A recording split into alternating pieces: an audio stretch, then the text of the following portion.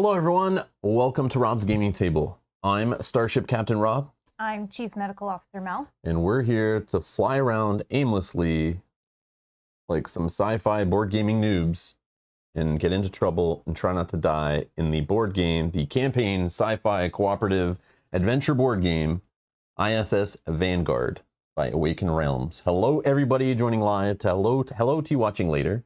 You can say hello in the comments below if you're watching later. It's okay. I won't be mad that you missed the live stream. It's fine.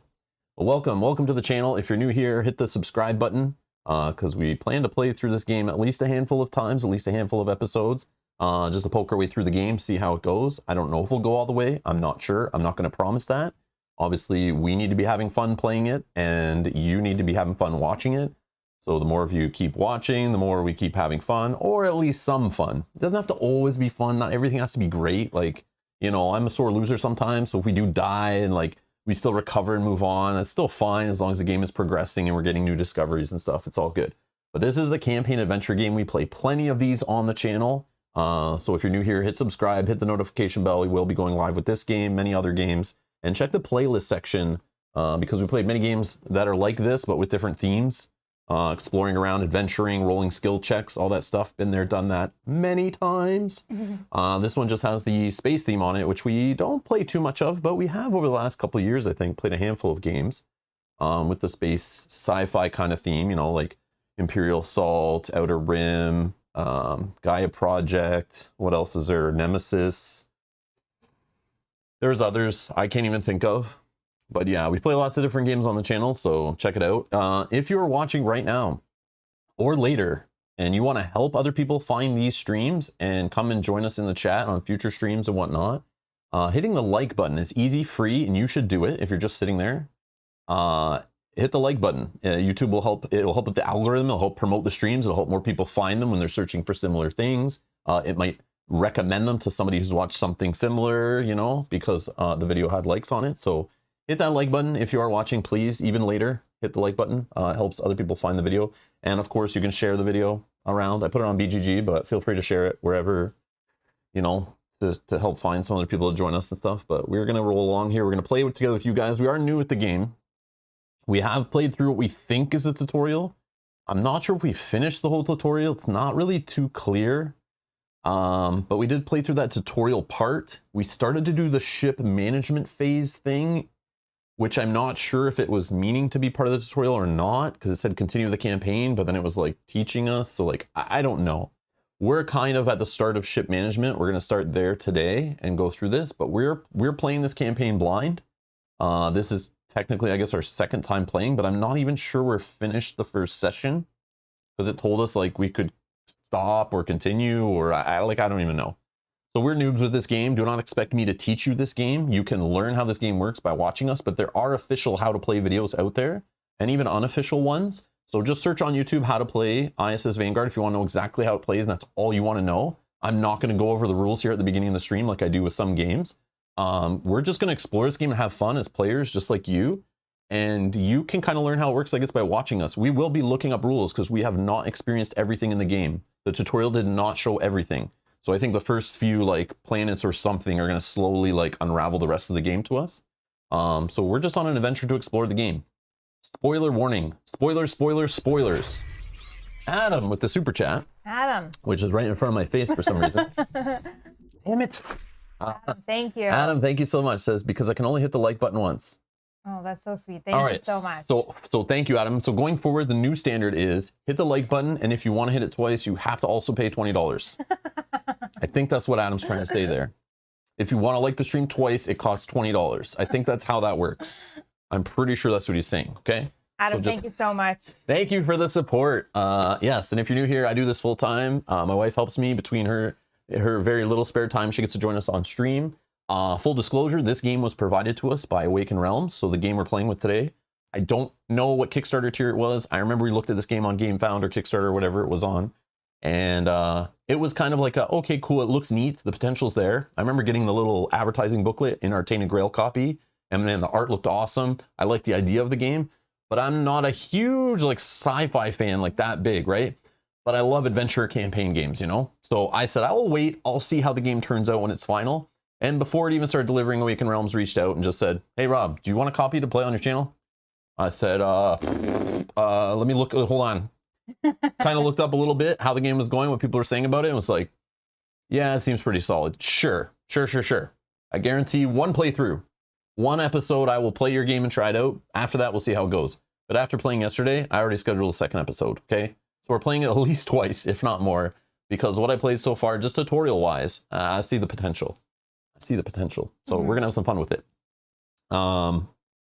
Yeah, so I don't know if we'll play through the whole thing, like I said before. Sometimes we play through whole campaign games on the channel. Sometimes we stop midway. Sometimes we just switch gears to other games. We just can't stay focused on all the games to the end, but we'll see. Okay, I need to fix that alert box. I like that. Jackpot Man times 12. So he's been a member for 12 months. Yeah. Thank you for 12 months of support. And says, yeah, I've got the golden Rob's gaming table die. Nice. Looks awesome. Amazing.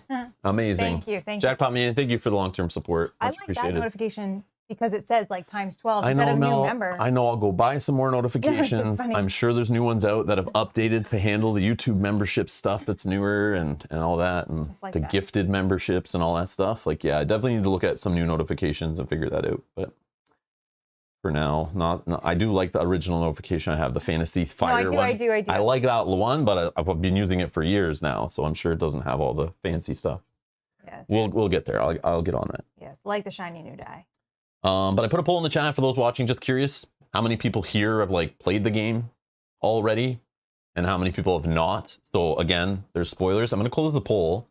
We'll do some more polls later. You guys, as we do on this channel, if you're playing along with us, if you're here live with us, sometimes we do polls to make decisions. You guys can help drive it one way or another and kind of be involved as best we can. And feel free to throw out, if you know rules, throw us or question some of the things we're doing on stream. The beauty of doing it live sometimes is even we think we're playing a rule correctly. But I mean, again, we're new at this game.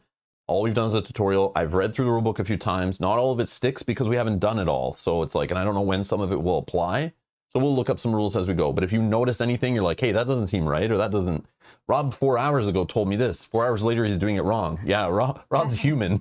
Rob's human, FYI. Feel free to chime in the chat, help us out as we play along, helps other people learn from our mistakes. Drop a comment below if you're watching later and you see us goof something up, because hopefully you're watching before our next, episodes, and we can maybe correct it going forward or address it on a future stream to help someone else learn from our mistakes, So yeah. So we'll be doing polls throughout the stream. But the poll that I did at the start of the stream while people are here early and waiting says, have you played ISS Vanguard? 84% say no. Thank you everyone that voted on that. 85 votes. Thank you so much. I was just curious. like the majority of people here. So to 84% of you, spoilers, but you need to see some of the game. Like, I'm a heavy believer, even in heavy story games, like you need to see some of the game.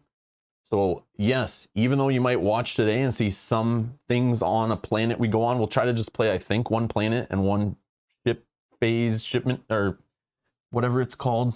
It's like ship management. What's it? Space. It's the ship book, whatever the ship book phase. I'm assuming we're only going to play through one of each, but again, we're going to start in one, so I don't know where a session ends. I have no idea. This game is very kind of confusing with how the tutorial's laid out. I appreciate they did the tutorial. I do. It definitely helps, but it's definitely not clean. It's a little confusing. The rulebook layout's a little leaves a little to be desired, but I like that they're trying. I appreciate it. They're definitely moving in the right direction, which is great. But I still feel like completely lost with what is in the rulebook and playing the tutorial even just yesterday. So we're gonna slowly go through it. We're new. You guys can learn with us, but you need to see some turns, some action, some planets, some discovery to get the hook of the game, to understand what the beauty is here. So go through with us. And again, we've never been through the full ship book stuff. We only started it, then I stopped because I wasn't sure if like that's really the beginning of a session or not. But I'm sure someone in the chat will correct us. Like, I don't know what a session is. Do you start with the ship book? Do you start on a planet? Like, when do you close up everything and save? I don't know. Yogi does say the ship book has a pretty clear ending. Like docking back after a mission. So once you do it through once, it'll be clear. Okay. It just seemed like we were like making decisions that we should have maybe made on stream, so we weren't sure. Yeah, like sometimes in adventure games, at the, you know, in a playthrough, they throw information at you at the end that if you play like a week, 2, 3, 4 weeks later, it's like that information would have been better served to deliver to you at the beginning of your next playthrough. So I started to get vibes of that like we're getting vibes of like, what if we took a break for a couple weeks and came back? We'd be lost. Like it doesn't seem right. So, but it might be just because the whole tutorial and starting the campaign thing, it's like not very clear there, but we'll play through that. So it might not make sense like where we're starting because I don't know. So just keep that in mind. Please don't be like, oh, this is how a game always starts, because I don't know yet. So we're just going to play through live, have some fun, and explore the game. But again, after a few rounds, turns, one planet, I don't know when a good time is to just walk away. I'm assuming the first planet, based on what I read in the rulebook. Sorry, there's like a first kind of planet exploration thing that's tutorial. It's scripted. We already did that. It's fine. I like what they did with that. It's cool. But it seemed like I didn't really want to stream it. When I was reading the beginning of it, I was like, I don't want to stream this scripted, us reading rules, walking through step by step a skill check. All that stuff would have been long and would have been boring. And it even tells you right at the start, this tutorial is going to take 3 to 4 hours. It's like, geez, that's like a 6-hour stream. That's crazy. Scott has gifted a membership. Thank you so much, Scott. So Mike T is now a member to the channel. If you want to become a member to the channel, you can hit the join button down below. It's like a subscription monthly, gets you in our Discord, helps support the channel. Yeah, I appreciate it. Thank you so much. Thank you, Scott, for gifting that. Thank you so much, Scott, for gifting that membership. So yeah, you get a cool die beside your name. You get some status in the chat. The longer you support the channel, the more rare your die becomes. You get to vote on polls whenever I do them in our member only thing. Eventually we'll do some member only streams, board game related, not board game related. So that stuff will start happening at some point in the near future. So yeah. Mike is in the chat and says thank you. That's awesome. Nice. That's awesome. So Mike's now better than some of you just because he has a green a green name and a red die beside his name. So just throwing that out there. He's now better than some of you. I'm just kidding. But yeah. Thank you. He's walking around head high now. All right. Christopher loves the Mets. Haven't watched baseball in a while. I mean, how many? Oh wait, sorry. How far are you going to play through the game? I would love to see advanced play. I mean, how many future streams will you do for this game? So Christopher, you showed up late because I already addressed this. So you just showed me you walked into class a little late. I know I saw you sneak down in the back there. I saw you back there sneak in the little back door. But I basically said I don't know. How we've been approaching campaigns lately is we kind of just, especially ones we're playing blind that we like know nothing, we're just going to play them and see how they go. So either two things are kind of the most important thing. Are people still watching and tuning in live to watch with us? Or the next few days after is fine because we can't play always in the best time zones, you know, with globally, like to sync with when everyone wants to watch videos is totally fine. But if I look at a video or stream a couple days later and like no one's really watched it compared to the last couple, you know, I know people are losing interest. Sometimes they're not able to keep up. But if it's been like a couple weeks and nobody's really watching the later episodes of a campaign, I kind of like lose interest and I kind of just want to move on to something else unless I'm having a blast. So if we're not having fun, I don't care how many people are watching, we'll just move on. And or if something more important or something that pulls our attention away, it could happen. Kanji, thank you for the $5 super chat. Much appreciated. Thank you. You psycho. I appreciate you. You were awesome. Thank you so much. Just want to shout out just a quick message from Buell who says, Rob's Gaming Table, I went from being gifted membership to being membership since I love the channel. So went from gifting to then being a paid member. Thank you so much. So we tricked Buell. Yes, we got him. We got him. Yes. Awesome. Got him. It worked. All right. Thank you, Buell. So yes, I don't know how long we'll play for. I'm not going to promise anything. Some games, if I've played the previous one, like I know we will continue, you know? Some games I get into and we're playing till the end for sure. But there have been like my favorite games I'm playing and I lose interest. Not every campaign is designed that great. Some get super boring going through the same gameplay loop. Sometimes the carrot in front of the horse, the carrot just doesn't look appealing anymore. It gets boring. If you don't get enough dopamine hits from discovery and feel like you're advancing and growing and the game is evolving, sometimes I lose interest. We played so many games like this. I need something to be, there's a standard that has to be hit. And some of these games just say they're campaign games just to sell Kickstarter copies and put on the box to kind of make people think like, you know, 900 sessions, 8,000 hours, epic campaign, you know, never ending, blah, blah, blah, replayable when you're finished, yada, yada, yada. They're all just marketing lingo to sell you the game. But ultimately, if the game doesn't hit the table easily, if it's a pain in the ass to get the game to the table and clean it up and put it away and set it up and reread the rules and get back into it after taking a couple weeks off, you know, if I can't remember where the story's at because there's no like previously on story thing and I just lose interest in the story. There's so many things with these campaign games that are like whatever. And sometimes they just slap a campaign on, just like sometimes they slap 4 players on a game to sell more copies, or solo mode on a game, but you're still playing with all 4 characters. Sometimes campaigns are just slapped on games and they're not really that great. Like, honestly, the game might be fine to play once every now and then, but to play it like 20 times in a row every weekend, sometimes games just do not hold up in that regard, okay? So I'm no longer promising because the game is all hyped out of its mind or did bajillion dollars on Kickstarter or the game looks cool or it's my favorite theme. I'm not promising I'm playing through Jack. I'm going to play it till I feel like stop playing it. Like, we were sent this by Awakened Realms. I will play today. But if by the end of today, this game stinks, like it's just not there, which I'm going to give it more than just one playthrough. Yeah, we usually do. Yeah, I try to give it a chance, you know, to get going because it's still teaching us, right? So today's like we're learning. I'm going to give it like a few streams probably to judge the game, whether I care to keep playing. But I'm trying to be honest with you guys, okay? Just because the company sent it to me, I'm not, doesn't mean I have to play the game at all, like honestly. So that's where I'm at. So I'm trying to be open and honest. Again, try not to be a fanboy, even if it's my favorite publisher, my favorite designer, my favorite theme, my favorite IP, my favorite mechanics. I try my best not to be a fanboy and be a realist. And if something smells fishy or feels not right, I'm going to call it out, no matter whose feelings I hurt. So if you're an Awakened Realms fanboy and you think they've never made a mistake ever, you might not want to keep watching, okay? Because everyone's human, okay? Some people just try to make money and don't care about quality. I'm going to call that shit out, okay? We're serious here. I'm swearing, okay? We're serious, okay? If you're still here, okay, you're good. Okay, if not, I understand. No hard feelings. No hard feelings. Go to the forums for ISS Vanguard or Awakened Realms. Sit with the other fanboys talking about your painted miniatures and how amazing they are, even though you probably haven't played the game yet, and think how amazing the game is because you're just trying to justify the money you spent on it, okay?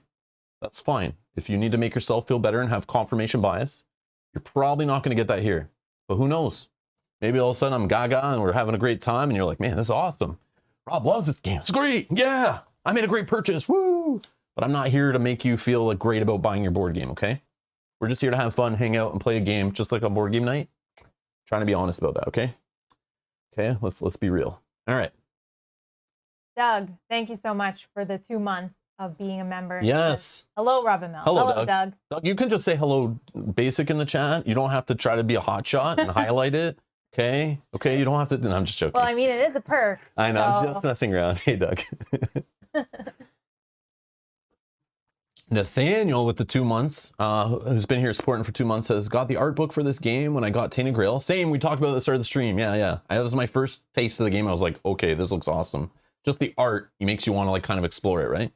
So I'm excited to see if Rob plays it like Star Trek or more like Starship Troopers. Probably never been a huge Star Trek guy. Okay, we probably should get this out of the way because I'm sure this game rips off a lot from Star Trek. You know, it's like a non-IP kind of Star Trek / every sci-fi kind of, you know, movie show and this kind of thing. Mm-hmm. Which I totally expect. That's totally fine. Totally fine. It's not like an official license, like something, you know, I'm fine with that. 'Cause the only Star Trek I've ever spent any time watching, even read a book in middle school for like a book report thing, was Star Trek Deep Space Nine. Okay, that's the only Star Trek I ever watched, got hooked on, cared about. You know, I was in my teens, probably was grounded from my Nintendo at the time and was allowed to watch TV still or something weird. And just like, for some reason it was on and I got pulled in. And I was never a Star Trek fan. Never, ever, ever. Never. Deep Space 90210. That's maybe why I liked it. Mm-hmm. I'm not a sci-fi fan either. I have not watched any Star Trek. But Star anything. The Deep Space Nine one, it was just like a now that Keith is saying that, it did feel like kind of like a Melrose Place-ish kind of, but on a space station. Interesting. I probably would have liked that then. Now that makes sense to me. And that's probably why it appealed to me, because at the time, don't tell anyone, but I was watching Melrose Place. It was my guilty pleasure. Okay. Well, all the kids at school are watching now 2-0. I was hooked on Melrose Place. Okay. Do not tell anybody this. Okay. Wait, are we live? Yeah, don't tell the whole. Oh crap! All right, we're on the internet right now. Oh no! I did watch the Aliens movie before we played Nemesis, but that's about it as far as space anything. Okay. Yeah, Starship Troopers was awesome. I did love that. Okay, so yes, I might play a little that way. It probably will get me killed. That's totally fine. Starship Troopers was basically like the action movie version of like these things, where it was like basically soldiers gearing up, tons of weapons and stuff. Kind of a little bit like in Avatar. Oh, okay. The way they were all like soldiers and army in sci-fi kind of, you know, like that kind of futuristic, but like blowing up alien bugs and stuff. And just going to planets to reckon aliens with their weapons. Yeah, that's all I remember of it. But yes, that is how I like my sci-fi. Some of these jokes might go over my head. Yeah, definitely.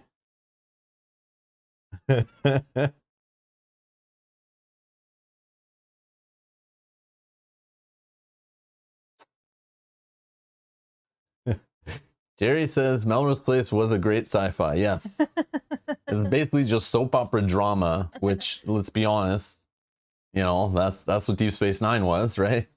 It's just like, let's see the adventures in this place where everyone lives together, and who's messing around with who, and you know, all that kind of that stuff. Yeah, I'm pretty sure. My memory's a little fuzzy from that time, but because I was in the before time, so yeah. Okay. I think we've killed enough time for everyone to show up. I think. Let's check.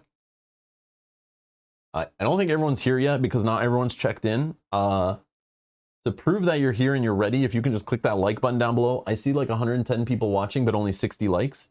And before we even started streaming today, there was already like over 10 likes or something. So, you know, I know some of you pre-mailed in your like button click, which I appreciate that. But we need it to be a little closer to the viewership number. And not everyone has to like the stream. I'm totally fine if you're like hitting that dislike button. That is fine too. Or not clicking anything. That is fine. But I need it to be a little closer, okay? At least on the first episode of a playthrough, okay? Helps other people find it, and then we can reel them in. We can reel them in, or scare them away. Or scare them away, that's totally fine too. But yeah. I'll wait. I even think there was a message that went by from Nathaniel that said Nathaniel and his wife are watching together, and he got his wife to like under her account as well. See, so that he could get the 2 likes in. See, Nathaniel's a baller here, okay? Nathaniel's now like just won the chat today, okay? Nathaniel, you're cool. You're now ban free today, okay? I will not ban you today. No, I'm just joking. You could still be banned. I'm just kidding. All right. Oh, Bob's here now. It says we may begin. Oh, we may begin. Oh, he's using some of these new YouTube emojis. All right, here we go. Is that what those are from? Yeah, like YouTube is adding like to support live stream gaming, like kind of like, you know, the Twitch, all the streamers that are coming over from Twitch, the flood of them, streaming video games on YouTube. They're now trying to like please the community that's come over with them and trying to say like, let's give you some of the stuff that you had on Twitch, you know, to help the gaming community out. So if you do a little type. But they added like game over, GG, like most of them are like kind of video, but like waving and I saw the wave. Blue face smiling, purple face crying. I don't know. There's all these. Some of them are a little bit childish, but yeah. But again, like it's the kids watching their games, you know, their Fortnites, their Minecrafts, their Valorants, their whatever. You know, now we have like a better trophy, like when, you know, like someone is the champ. So Nathaniel gets that cool trophy with a face on it now for being the champ. Cool. Yeah. You okay? So yeah, if you're using the emojis in YouTube down below, you should have more options now to use. But I'll add some more personal ones from our channel eventually in there, because now we have more members. I can add more. Yeah, so Jot, we're killing time for you to show up. Waiting. Okay, we're killing time for you. Okay. Oh, Janet's got some planet ones. Oh, those are cool. Here's some planets to explore. They look very similar, though. I'm trying to explore planets that are different. Those are two the same. Janet, come on. I love how the chat's just now being flooded with emojis. That's awesome. Yes. Emoji spam. Children. Children. Okay, let's reel it back. Just because I let you know of the toys doesn't mean you have to all jump and start playing with them right now, okay? Let's relax. Let's relax. That is so funny. Kanji. Oh, we got Velko with Velko. a super chat. Thank you so much, Velko, for the support. Of course. Thank you so much. I see Kanji with a super chat, though. That'll probably pop in a minute. Don't judge my sci-fi fanboyness, Rob. I won't judge. We will not. No judging. I'm just letting you know where I'm coming from, why we might miss some of the jokes and they don't make sense. Okay, we're kind of new. We're like fantasy nerds, like, you know, we're watching Game of Thrones, Rings of Power, having a good time. You know, we're not watching Star Treks and stuff. That's all I'm saying, okay? All I'm saying. All right. Reckless Tommy, thank you for recklessly clicking that subscribe button. Welcome to the channel. People were like, oh, we can put emojis in the chat? Subscribe. Oh, yes. So the chat, also, if you're new here, which I'm expecting for playing a game that's kind of a little outside of our usual genres, or genre of sci-fi, but still in the genre of the campaigns, adventure games, and all that kind of stuff, exploration, skill check games, all these kind of things we play. But if you're new here, we put subscriber-only chat on to keep out the freaking YouTube bots. It's still, they sneak in sometimes. They do somehow. But when I turn off subscriber-only chat, man, you can find all the best places to find those dirty corners of the internet you want to go. They will be spammed in the chat. So to keep that garbage out of the chat, I put it on subscriber-only mode. So if you want to subscribe, or if you want to chat with everyone in the chat, it's not trying to be exclusive. It's just to keep out the garbage. Feel free to subscribe. You'll be able to chat right after, and you can unsubscribe after. No hard feelings. But it's there. Just to let you know. We're not trying to keep anyone out. I hate the idea of gatekeeping in the hobby and the channel, all that stuff, but it's just let you know that that's why we do that. I always forget to say, but that's the main reason we started doing that. All right, everyone here, let's do this. I think so. What is this game, you say? What is this purpley, pinkish looking cool game that's a giant box? This is ISS Vanguard, released this year, 2022, as we're recording this. It's so far as a 9.1 rank on BGG, which wow. Half fanboys, half people that actually play the game. Pretty good rating, I think. It is now 807 overall. Yesterday, when I was loading this up, just looking for like reference sheets and stuff, it was like 815 or something like that. So it's on its way up. It's on its way up. So maybe you can remind us at the start of every stream to check that rating, see how far it's going up for fun. If you can remember that. Yeah. So 807 is where this game was. And if you're watching like a year or two from now, it's funny, you can drop in the chat below, you know, what the date is and what the rating overall on BGG is, just to see where it's at, just for fun. You know, I always find it fascinating as we're streaming through a game, playing like every week and just seeing like, is the game going up, going down, staying stagnant, you know, just for fun. 91 in thematic. Thank you to Darktron for subscribing. Welcome, Thank you. Okay. But yes, this is, so it's published by Awaken Realms. There's the designers there. Not even going to try it. But we've seen these names many times on some of the games we played.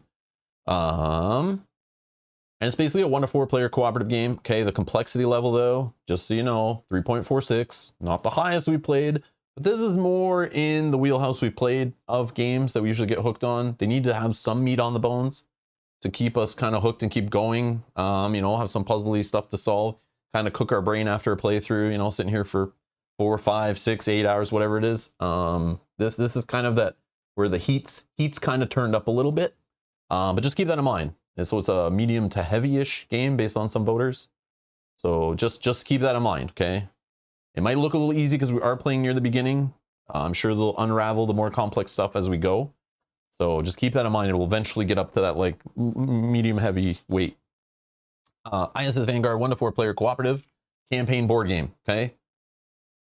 It'll bring us right into a sci-fi epic sci-fi adventure. I'll be the judge of that. As we play as 4 sections. So you're basically playing, kind of reminds me of that one sci-fi-ish game, which was like Starship Troopers. What was that Simon deck building game that we used to play, that one of our Kickstarters we backed like way back in the day? I forget. Someone will tell us. But it had this theme all over that stuff, and the different areas of the ship and stuff that you were better at like certain things because of which section you're in charge of. Similar to that idea. I don't remember. So we got security, recon, science, and engineering. first human ship. We'll go through some of the story. We'll play some of the story stuff. There is an app that you can use instead of the paper books, but it's just like kind of a companion app playing, you know, with voice acting, has some rules in it, but you could just use the paper books that come with it. Okay, so that's the deal here. But it does remember some flags and stuff. So, you know, in like Tainted Grail or those kind of story games, you check off things as you have flags as you unlock them, I think. The app does remember those and save them. So I don't know if you can flippy flop between the book and the app. I don't know if it's that flexible or you have to lock in one and stay with it. I'm not sure. But we're going to just start with the app and stay with the app, I think. Just because it'll look more legible on screen. I want to hold up a book on screen and stuff like that, and it reads it out to us. So we don't have to listen to my pronunciations of some things, which is nice. So Darktron says, I can't wait to see what this game is all about. I do play Nemesis a lot. It feels like, man, you can tell. Coming from Awakened Realms, being the spacey theme, I get Nemesis vibes all over this game. Yeah. Something about it. Yeah, maybe it's not trying to kill us as much yet, but I would not be surprised if the game gets to the point where we're like racing to the death. People are dying all over the place. Aliens are trying to eat our face, and we're just trying to survive. But I feel like that. I feel like that vibe, because it is from the same publisher. It feels like it's using some of the same graphic design and stuff like that. Not a bad thing. Nemesis is awesome. But yeah, I do get those vibes. I do get Nemesis vibes all over this game. But definitely a completely different style of game mechanically. Just so you understand. We're just adventuring, skill checks all over the place. I don't know. Feels different. Okay. So yeah, basically there's two phases of the game. We're doing ship phase and landing on planets. That's as simple as it goes. We're gonna manage our ship, upgrades, assign crew to do things, nerd out on the space station, you know, kind of idea. Then pick a lander or something, kind of go down to different planets, fly around the galaxy, whatever, and kind of hunt for things, find things on planets, upgrade things. I don't know. Try not to die. Yeah, that's all I really know. Yeah, try not to die. That's yeah, that's all I really know. But yeah, you're gonna experience it with us here. So, all right, I do have the FAQ up if we need. I have the rule book digitally here if we need. I guess we can get down to the table, yeah.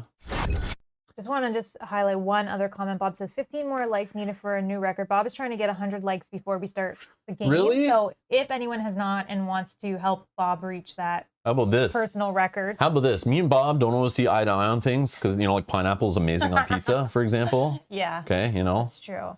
Like his wife's really awesome, you know, like these things I think, and he's the opposite. But I'm going to go with Bob here. I'm going to go even one step further. I'm not starting this game. Yeah, I'm being that jerk. Okay. I'm being that jerk.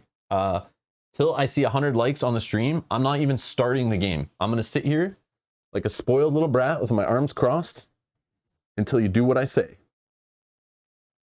And I see 130 of you watching. I'm sure a bunch of you will leave right now because I'm doing this. But if before you leave, if you could click that like button, if we can get to 100 likes, that means like 30 of you don't even have to click the like button. Okay. Oh, I shouldn't have said the pineapple thing. I know that's gonna create a debate. That's gonna some likes are the likes are actually gonna go down and some dislikes are gonna go up. But yeah. I don't see the dislike count. YouTube remove that because they don't want to hurt people's feelings, I guess. But anyways. Yeah, that's funny. I see 8 more. I need 8 more likes, please, if you don't mind. We got to do this for Rob and Bob. Yeah. Well, Bob is really for Bob. Okay. Really for Bob. It's bugging him. Yeah. Oh, this is so funny. Yeah, Michael says, watch the luck start to drop. I know, right? Not gonna, oh yeah, I'm gonna need to hold my breath too. Sorry, one sec. Oh my gosh. They may not like on purpose. Sajad says, Mel, how do you feel about this? Interested, excited, neutral? After playing, I was like neutral before. After playing the tutorial, I am interested. I'm interested to see where this goes. Oh, God. Okay, I can breathe again. All right, we're good. We hit 100. Thank you so much, everybody. All right. You guys are awesome. Sorry to interrupt. Carry on. No. I was almost going to die there, just throwing that out there. But I wasn't watching. You didn't seem to care, but that's fine. We're good. Actions speak louder than words. No, you don't have to like it anymore. We're good. But extra likes are always great. But I can't believe we just hit 100 before even playing. And we didn't even delay that long. It's only been 30-ish minutes since the stream started, 35 minutes. Normal. With a first time playing a game, explaining the game, we're not even explaining it today. We're just hanging out, having a good time. But yeah, we'll get into it here in a minute.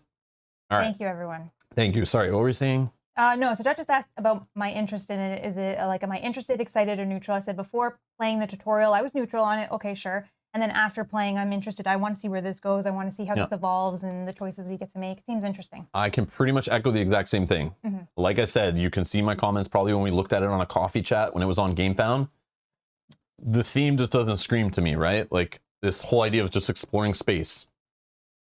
It's cool, the idea, but I don't know. There's so many games that, or video games even, that do that just like kind of bore me over time. So I just don't think it's for me thematically. But I'm the same way as Mel.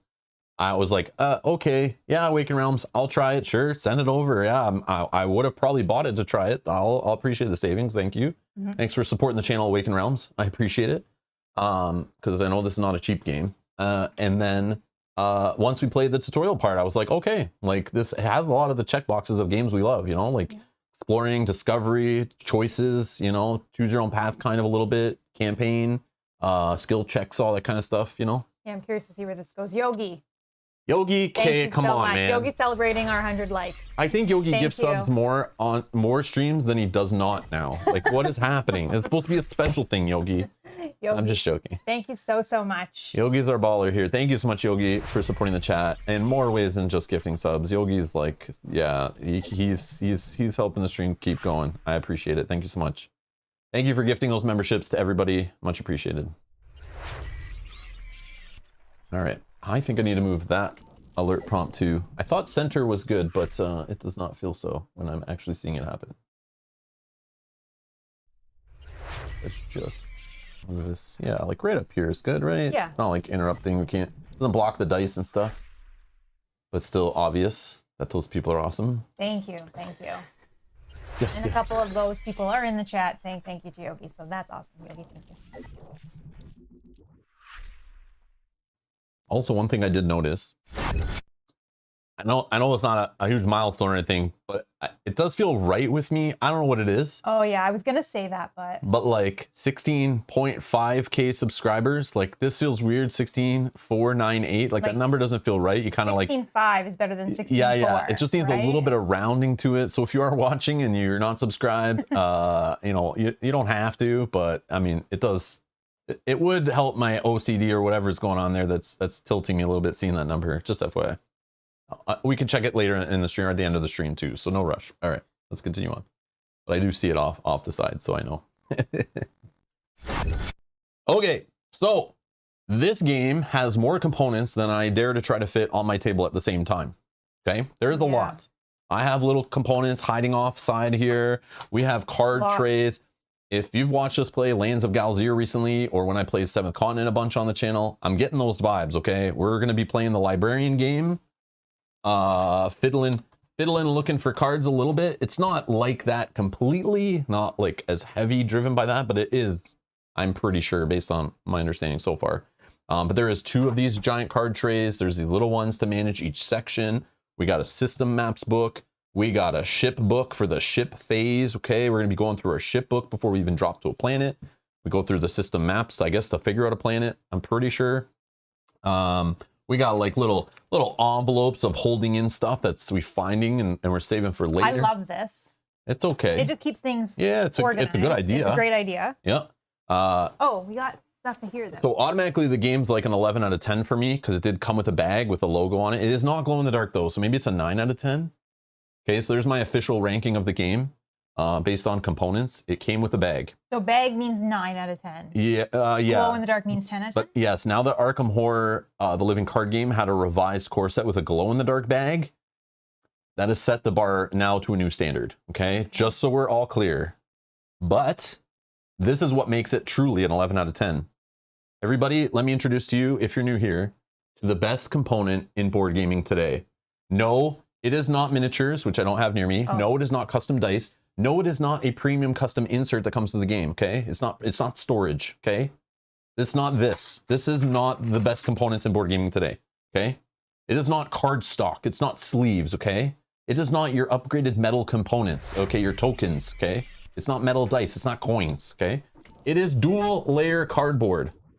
Okay, we have dual layer cardboard, just like we found. My first game that I ever found it in and I fell in love with was Scythe. by Stonemeyer Games. We saw it in Tainted Grail. It's here. Okay, so we have we will put cubes in here. We'll put dice in here. Dice in here. It's got even spots for cards on the side, the bottom, even has rules, flavor text stuff, even actions like rule stuff there. Okay, dual layer cardboard. Even smells good too. Smelled better when we took it out of the box. It's lost a little bit of its smell, but I mean, that's what happens sometimes. Sorry, we're falling behind here. You're gonna have to scroll up. It's fine. So Jackpot Man, thank you. You know, for the super chat. Sajat, thank you, of course. Doug gifted 5 memberships. You guys are nuts. You don't have to do this stuff, okay? Jackpot Man specifically was for the 100 likes. Oh, Thank you, that's all we got to do? Just hit 100 likes before we start? Man, hopefully this happens again. Let's see. No, that's awesome. Doug, thank you so much. Jackpot Man, Sajat. Thank you. Thank you all Thank you, thank so you, much. thank you. Thank you. But there is, these are going to be popping up for a minute. I appreciate all the new members. Make sure if you're here, thank Doug and thank Yogi if you got a membership from them. Thank you so much. Yeah. Thank you, thank you. But there is tons of custom dice. If you just want to pull this out, just a couple, you know, trays. They're off to the side here. You'll see these throughout the playthrough. Okay, we got custom dice everywhere, tons of colors. We got a token tray. This doesn't come with the game. This is just a game trays one we use on other streams. We just fill it up with a bunch of the random tokens. And there is the there's another book, the Planetary Planetopedia, Wikiplanetopedia. This is a book we play the second phase out of. This is the tutorial one. This is what we played in the tutorial. They walk you through this like kind of, I don't know if this is a planet, but it is like the exploration phase or whatever. Like an intro planet, I think. I think, yeah, we did crash somewhere, right? Yeah, we're on a planet. We landed. Oh yeah, we crashed. Yeah, yeah. And then we were like, we're separated and we're kind of exploring somewhere, and they walk you through like a scripted tutorial, but then they take off the training wheels and let you kind of play the last few areas by yourself and try to solve the puzzle, but it's like you can't fail it. And we did find a discovery. We got some success tokens. We got a rank up for a couple of our away team that went down the planet. So they walk you through the tutorial, but we will be playing more planets out of here, but I don't really want to flip through it, but there is a whole bunch. So this is like the second phase of the game you'll see us get to, but that's just off to the side also, and some other things. And there's like hidden envelopes. There's spoilery envelopes in this game too. So it has a little bit of that like kind of, not legacy, but the kind of like surprise aspect, kind of like we saw. It feels kind of like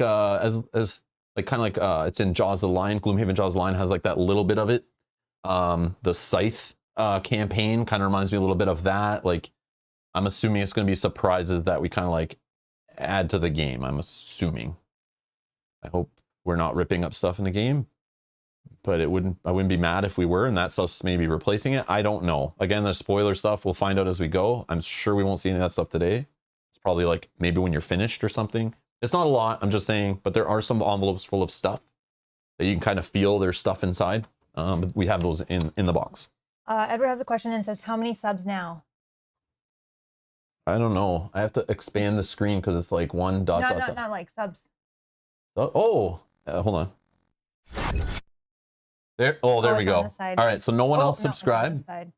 No one else subscribe except for once 500 of you have all met up and agreed to subscribe at the same time to jump us right to 17K, then subscribe. But until then, I need that number to be left like that because it just feels right. Okay.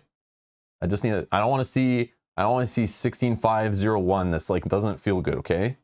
I need it to round numbers only. Yeah. Maybe even 100. If like 100 of you just go to like 6600, you know, that feels fine.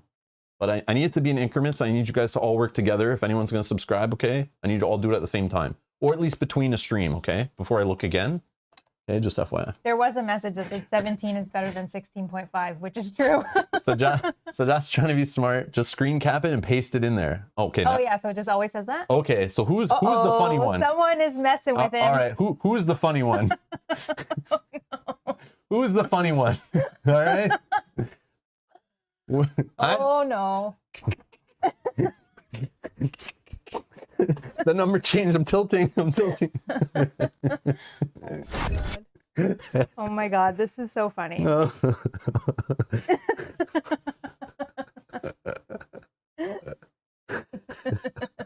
It was Jack for sure. It was Jack. I blame Jack. Jack, was that you? Jack Briscoe. I know it was you. I know you did it.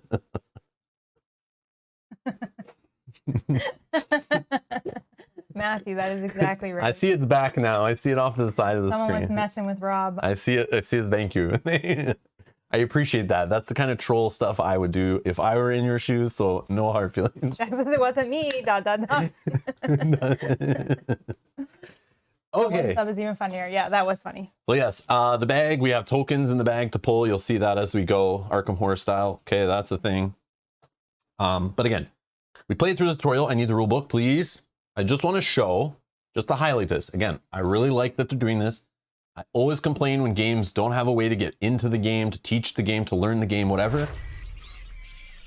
Janet with the super chat says, for the 16.5K subscribers, Janet, thank you so much. You are too kind. You are too kind. Thank you so much for the support. In here, okay, they get you to set up the game. I just want to show this here. This is a beautiful rule book. Other than the organization, a little weird, but I mean, they are improving. I do appreciate what they've done here. But on this page here, they have starting your game. I just want to show this because this might help some people who are watching and are like, man, this game seems confusing. Okay, so what they've tried to do here, since the game's a little more complex, there's a lot of pieces in the game and systems and hidden things and whatever. You can play, if I can hold this still, it's kind of one of these big floppy Awakened Realms books that's like, feels like it's too wide. That's a thing I don't really like, but it's fine. It's still nice, big, beautiful text.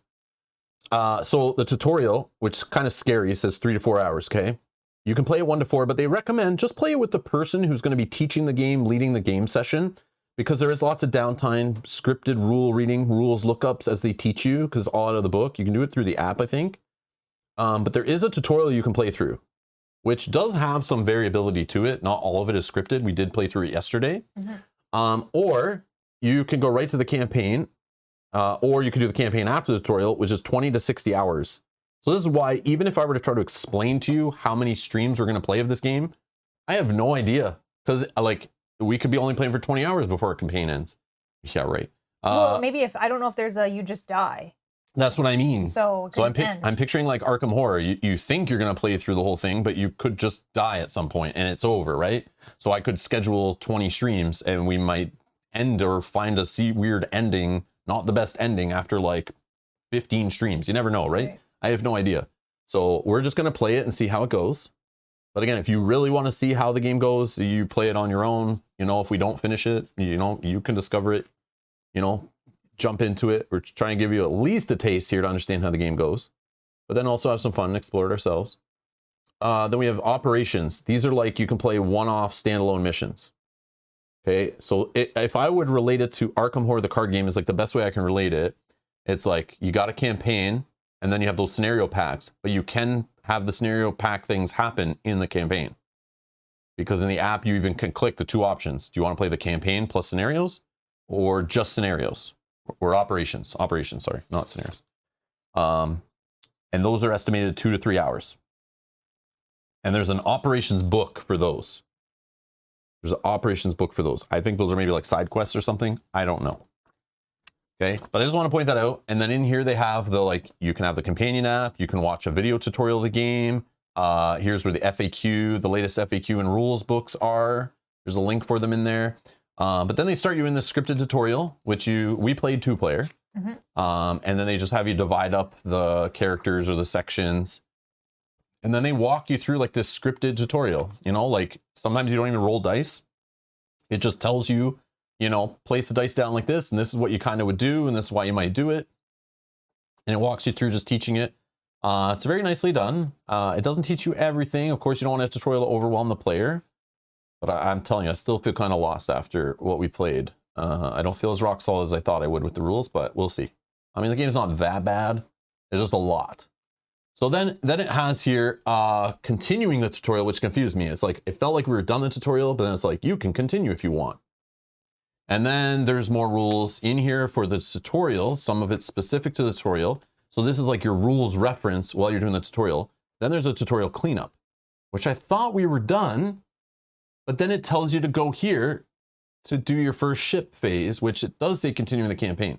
So we started going through this stuff, just so you know, and then we got down here and did this 750, and it just tells you open your ship management, you know, your ship book, and do the ship management. And then here is a way you can start the campaign. So you can start the campaign quick start, which has you kind of do a faster version of the tutorial where you just kind of get everything set up like the tutorial does. So the tutorial is kind of cool. It does set you up to start your campaign and get everything kind of seated, but you can skip it completely. Like if you just feel like I don't need the tutorial, I read the rules, I'm good. You can just start, but it'll still have you go through a lot of the steps of getting things ready and putting these cards here and putting these cards there, you know? So we have done the tutorial part, which kind of sets up a campaign, and we're going to continue with our ship management phase. But then it goes into all the rules are in the book. So after you've done all the learning, or like the tutorial and your first time playing, then there's like the full rules in here of everything. So all the rules in more detail are in here. So this book is kind of big. It's a lot of stuff in here, and got nice glossaries in the back, which we will reference as we need. So there's lots of rules in here, and they even tell you like some of this stuff, don't even look up till you hit it for the first time. So we are in that kind of situation. So again, do not look at us to teach you how this game works. Feel free to help us though as we play along, because we are newbies. We are still in the learning phase of it, and they still haven't shown us everything. So that's kind of how the game works.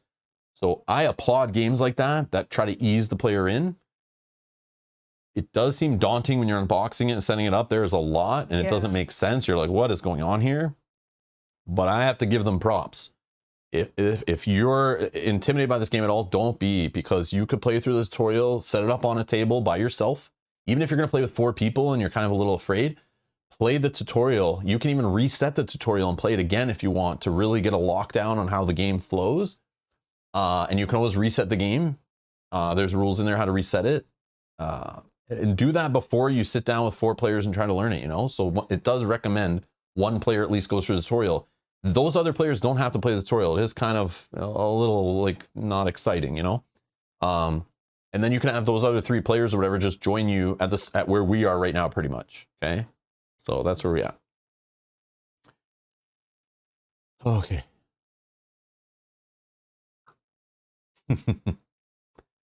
Okay.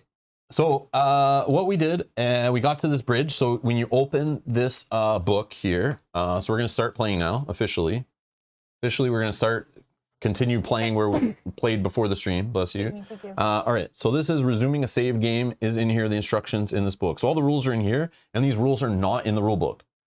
So even though the rule book was 40 something pages, there are rules all throughout this book. So technically it's kind of like a 60-ish page rule game if you compare it. So if you have other games that are like 50 to 60 pages of rules, and this is one of those big rule books too, so they can fit even more on the pages. So it's really probably more than the 70 pages of rules total all over the place.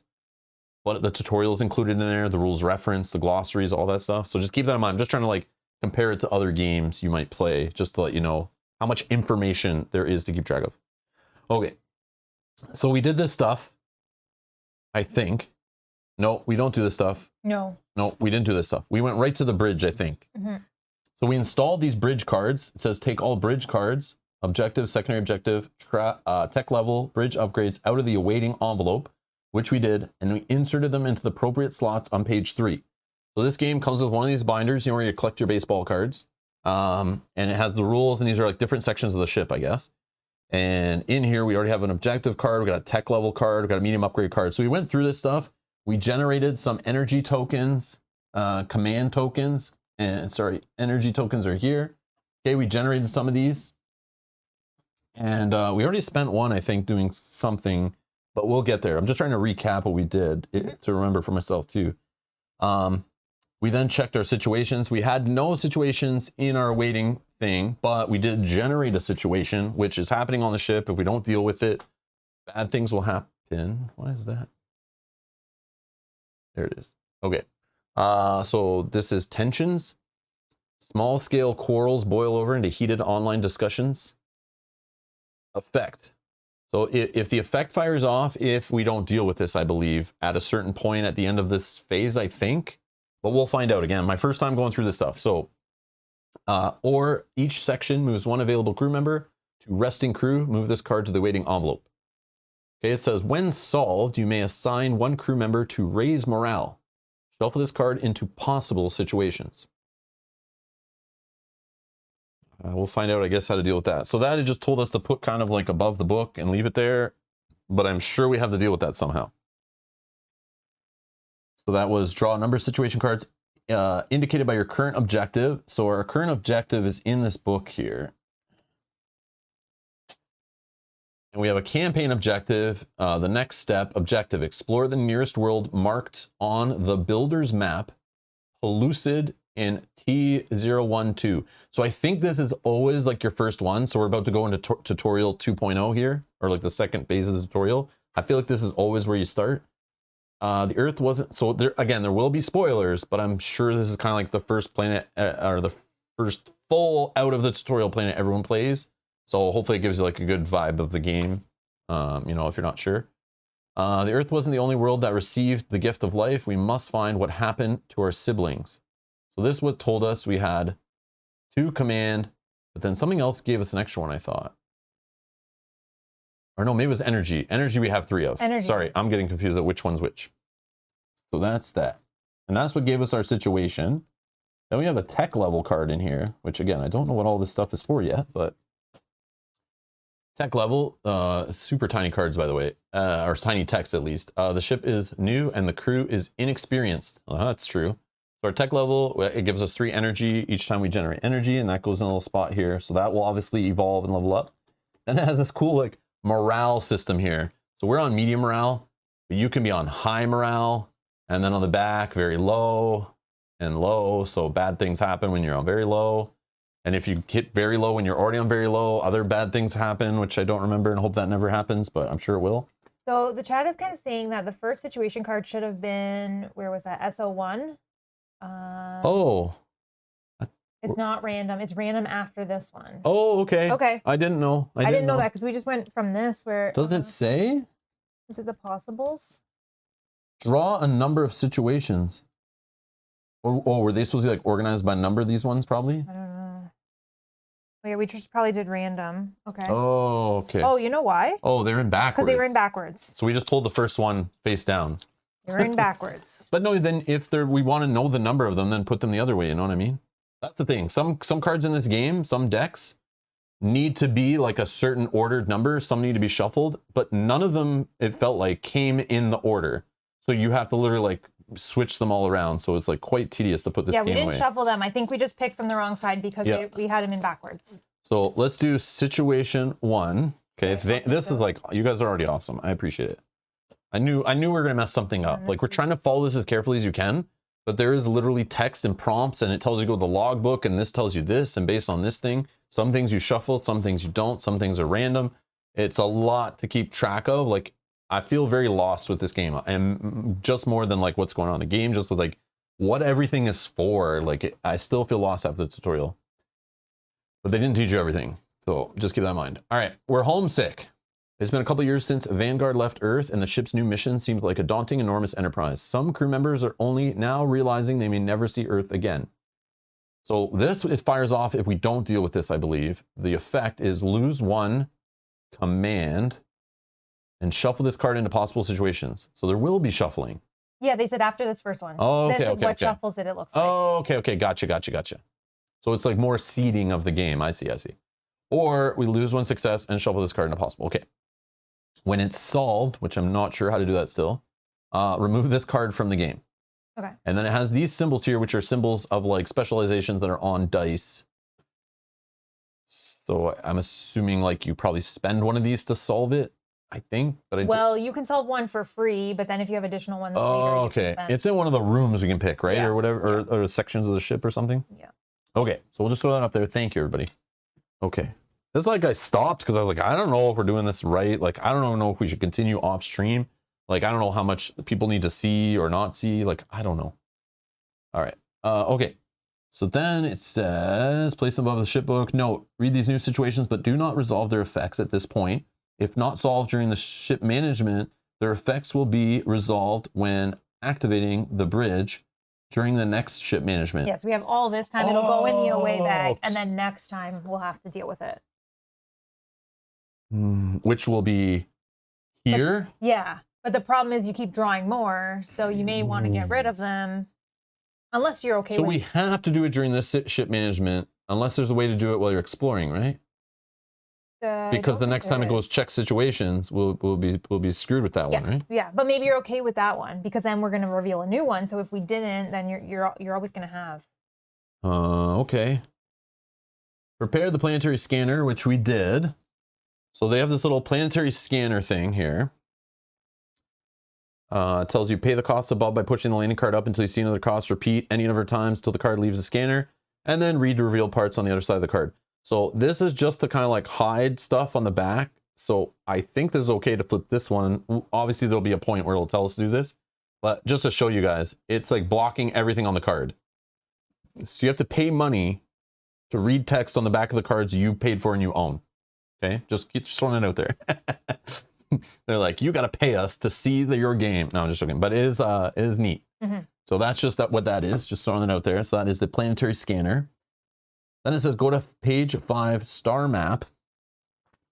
Sorry, Sajat. Yeah, we did do a little bit of it, so we're just reviewing. So this was put in before. We didn't do it early. Yeah. We did that step. We're just reviewing what we did. Yeah. So Sajat was late, I guess. You know, and feels like doesn't have to be here when we start. No, I'm just joking. But yes, we did play through the tutorial, and then I thought it said end of the tutorial, but it was you said you could continue your tutorial to do the ship management. So we started doing this yesterday, and then I was like, wait. I'm not sure if we're starting a new play session or not. I don't know if this is the end of a play session or the beginning. I'm not sure. I was lost. But I'm like, maybe we should play this on stream to kind of show this off before we go down to a planet. Because if there's choice to pick planets and stuff, I want you guys to be involved and see why we're doing things we're doing, right? So I just stopped. Like I instantly put the brakes on. I was like, we'll just do this on stream. We'll recap what we've done as best we can. But I didn't want to play the tutorial on stream because it seemed kind of snooze fest with the scripted and the reading rules and stuff. That would take forever. 3 to 4 hours, no thanks. On stream of doing that, no. But if you want to watch a how to play video, those are on YouTube again, for those that weren't here at the beginning. And you want to see the game explained fully, or you can watch us as we play, kind of explain things as we go. All right. So we're on this star map. It says, fly ISS Vanguard to new places. Open the system map books on the page indicated by the current system bookmark. So the game also comes with a bookmark. So like, I mean, when games come with bookmarks, almost as good as bags instead of, you know, telling you need opaque containers. So this tells us our current system is on this side. This is like a comic-y book kind of thing, it feels like. But yeah, so we're on the Eye of the Void is the one we did for, we followed some unidentified signal. I don't know if there's like a recap thing we can play for that. But this unidentified signal we heard, so we went down to some planet. We dismantled some cannon thing that shot our ship. Yeah. Which was protecting some, I think it was like a sphere or an orb. And I'm blanking on what else. But yeah, we did find a unique discovery. We did. Which I'm pretty It's in our book. It's in our book already. Oh, okay. But it does say on here, maybe we can read some stuff just to get everyone caught up story-wise. This is the main objective of the Vanguard's voyage, divine coordinates embedded in our DNA. Sadly, there's nothing of interest in this old dead system encased in a cloaked Dyson sphere. Oh, okay. So, oh yeah, there's a cloaking thing. And we could choose to either turn off the cloaking thing, but others could find us, or keep the cloaking thing on and be stealthy and try to just dismantle the cannon, but it would have been harder to do so because we want to make sure our lander could come in and pick us up. So we chose the harder, sneakier way. I don't know what that changed for us or what we got or didn't get or whatever, but that's what we did on our tutorial. So then we were back up on the ship. We're doing what we're doing now. But what I could play for you actually too is in the app. So this is the app, and I think there is. Oh yeah, also let me know if it gets too loud or anything. I think I have the volumes correct. But I turn the sound effects down, but I turn the music completely off. There's ambient music playing, which is super cool to get you in that mood. But there's sound effects, there's voiceover. Okay, you can download the voiceover so you can play this like offline. There's a link to the tutorial. You can watch, I think that's like the Kickstarter video or something. Visit the website. But there is a way if you go into your campaign. So I just started, this is the other thing. We played the tutorial on an iPad. We are now playing this on a different device. We didn't transfer any of our save data. I know it's possible, but we didn't. So we started new. So hopefully what we did in the tutorial and stuff is in here. And it doesn't matter where we kind of start, but we'll see. So in here, I think we can click this. And I'm going to play this for you and just show you the reading of the app. But this gives you an intro of like the story and what's going on. And I'll try to explain kind of what we understand too after. Good morning, crew. If you're hearing this, it means you belong to a small group of essential personnel waking up in the first wave. Let me bring you up to speed. For the last 2 years, Vanguard has been cruising safely to our destination, following alien coordinates to the main objective of our mission. 5 days ago, we switched off the Alcubierre drive and dropped to sub-light speed. You might feel a bit heavy on the main deck.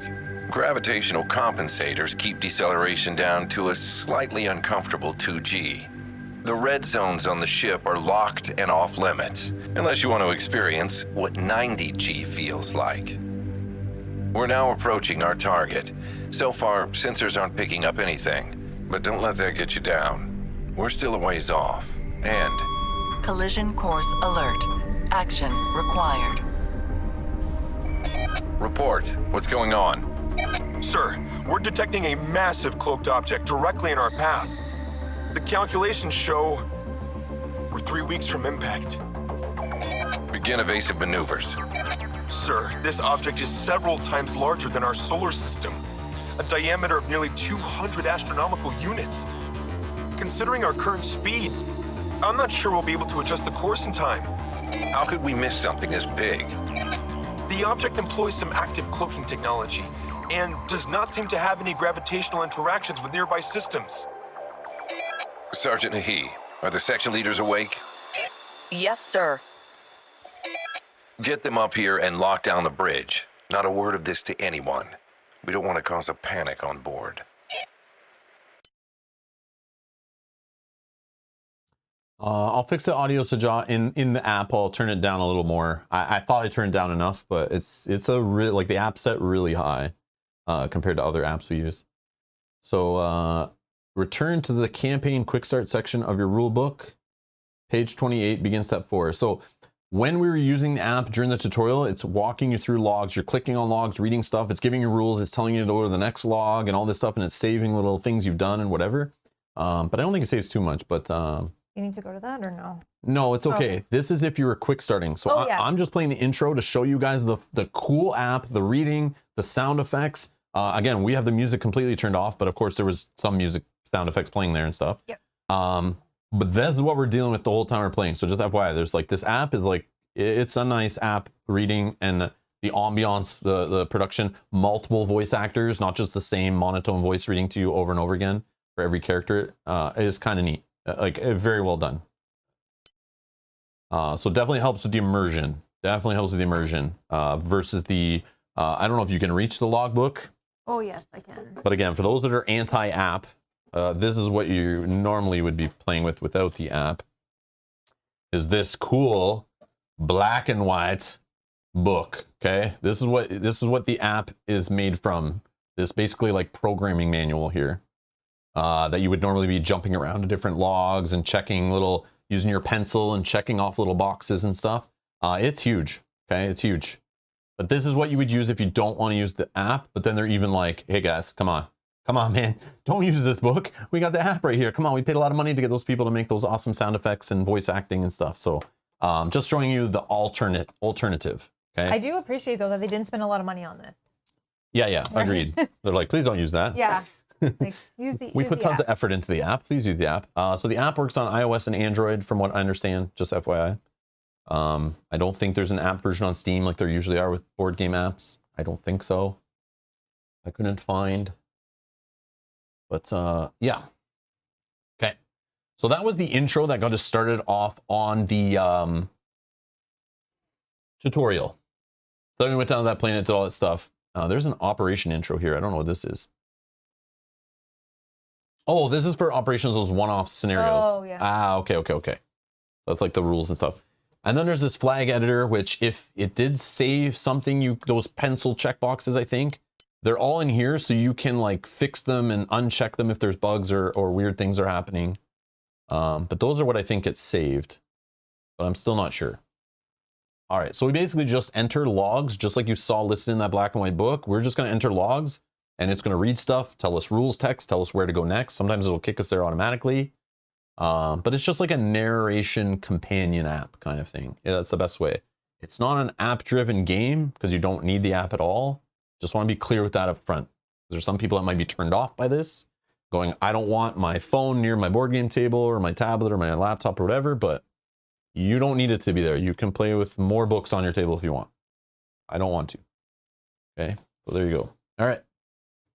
So back to this. So we're in our star map part. It says, fly the ISS Vanguard to new places. Open the system map book. So I saw a little comment there about that I put it in backwards. Sorry. Yeah. It's okay, though. Sorry, everyone. So we're supposed to put in like... So you see our ship like this.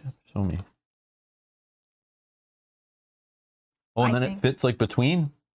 Oh, I see. I apologize. And it doesn't block anything. Look at that. Thank you. Current system. Okay, now it doesn't block. Okay, so we're opening this book as being told by here. And every time you play, you walk through this.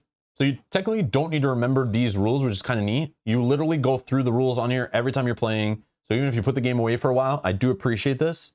The way it's like, here's the steps to this. So you don't have to remember these. I think that's why none of this is in the rule book. Because it's just like, just follow the damn flow of the book and do what it says, okay? Which is neat. I do like that. All right. So it says, during this step, you may perform any of the following tasks in whatever order you want and as many times as you want. This step ends once you have placed a landing card in the planetary scanner, which we did, but we're just recapping. Okay, we're just recapping. You are unable to perform any other task, or you choose to end the step. Okay, so we could, here's one option, fly to a new system. You would choose a new outbound system from those listed and pay the listed energy cost. Some systems require specific bridge upgrades. If there is a log listed next to the system, read that now. If there is no log, open the new system map on the page listed and use the current system bookmark to mark that page. You may use log 999 to track which systems and planets you've already visited. So I'm assuming in the book, you pencil in, checkbox off what you visited. But in the app, it's going to check those off in those flags for us, I believe. Okay. So this is why I think you can't flip-flop between both unless you're tracking them in both. And again, the devices, I don't think it has cross-platform saving like cloud saves like Steam does and stuff. I don't think that's a thing. Because when I was looking up stuff on BGG, I did see someone complaining that the app didn't open anymore for them and it kind of crapped and one of the updates broke the app for them. And then somebody helped them basically in the file system, you can pull the saves out for the app. So they had to install the app on a new device, transfer the saves over, it was kind of a pain in the butt, but it worked supposedly. But just letting you know, that's why I know it doesn't work on multiple apps. So if you decide to play part of the campaign on your friend's phone, he's using his phone at his house, then you come home and you try to use your iPad, it's not going to remember any of the stuff in there. So there is some things that check off. But I believe you could just use the app to just read logs, but there is some tracking. Okay, there is some tracking. Oh, Kazumi says 999 is the last page of the book. The app doesn't track anything for that, but has spaces for you to make notes on the system. Oh, okay. Okay, good to know. Oops. Oh, look at this. Oh. I don't know if that's a spoiler. I don't think so, but no, it's in the book. That's so fine. You can make little notes. So there you go. That's how many planets or systems or whatever you possibly could explore. And I believe you can revisit, Oh, it's also going to show some branching paths that we can. But also, if we go back, we have to pass through other ones to get back to other ones and stuff, I think. Very cool. Yeah, that's neat. Very cool. Okay, so then it says we could also visit a destination within the system. Choose the destination listed on the lower half of the page and pay the listed energy cost. Follow the instructions next to that destination, including reading any logbook entries. If the destination depicts the lander icon, which I know is in here, so if it depicts this icon, means we can land on that planet, and I think it starts the whole planet exploration stuff. Which is why I was like, okay, panic, let's not continue. I don't want to do any of this stuff right now. Yeah. But we did put that in there. It says If the destination depicts that icon, take the listed landing card, place it in the planetary scanner so the information about the planet is hidden. This will end this step. So what we did, we had some energy. We were in this system, and it has an outbound system, so we don't have 6 energy, but if we did, you supposedly can go to this if you have the bridge upgrade. So this is obviously a reason to go back to the system we played the tutorial in, which I think is clever and very cool. Yeah. So it's just something teasing you like, you can't do this yet, but you might want to come back here. So the only thing we really can do is travel to TOI 2 and go to log 400. So, I mean, we can do that right now. Might as well, right?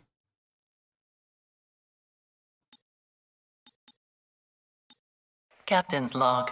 Entry D211. Good luck, away team. As we sped toward the closest system marked on the builder's star map, Vanguard launched an FTL probe back toward Earth to relay all the knowledge we'd gathered so far. However, it may take years before it reaches our homeland, and the mission might be long concluded before we receive an answer. We're truly alone now, barreling into the unknown, the farthest human-made object in the galaxy. We only have ourselves to count on. I've ordered the section leaders to prepare their crews for anything. We nearly lost one full away team. I do not want to repeat the same mistakes. After all, who knows what awaits us at our new destination?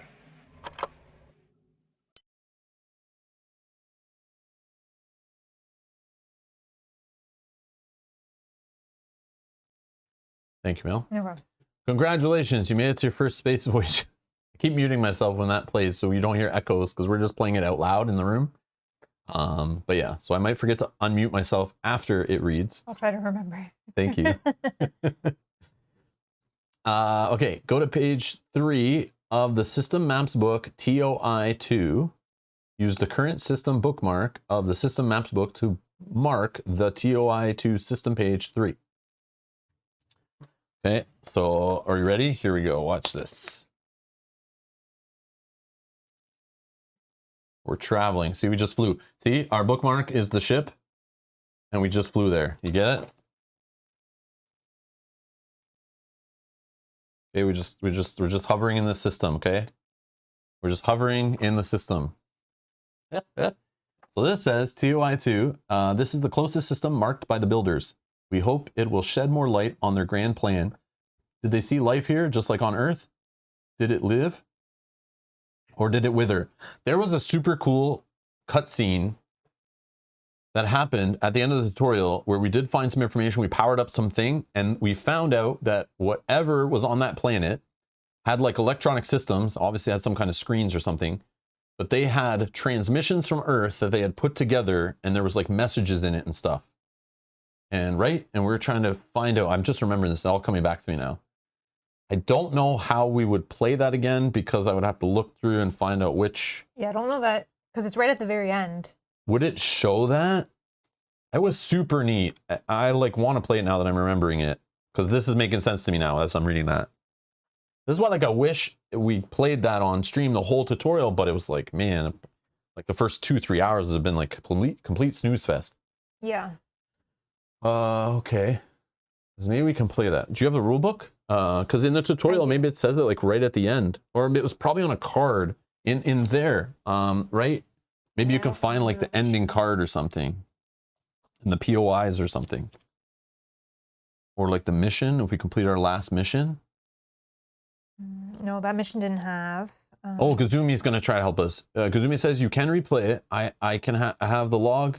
I can look at the log number you need. I appreciate it. Oh, thank you, because I'm looking. Yeah, it was super cool. It's like, it definitely will help with this. Like there was tutorial story stuff that's like important to know, I think, to help get us started on our little mission here. Like I didn't think the tutorial, because when it tells you in the rule book, you only need 1 out of the 4 players or whatever, or 1 out of your 2 or 3 player group needs to play the tutorial. And then you start the campaign with everybody there. Like, why would it be showing you all this story cool stuff when you could be just playing it by yourself to learn the game? I thought that was very strange to me. I think it's this one, but I'm not 200? 100%. Is it 200? Okay. But you could give a second for Gazumi, because I think it's that one. That's the one where you Captain's actually... log. Oh, there's more. Entry 213. The landing on the Eye of the Void laid bare 2 key facts. First, our landers will face unpredictable threats. Second, even a short scouting mission can leave the away team stranded for weeks. During our long flight to TOI-2C, we had plenty of time to put our leading researchers and engineers to work, addressing these weaknesses as section leaders prepare their crew for another ground mission. I hope things will go smoother than last time. Unfortunately, the first long-range scans of planets in the system revealed something troubling.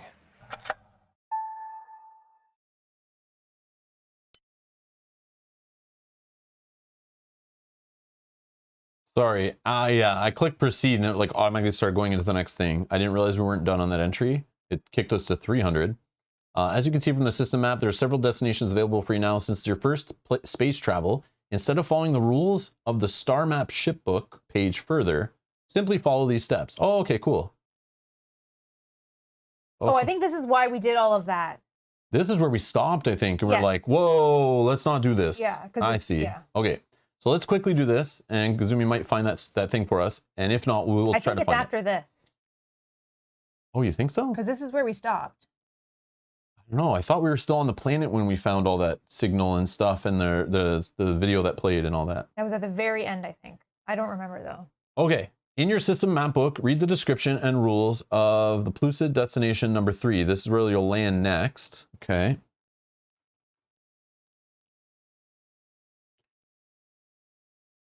This is going to be your first landing on a planet marked by the builders. We need to gain insight into the origin and effects of the calamity that destroyed this planet.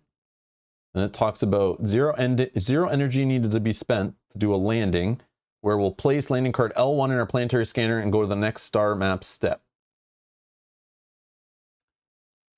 Okay, and then we go back to here. So we find the L1 landing card. We did that already. Do not read it yet. The information on the front of the landing card is, I already explained all this. Insert the landing card fully in the planetary scanner so the first energy cost is showing. The cost in the cutout window shows how much you need to pay before you push the segment of the card up from the scanner. Revealing the first segment of card L1 costs 0 energy. Pushing the card up 1 time, so the second cost is visible in the cutout window. Okay. Oh, so it's making us just do this and then pay 1 to second cost. So I think they gave us like the perfect amount of energy just to do this, and they're teaching us. So let's do it. Let's do it. And I think we already paid the 1. Because we're 1 shy, right? No, we paid 1 to travel here, I think. Oh, okay. Okay. Right? Didn't we pay 1 to do this? Yeah, we did. Go to log 400. That's what we did. Okay. Yeah. And then we got here, and there's outbound systems from here, which we're ignoring because we're not leaving yet. We're going to stay here. But then on here, like my curious little brain is going, yeah, what is this? So it's telling us to skip right down to 3, but it looks like we could have paid 2 energy to do this or 2 energy to do that. But it's saying, don't do that yet, Rob. Don't do that yet. It's saying spend energy to do this, right? Okay, so it's trying to teach us still. It's trying to like script our little playthrough a little bit. It's not letting us off the leash yet, which is totally fine. Totally fine. I'm just letting you guys know. All right, so we paid the cost. So right now we see nothing, right?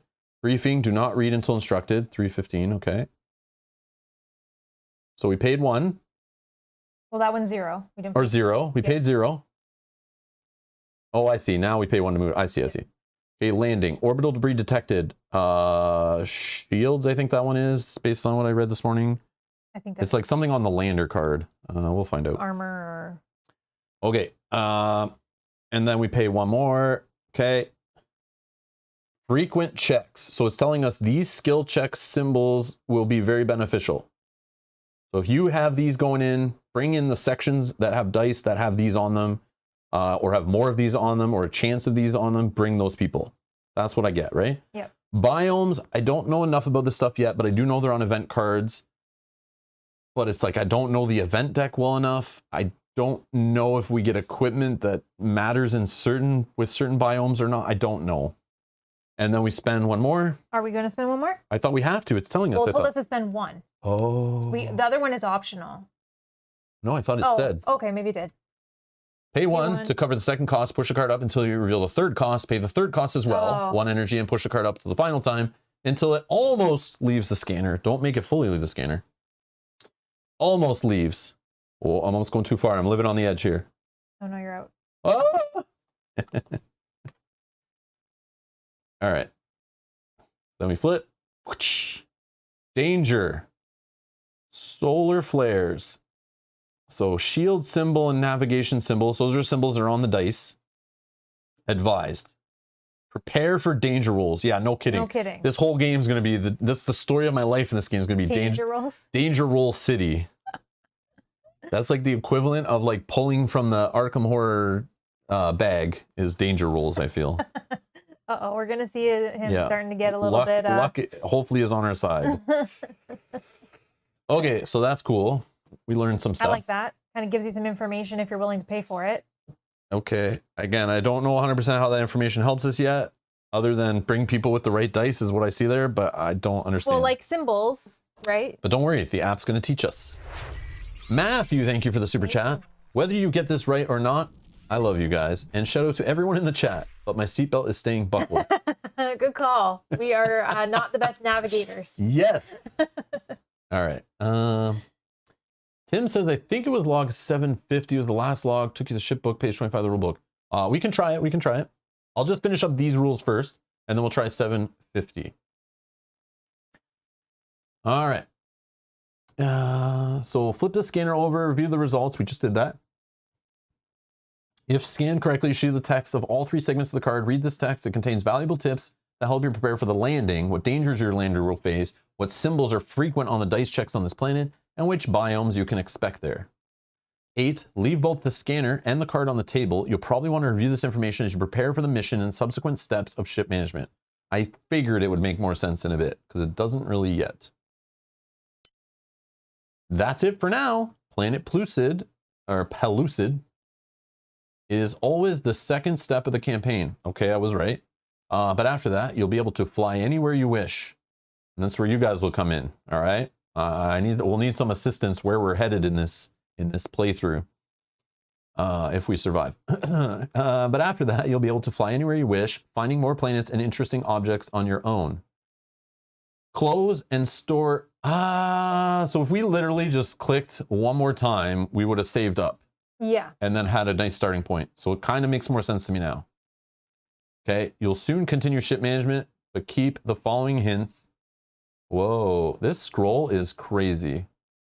In mind, if this is your first playthrough, it is our first playthrough. It's a lot of our first playthroughs, okay? 84% of the chat's first playthrough too.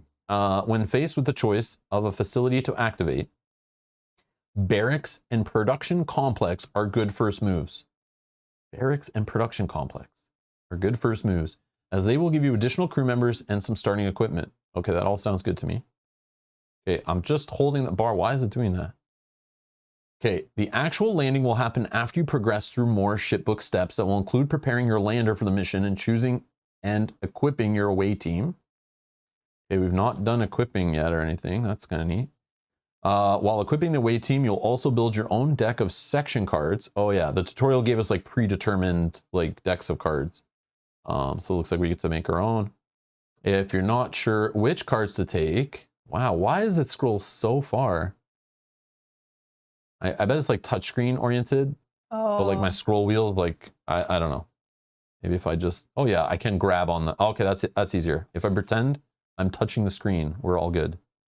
Yeah, they did not anticipate the mouse use, even though they have a scroll bar here. I don't know. All right.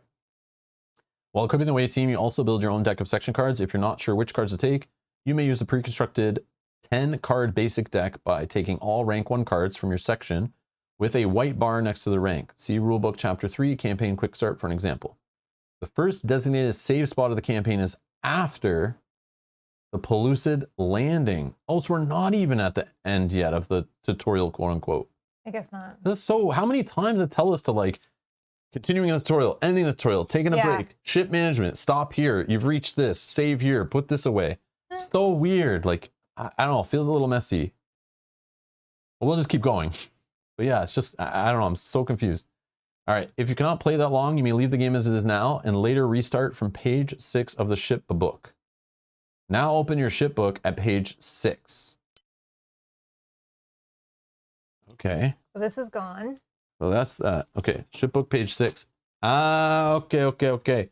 So now we're in the ship facilities. Okay. So So this says we can choose a facility, choose one command token, spend one command token to choose one of the ship facilities from the diagram below and go to the indicated page of the ship book. After resolving that page, return here. Once you've used all your command tokens or no longer want to activate any other facilities, proceed to step 2.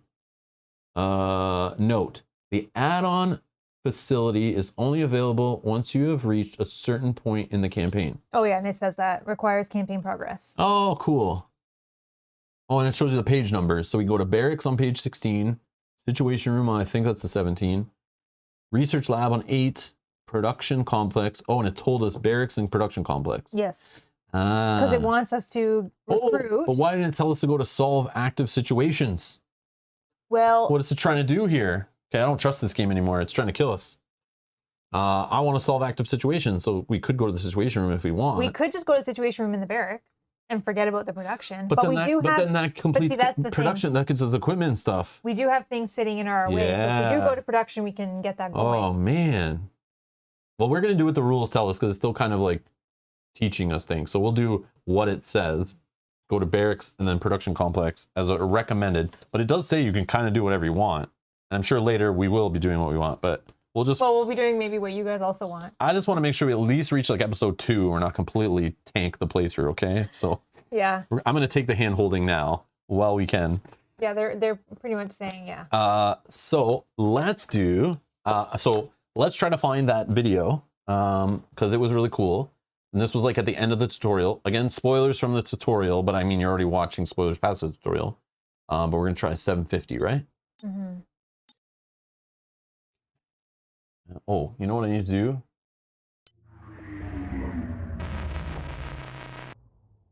The deposit is extremely abundant, but not exceptionally large. How does that sound compared to our voices and stuff? Is that like a reasonable level? I don't know, it's a little bit down, but I don't know if it's enough down. Okay.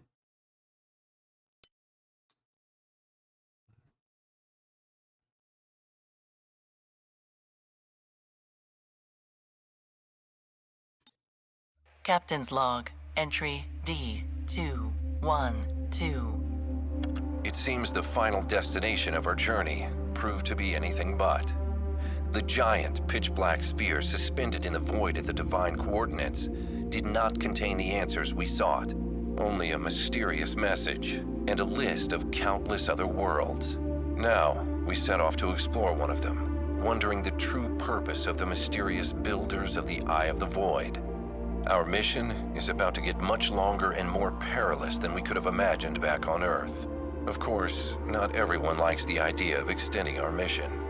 Many already look back toward home, that's now some 50 light years away.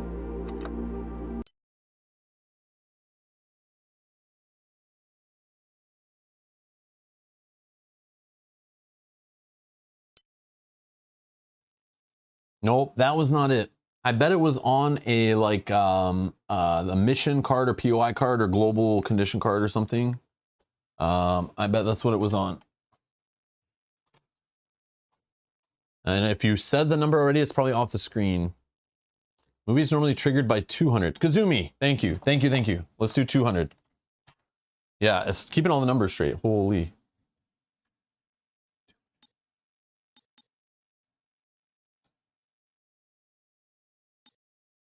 Are you getting anywhere? The power will go out shortly. Who knew interfacing with technology would be difficult, huh? You want to take the front seat? Well, no, it's just... Okay, I'm in. It's some sort of a welcome message with instructions and pictograms. Some of it in Chinese, some in English, some in French. And this part, I don't even know what this is. They were listening to us? But how? The Earth is too far away for even our first radio transmissions to reach this place. That's a question for later. Now, see that? It seems the sphere can open up. They wanted visitors to get inside. What for? There's nothing there. Just an old, destroyed system. They must have a reason. Let me just try this. And this. Do you read us, Vanguard? We're opening the gates. We read you away, team. Excellent job. we see an entire section of the sphere, several hundred miles across, slowly moving. We should be able to steer into the opening. Good job, away team. The rescue ship is on its way.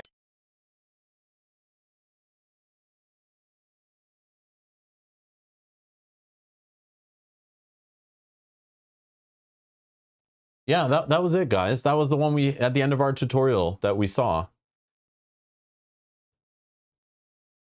Yeah, that was the one where it talked about the transmission, then it started playing it. Howard says the movie can be played from the menu screen. Is it which one? How? Watch video, watch tutorial.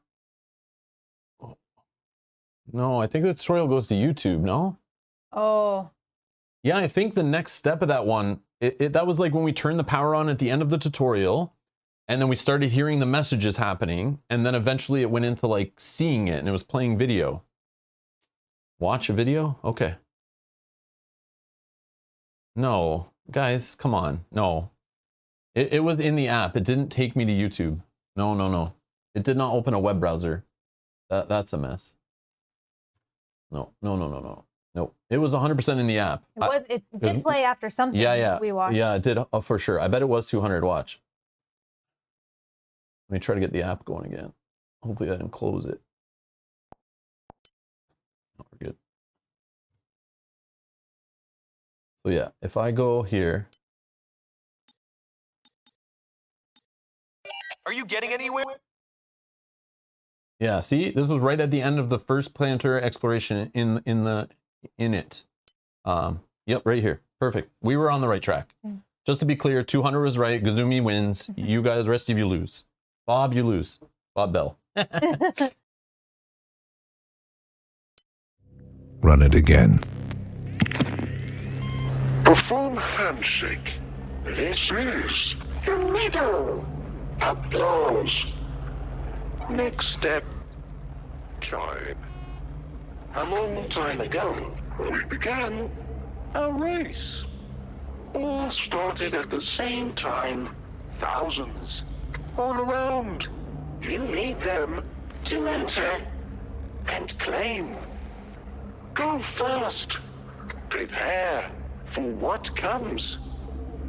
We're sorry for stealing your future. It was the only way. Enter. Claim. Enter? Enter what? It all started with a string of data, coordinates, discovered inside the non-coding DNA of every living cell on Earth. It took decades to build a ship capable of reaching them. When we arrived, we were welcomed by a pitch-black, cloaked Dyson sphere, undetectable until we almost crashed into it. Inside, a skeleton of a solar system, its matter stripped away, dead rocks bathed in the radiation of an old red giant. Then, something came from within the star. A signal, a patchwork of Earth's old transmissions, glued together into something new and thrown back at us. The glitchy part at the end, what was that? A fragment our AI couldn't read. Likely, no. Wait. I've seen this encryption before. On the coordinates that led us here. Only, this time it points to hundreds of places, all over the galaxy. What is it, Captain? Our tribe. Whatever this message meant, one thing was sure. We thought reaching this place was the final objective of our mission. Instead, it was only the beginning.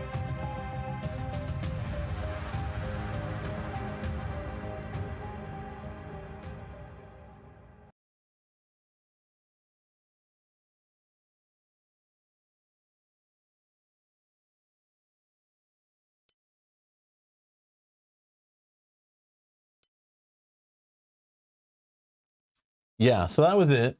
And yes, that might be the same video that links to the YouTube app, but I just wanted to play it within the app.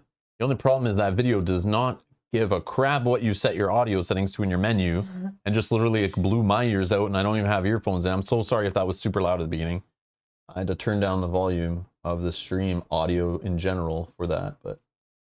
And I know the chat is saying barracks and production. We will do that. This is just a video that we watched in the tutorial. I just want to show that because that happened near the end of the tutorial and kind of was like super awesome, and I don't know how it like links going forward. So I just want to make sure you guys were kind of on the same page we are as we're getting into this, because we didn't stream the tutorial, right? But it did start throwing some flavor, some story, some setting, world building, and I thought it was really neat.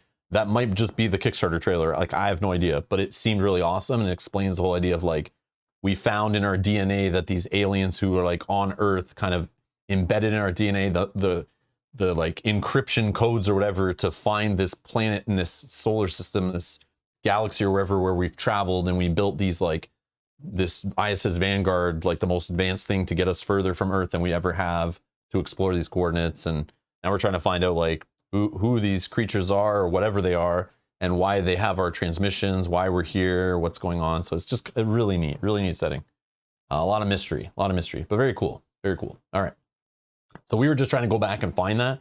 So yes, some of that text and dialogue seems like we're clicking the wrong entry and it's spoilers and it's ahead of time. No, that stuff was all from the tutorial mission, the scripted walkthrough tutorial. But it was like, again, they tell you to play that by yourself before you teach your friends how to play a game. But like, man, I want my friends to see that stuff, which is why I think they link you to YouTube there to watch it again later. But I just want to get to the entry because I thought it was in there somewhere. And then that also helps us as we're playing forward, if that created a flag or something we needed to do. Oh, yeah. Because we played on a different device when we played the tutorial. So this device doesn't know what we've done so far, if there's any weird options or save points. So we're just going to try going forward. Hope it didn't break our game. We'll see. But yeah. All right. Okay, so I guess the option would be, what do we want to go first? Do we want to go to the production room first, or the barracks? We're doing barracks, as the chat was saying. We're doing barracks first. Okay. So barracks just flipped to 16, right? Yeah. Barracks. It says train recruits, rank 3. We don't have any. Yeah, I think this means like spending a crew member of rank 3 to do a train recruit thing, which is down here as an option. But it says step 1, transfer or dismiss crew members. Players may transfer their available crew members between sections on a 1-for-1 basis. To do this, exchange the rank sleeve for each traded crew member for a rank sleeve of their new section. A rank 2 or rank 3 crew member loses 1 rank when traded. For example, insert a traded rank 3 crew member into rank 2 sleeve for their new section. A trade cannot be completed if rank sleeve of the appropriate level is not available. So what this all is talking about, so we didn't go over this part yet, but there is these sections. So this is the engineering section. In here, I have the dice that I've unlocked for that section to be used during the campaign. And then also we have section cards in here, which we'll be playing with as we're exploring planets. But then there's these sleeves, and these sleeves have a rank on them and the symbol for that section. So that's an engineering symbol. So I guess you can have up to rank 3, which increases your hand size during the game. I don't know what else it does other than helping you train and affecting trading. But for example, we were made a choice earlier before the stream. It walked us through the steps of drawing for each section 2 characters and choosing. I didn't know what to choose. I literally just chose like based on art, whatever. But then you slide these sleeves on. So there's a limited number of sleeves, but these are rank 1 characters. This one's rank 1 in security. This one, Elizabeth here, is rank 1 in engineering. And they have like little abilities and charges that are basically like the amount of times you can fire off their ability. And then, they have this conversion ability too. So they can change this dice face on this dice color to this symbol during a skill check. That's all I kind of know so far. They also give you additional dice. Oh, we can't see, sorry. On your dice tray, it tells you that you can hold any other additional red dice until 2 or 3, and then so on for blue. I forgot about that part. Oh, Sajat says, yeah, rank gives you more dice, more card options, bigger hand size. Yeah. Oh yeah, the cards. Options. Yeah, the level of cards. Man, yeah, that could be a driving force to keep me going. I want to get better stuff. We were also able to level up our crew that we brought in the training mission to level 2. So there are 2 crew in our waiting that are level 2.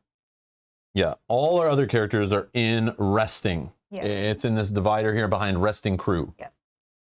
Hopefully they give us some of those back. All right.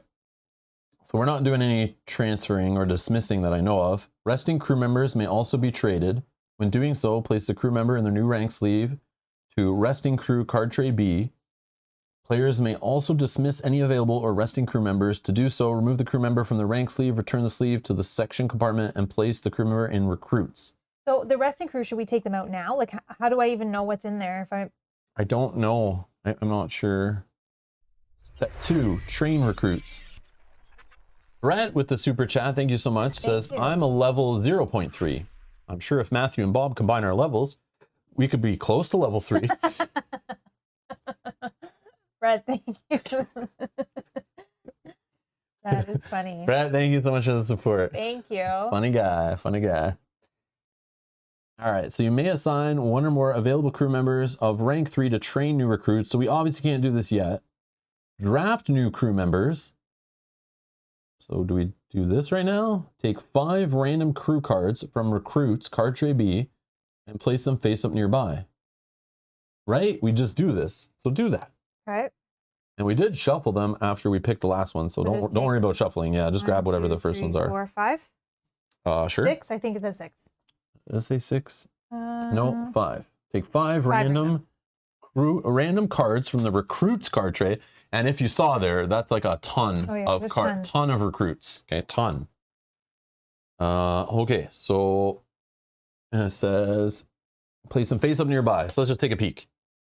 So of course, green. If it looks see-through, it's green. Oh, I got to spend one to do this. We got to. Oh, do we? Yeah, this is. Show me. But I think it was on the other. Show me. Oh, to go to this I think place. it was to go to this. Yeah, spend. Sorry. That's fine. Yeah. I wasn't paying attention. You got the money over there. You're in charge of finances. I just wish I knew when I take out the recruits that are in the awaiting. It'll tell us. We're just gonna follow, but this will make sense. This is the problem. I feel so lost right now, but the game is like holding our hands still. So let's just go with it. Okay, let's look at these guys. The art is sick, by the way. All right, we got. I don't know how to say that. Lan fan. Okay, follower. Anytime when another crew member travels from your sector, spend 1 charge to move with them. Ignoring path icon, she gets 3 charges. We got Sabah Al-Kabi, advisor. When assisting, spend 1 charge to assist a crew member in any sector. Assisting's like helping people on dice checks with cards or dice. That's cool. Ebby Lohman. I suppose the bubblegum works in space. Anytime when a crew member in your sector would gain an injury, spend 1 charge to discard it with an injury die instead. Only 1 charge though. We got Constantine Plank. Endurance during a dice check, spend 1 charge to ignore the result of 1 injury die 3 times with charges. And we got Adrian Oliver. Alertness anytime. You could spend 1 charge to ignore the result of 1 danger die. Oh, I like that. And then you have to also look at these though up here. So like if you want to put in a section that has lots of red dice and that section is good with these kind of checks, you might want to bring those type. So back to our little card of fun here, our little foreshadowing card. We're looking for these 2, and these ones, I think, right? Yeah.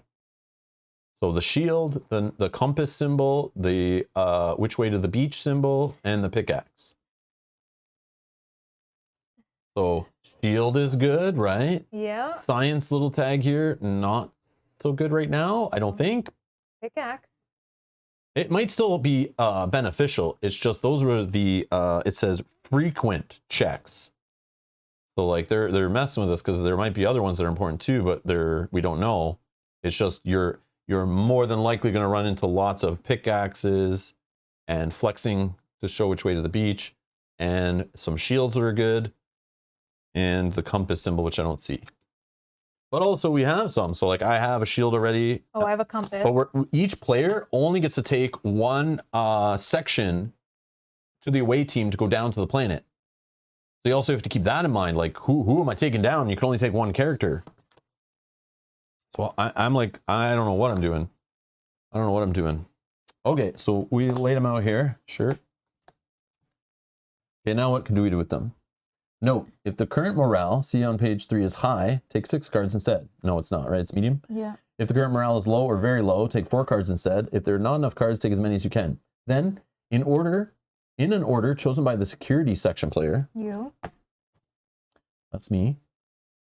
Each section chooses one of the revealed crew members, placing them into a rank 1 sleeve of their section. So here's the thing. It's truly a 4-player game, because even though we're playing 2 players, we only control 2 characters when we're dropping down the planet, but we are in charge of each sector. So every sector is in consideration. So I have to put my security hat on while I'm choosing as a security player, but I am also the engineering player because we're only 2 people playing the game. So I'm really kind of two-handing it in the game, think of it that way. So I got to manage both these little boxes and manage both these characters. So it's not like true solo. Even when you play solo, you still have to do 2. So unless you're playing 4 players, that's the only way you truly only have to worry about 1 section.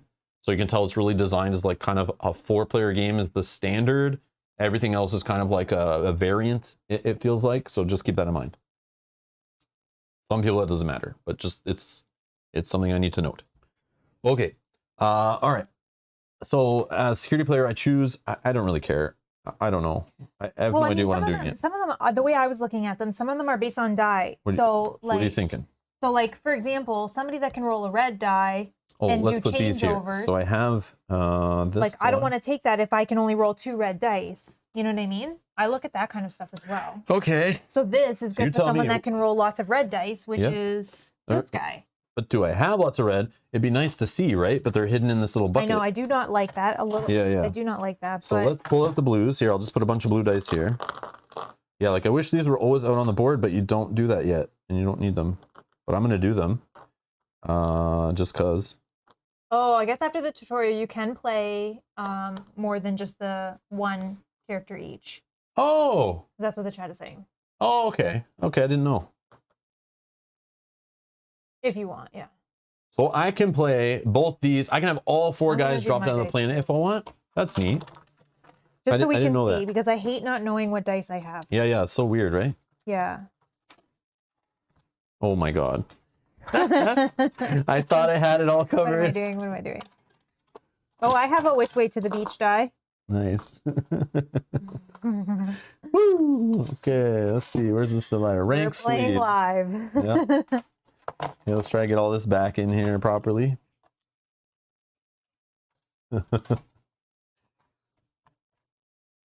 Whoops. I'm looking for rank. Okay, rank 2. I do also like how they've marked these so you can see which is the most prominent on the die, which is cool.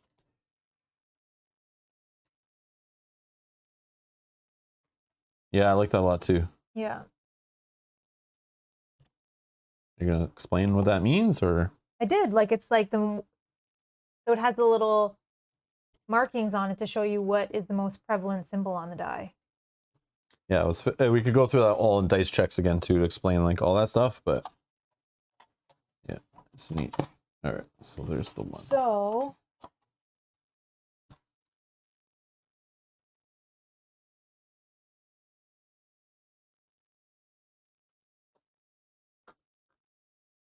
oh yeah, and then this one is in this guy's. So here's what I got going on in front of me now. So based on that, you can kind of look and pick and choose based on whatever. I don't know, like I'm so lost. So I don't really care. You pick whatever you want and I'll take whatever's left. Okay. Like whatever, man. Green die are good for these ones. Computers. I like this one. Like obviously Red Die City here is probably good, right? For this one, maybe? Security guy with the shields is good? Yeah, I think so. That's 100% for that guy. Okay. I like this guy just for the computers, if we need. And I roll green dice. I think one of these will go to one of mine. Oh, we got blues here.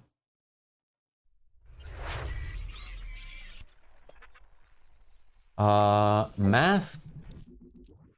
I don't know how to say that. Thank you so much for becoming a producer and clicking the join button. Thank you. Thank you. We're just gonna call you Mask. Is that fine? Masked? Amioba? Welcome. I don't know how to say that username. I'm tongue-tied. Ambioba. But welcome to the chat. Thank you. Welcome. Thank you for supporting the channel. Thank you. You're awesome. I think I want this one. Okay. I'll take whatever's left. I don't care.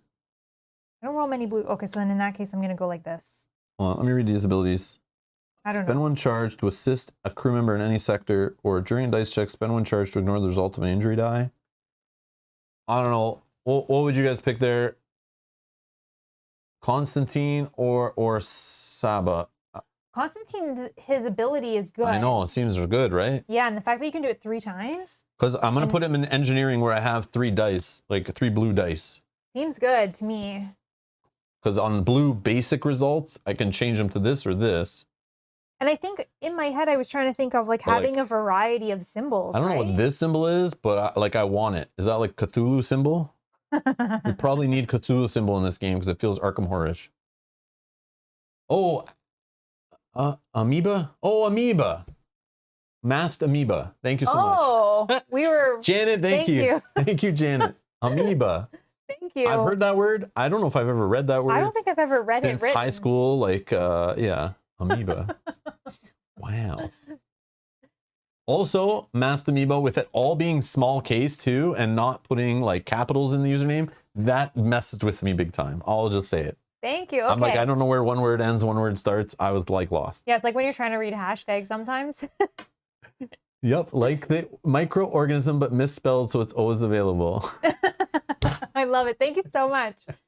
All right. Okay. So I wasn't crazy. Okay. Thank you so much. Thank you so much. Okay. If you guys think we should have taken other cards, please let us know. Whatever. But they're like Xenology. What were you guys? Oh, for the little Is that what this is? No, the eyeball. Or that's what this is? Yeah, that's what that thing is. Well, it probably says it. Okay. It's in the glossary for sure. I know this, but try and like show them how many symbols there are in this game. Yeah. Like Yeah, all here, lots of symbols. We'll get to learn as we go. So yeah, Saba, I'll go with. Understanding and using communication with all alien life. Oh, I'm down.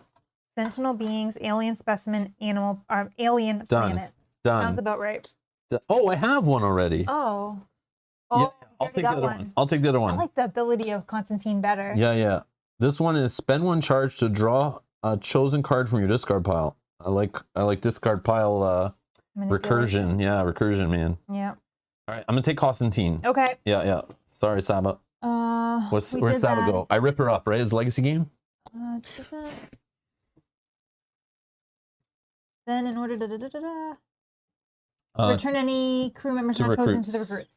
So I guess I'll just put it at the back. Ooh, we'll try to shuffle it next time if you remember. No big deal. And then choose your next facility. Return to page 6 of the shipbook. But we know we're going to the production, right? Is that where we're going? We're going to production. Oh, hold on. Did we do something wrong? Hold on. Buell says I have to do this. Look at the back of the crew cards, Rob. Does it explain like all the stuff I need to know? No, I think it's like backstory. Yeah, it's just like a little bit of backstory. I see. It explains what the symbol is too, right? That's what you're saying, the expertise? Yeah, there we go. I didn't know there's a back to these cards, okay? Scouting. I don't want to flip cards randomly in this game. I don't know what I'm supposed to look at, what I'm not, and I know there's like secret stuff on the back you're not supposed to look at on some cards. So their name, just in case you couldn't read the font on the front of the card. Their expertise, a personnel file. So every one of those in there has a personnel write-up of what their deal is. Yeah, because I think there's something with There's like 100 there's of like them. an expansion too. Isn't there an expansion that has additional like lore for these characters? Oh my god. Yeah, I know they're clear sleeves, and I know I took it out to read the back of the card. I know. Okay. I think I just need to stop the stream today and start over, okay? I am lost today. I told you right from the start of the stream, I feel so lost playing this game, but I'm excited. I want to do it. I want to learn and figure it all out. Oh yeah, there is like a backstory. Okay, I thought so. I saw that is so cool. Oh, personal missions for each to get up. Oh yeah, I did remember that. Personal missions to get upgraded character cards. I do remember that. Yeah. So Constantine, equally at home in a beer garden, or the storm-racked surface of an alien planet, Constantine finds unbridled joy in even the most dangerous and uncertain situations. It's rumored that he lost many of his friends and family to war when he was just a child. If we can't have fun on this suicide mission, when can we? This guy's just getting ripped and having a I mean, blast. now look at his face and his eyes. He does look maybe a little bit bro. hungover. Yeah. A little tired. Well, it's time to go to the planet, bro. I need a nap, dude. All right, let's see here. Personnel file. Elizabeth was the person behind perfecting and implementing the torpor chamber technology that slows the metabolism of Vanguard crew chambers during their long travels. Since she had already spent a long time asleep in the test chamber on Earth, she decided to fly the Vanguard as a canary in a coal mine, hoping that any adverse effects of long torpor exposure would develop in her long before affecting other crew members.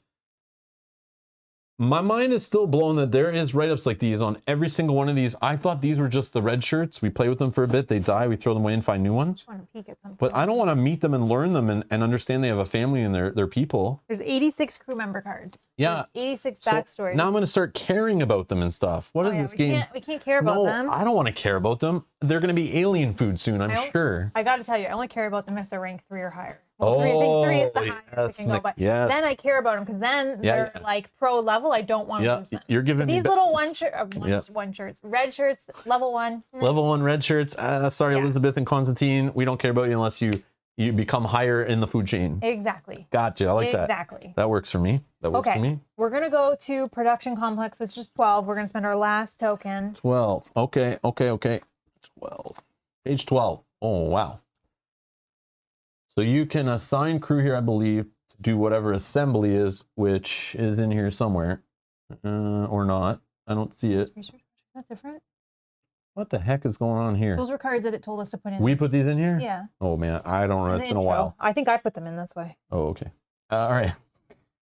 I opened up and sorted this game out on like Wednesday or Thursday, and then we didn't play it. We tried reading the rules and everything on Thursday, then played it all on Friday, and now we're here streaming it. I like don't remember when things were put where, so I'm like, wait, I don't remember doing this. To do it. Yeah. We were like teamwork and the whole thing, trying to get it done.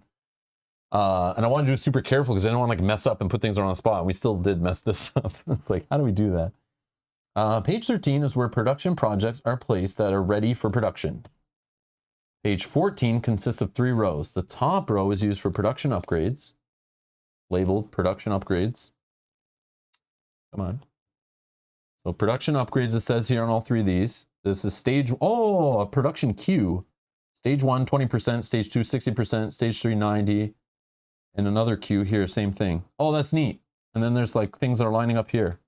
I like what they're doing here with this like component. I never thought, sorting my hockey cards as a kid would prepare me as a board game mechanic in the future. I think it's neat. Some people still use this for Arkham cards. I know, and I troll those people all the time. It's all good. Okay, so gain new production projects. Take all production project cards out of the awaiting envelope. So now I have a question. These are research projects, so maybe these are not production. No. Is research different? Let's check. Go back to the barracks. Maybe there's one that talks about research. Yeah. Oh, so we don't have... Probably the research laboratory. Yeah, you're right. So we we don't have none? We just have research projects in here. Good to know. Yeah, because these are all yellow. Hold on, let's go to the other one. I'm going to peek. Research, yeah, they're blue. So those are blue, those right? Are blue, yeah. Color, we can look at color too. Okay. So we have none to take out the envelope, but you insert them into an empty production slot on page 14. Okay, step 3, progress current projects. Move all production projects in the production queue slots on page 14, 1 slot to the right, which we don't have yet. Whenever a project moves right from a stage 3 slot, take the card, flip it over, and resolve its text, and remove it from the game. Start new project. Step 4. Choose any number of production projects on page 13 and place them in their listed starting slots of any available production queue on page 14. We have the whole thing open, so we're Well, there's just 2, right? Right with the super chat. I say we start a mutiny. All together with no spaces. Trying to mess with me. Brett, get out of here. Thank you. Thank you, Brett. That would have taken me a second for sure. Yeah, I had to like scan through it once. Wow. All right. Okay. If the listed starting slot is occupied, you may place the project in an empty slot to the left of the starting slot. Ooh. So if it wants to start at stage 2, but it's full with something else that's progressing, you could start it back further. I see. Just to get it in there. Okay. Okay. If there's no valid slot for a project, return it to ready for production. Oh, back here on page 13. Okay, boost production. This you have to assign a crew member for. You may assign available crew members to work in assembly. Choose a production project on page 14. Assign available crew member whose convert icons match the ones printed on the card. Oh, I see. Boost any. I see. I see. Then move the card one slot to the right. The slot must be empty. Whenever a project moves right from the stage 3 slot, take the card, flip it, resolve the text, and remove it from the game. You may repeat this entire step any number of times. So if we wanted to spend multiple people, we could push something right over. Okay. So we can choose any number of these to slot to the other side. That's cool. Which is starting new projects. Yeah. Does it tell you on there? Actually, maybe I can see from here. No, I cannot. Oh, it's too small for me to see, but starting stage 3, 2, 2. But that last one, where does that one go? Because it doesn't have a, oh, stage 1. Because we could maybe get that one. Like we could start. So the top left, C01 is section tools. Boosted with any icon. ISS Vanguard was only meant to safely reach the divine coordinates and establish first contact. If we're to explore more alien worlds, we need additional equipment for our away team. It grants you lander mods, equipment and production projects. Okay. And starting is stage 3, which means like almost like you start that and it's ready soon, right? Next time we come around, probably? Yes. Unless we push it, which we can. Oh, I see. So I think we start. Oh, I see. This game is tickling my curiosity here. I like this little engine here. I see. And I know we're not allowed to commit like all our guys. Like you have to have at least one available member in the away team to choose from before you go. So we couldn't like take 2 engineering there because we only have 2 engineering. You can only put one engineering, for example.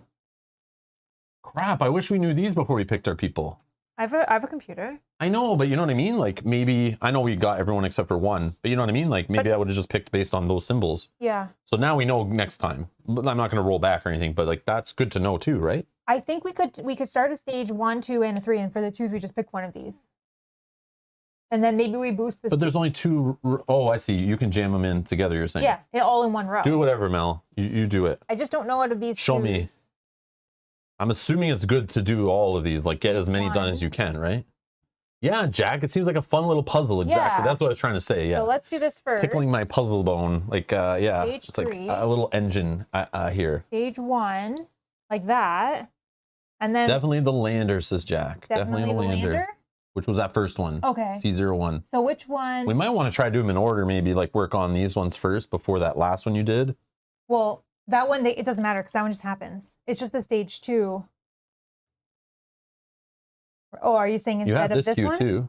Oh yeah, I guess you could do all of them then. Then do it. Let's do all of them. Why not, right? We can do as many as we want. I don't know. Is there a negative to doing that? I don't know. Anybody? Anyone in the chat is like, is it bad to just go YOLO on the first one here? Or is it bad because we might be clogging up what we might have next time and then we're like, but it's all going to shift. So it shifts before we put them in or after? Before, right? Before. Progress. Oh, installation. I see. Installation is from the other one that goes here. Yep. Then they move. Them. Then we start new ones. Yeah. Ah, okay, I get it. But then we can't, yeah. But then we can't. Oh, we can only use the top queue right now. Does it say that somewhere? Why? Why? Oh, right here. Requires upgrade. Oh, you guys. You're ruining my fun. Okay. No, I'm just kidding. Back to the puzzle. So I don't know which one cheating. of these. You choose. I don't care. Improve Vanguard systems or heavy mission equipment. I like heavy mission equipment. Do you want to poll on that one? Sure. And where's this going? Here? Yeah. Okay. Yeah. Here, let me put them up on the screen. Since I can hold them up if you want. Okay, let me put them up on here. I mean, heavy mission equipment, production project and equipment, or bridge upgrade, lander mods, and facility upgrades. I don't really know what all this means.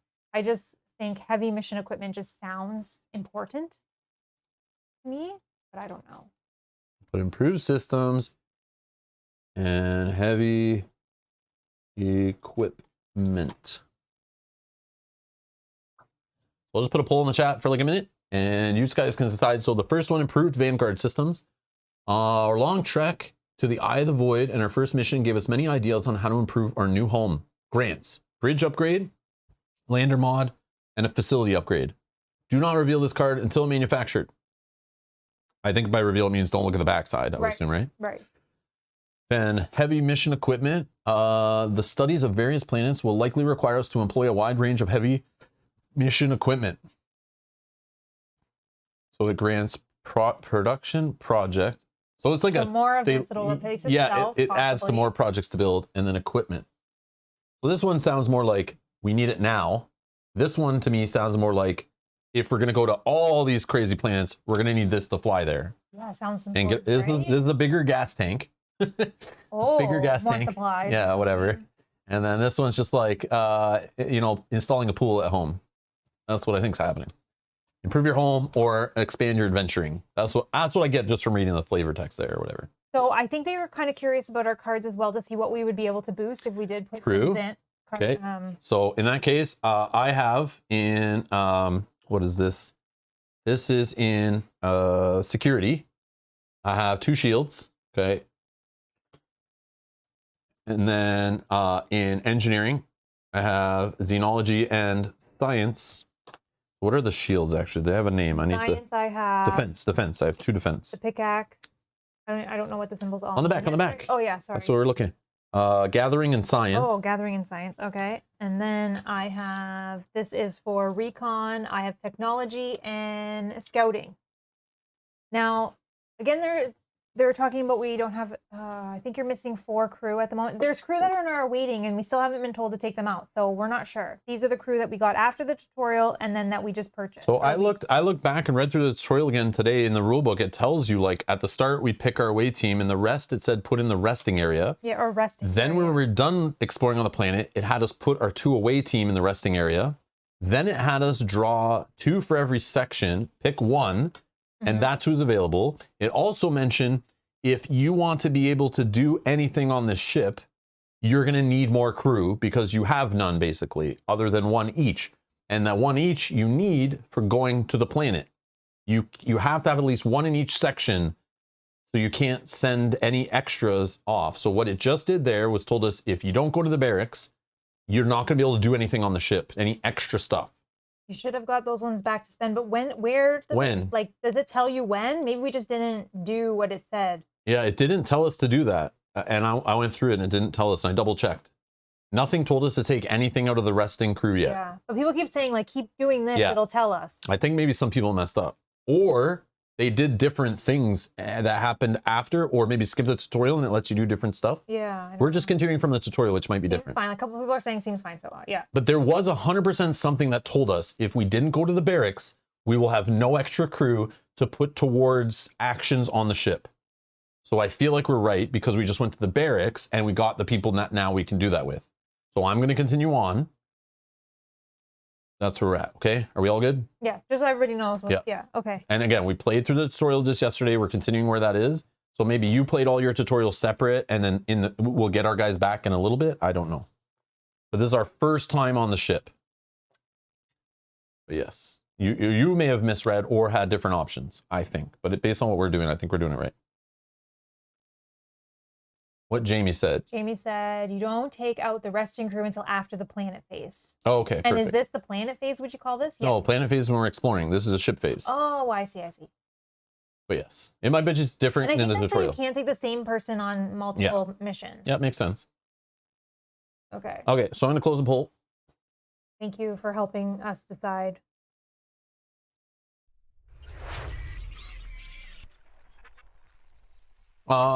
Jeffrey Preston Jr., thank you so much for clicking the join button and supporting us down below. Thank you. Thank you. Very much appreciated. So 72% voted for improved systems. Okay. So improved Vanguard systems we're going to put in I would there. have thought the other And one. you can put that other one in where it goes. Okay, so the other one's going to go back. And then from here, we can boost some if we want, which I do want to boost the 1 to get it right now because I'm curious. Do we want to? I'll even use one of my cards. Yeah, so just to be clear. Sarah B, thank you for clicking the join button and becoming a producer. Thank you so much for all the support, very guys. You guys are much. awesome. Thank you, thank you. Thank you, thank you, thank you. Welcome to all the new members. Okay, so yes, so we have these to choose from because we have enough now, 2 for each because we went to the barracks. Yes. So we're allowed to commit 1 per section because you can't, like if I commit this one to helping here, I can't do this one also because then I'd have no one available from the section to choose when we go down to the planet. So you are limited, like you have to have 1. And if we didn't go to the barracks, we wouldn't have the second to choose from. So we do have, and we can choose from all of these 8. We just can't pick 2 from the same. It's 1 from each is the max. And we don't have to.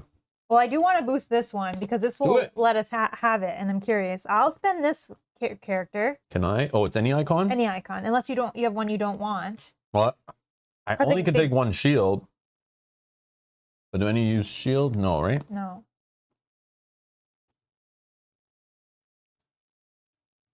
I'm going to take this guy if we go to the planet, probably. Yeah.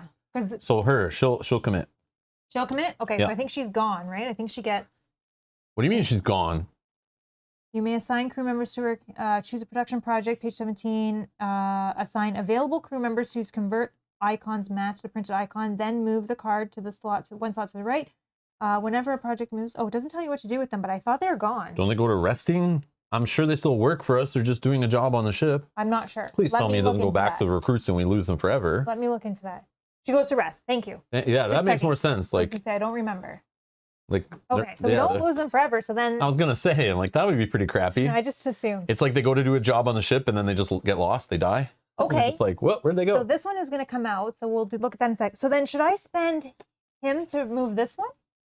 I think can we not do one at a time? Or do we have to do it all at once? I don't know. Feel free to chime in anytime, guys. Okay, so this is boosted. It hits this production Q1, so I'm assuming it flips. Whoa. What the heck is going on here? All right, section tools. These basic tools should help your away team deal with the unexpected. Hopefully, as our knowledge progresses, we'll be able to create more of them. Move the following cards from lander mods. So that's in our card divider here. So little cards somewhere. Lander mods. Oh, so we don't even get them now, I think. You put them in the awaiting envelope for later. Okay. A 1, 2, and 3. Oh, neat. Okay, so they're all labeled. Okay. So you put those ones back. So we just got this heavy armor plating. So obviously that symbol is armor. Multi-directional thrusters. +2 shifting left and right. Maneuvering arrow. I don't know what that is, but I'm sure if you have the glossary nearby, you can tell me. And then the nav console +2 in navigation. No, I don't know. One sec. It's like some of those suction cup toys or something that like sticks to things. I don't know. Okay, so lander agility was the other one, and lander lander sensors. So agility, lander agility, and lander sensors. And then the other one was. I don't think I'll ever remember that. It's like those are agility. I need to see a shoe there with a wing on it. And no, I'm just joking. All right, so that's cool. So it's just buffs to our lander. So these go into our waiting. We can't even use them after all. I don't know. Put them in the waiting for now. It just says so. Maybe we can. Next, you need to move the following cards from unavailable equipment. Are these little ones as well? I don't know. Oh, those are square ones. I think those are here. Those are square ones. Equipment is square. Unavailable equipment. Yeah. Okay. So 2 of E01, which is a med kit. And then you need 1 of 2, 3, 4, and 5. 2, 3, 4, and 5. See? Okay. We got med kits. Ooh, I like med which kits. is again, it's gonna mess this up because there's a green die there. But you can spend a green die. You or another crew member in your sector discards 1 injury die. Return this card to the armory. We got portable AI. Whenever you make a dice check on I think that was explored sector, you may roll 1 of any die from your spent pool. Jetpack, yeah. Spend a red die, move to another connected sector, ignoring the path icons. This counts as an action. I likey. But then this can only go, this is a person who's in recon. I like these specializations. Oh, it gives one for each, right? Yeah, purple is like the science, right? Yep. So this is the science person's equipment. This is the recon person's equipment. This is the engineering person's equipment, which gives them another convert ability on blue dice to wrenches. And then we have adrenaline shot, which goes to the security team to roll a danger die and refresh all dice, then return this card to the armory. Oh, it's a one-time use since gone. That's so cool. So these ones. Wait, the armory is what we have, right? That's what it told you to put them? I don't know where Yes, it's to the armory. Okay. Armory is available to us. Sweet. Okay. Ah, these are so you the can use it like armory. once per mission. That's what that is, right? Yeah. One-time use on planet. Ah, okay. Okay. I get you. Yeah, because we moved it from unavailable equipment. So that's like going So now back it's to the available deck. to us. Okay. But armory is like available to us once per game kind of thing, or once per session. Move the following cards from production projects to the awaiting envelope, C04 and C05. 4 and 05. We can't look at these, I guess. 'Cause Not the they're going back, but you can look at the front, but it's fine. It's Okay. advanced section tools and biome suits. Yep. Ooh, cool. So then what happens to this? I think that goes to the out of game. Out of game? I don't know, you can follow it. But yeah, we just need to take a quick little break for like 2 minutes. We will BRB.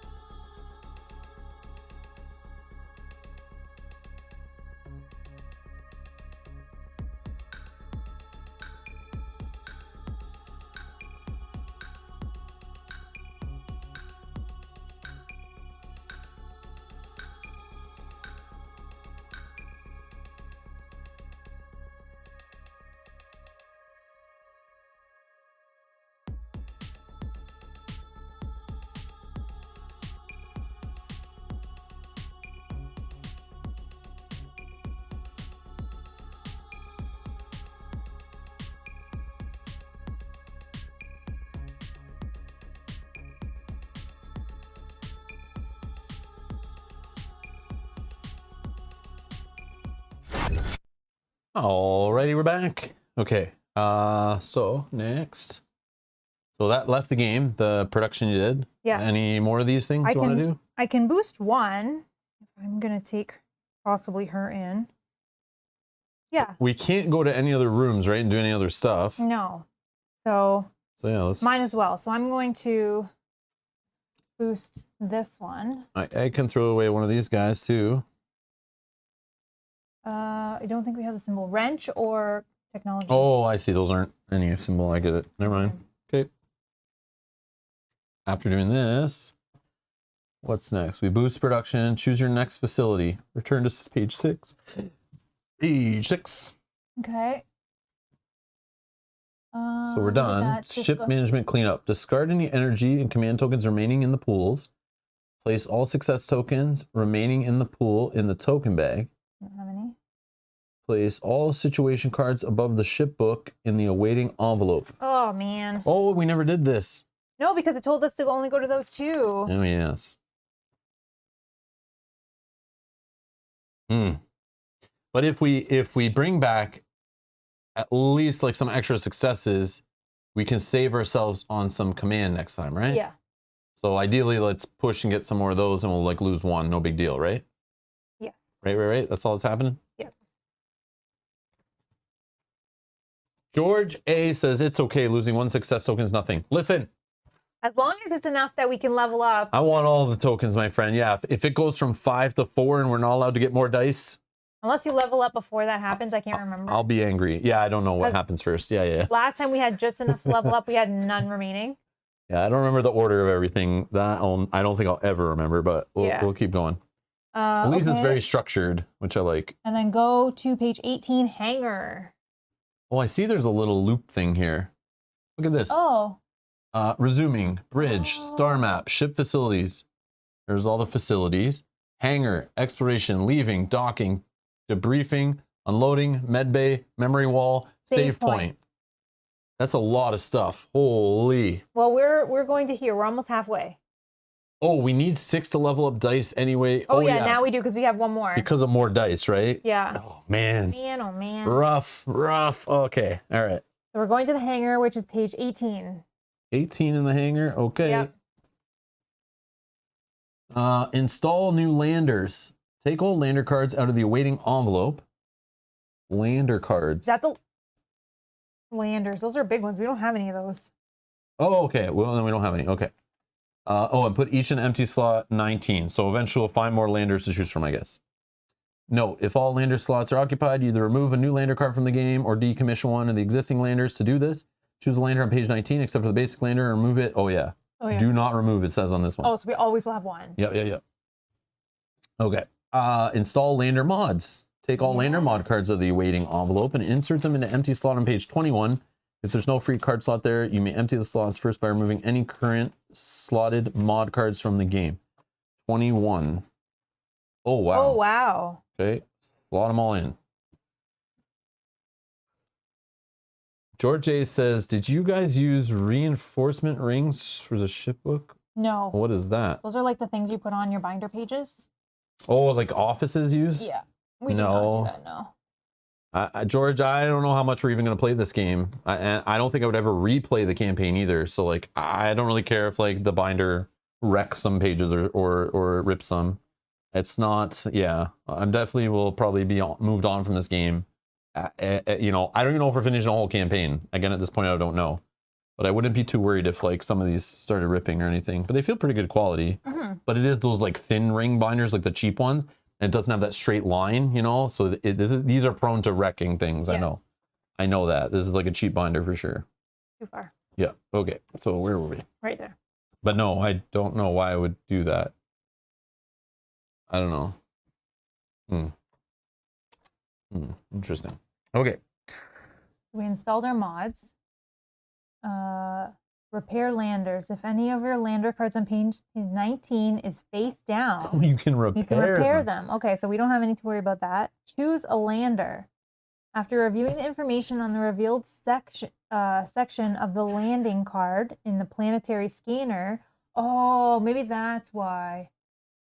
Oh, okay. I get it. Okay, I get it. So this is telling us orbital debris detected and armors the chosen. So if we had multiple landers, picking one with a higher armor, I get it. I get it. You decide Okay. which lander to use for your next planetary exploration by choosing a face-up lander card on page 19 and taking the corresponding lander board from the box. So Space Ranger is what we need? Yeah. Okay. Oh, yeah. I remember these. Okay. Here, I Give can me make one some room. sec. Oh, Space Ranger's right on the top here. Look at that. This is our Space Ranger lander, I guess, to go from the ISS Vanguard down to the planet, right? Yeah. Oh, and it has all the stats to remind us. So, oh, it tells us like the load. So that's how many, that's the symbol that was on the personal items. That's mission items. Supplies are the things we were spending to refresh dice, right? And resting. Mm-hmm. Structural mod 1, utility mod 1. I don't know what that means. Are these categorized? Oh, structural. Oh, cool. So we don't have any utility mods. No, and we can only take one of those that we just got. Oh, Okay, yeah, that's cool. and there's slots for that here. Oh, this is neat. That's cool. So success tokens, structural mod can go here, a utility mod can go here, Other tokens and markers. Discoveries you can bring back are 5 maximum. Your rank up card will go beside this. Your equipment cards will go beside this. Landing, I just read about this morning. So like we start a cube on there, and then like we have to like roll dice or something, trying to see if we land. Yeah. And then here's the stats of the ship. But our mods can change these numbers. That all makes sense now. Okay. Oh, okay, yeah, because our next step is customize landers. Choose lander mods from page 21 and place them in an empty slot on the lander board. Max of 1 mod per slot. There are 2 mod types, structural and utility. You may place mod lander board. You may only place mod in lander board slot of the same type. Yeah, so we do this in the structural mod, armor, right? yeah. Armor, right? Yeah. Because that's the only thing we know. It's like telling us right here. Armor. For armor is I good, like armor. right? Yep. Am I doing the right thing? Sounds pretty straightforward, right? And then we're going to go to page 23, mission launch procedure. Oh my I don't know if I'm ready for this. There was nothing about picking equipment, or that's probably there. That might be on our 23. mission launch procedure. Oh my gosh. You want me to read it? Are you okay? Oh my god.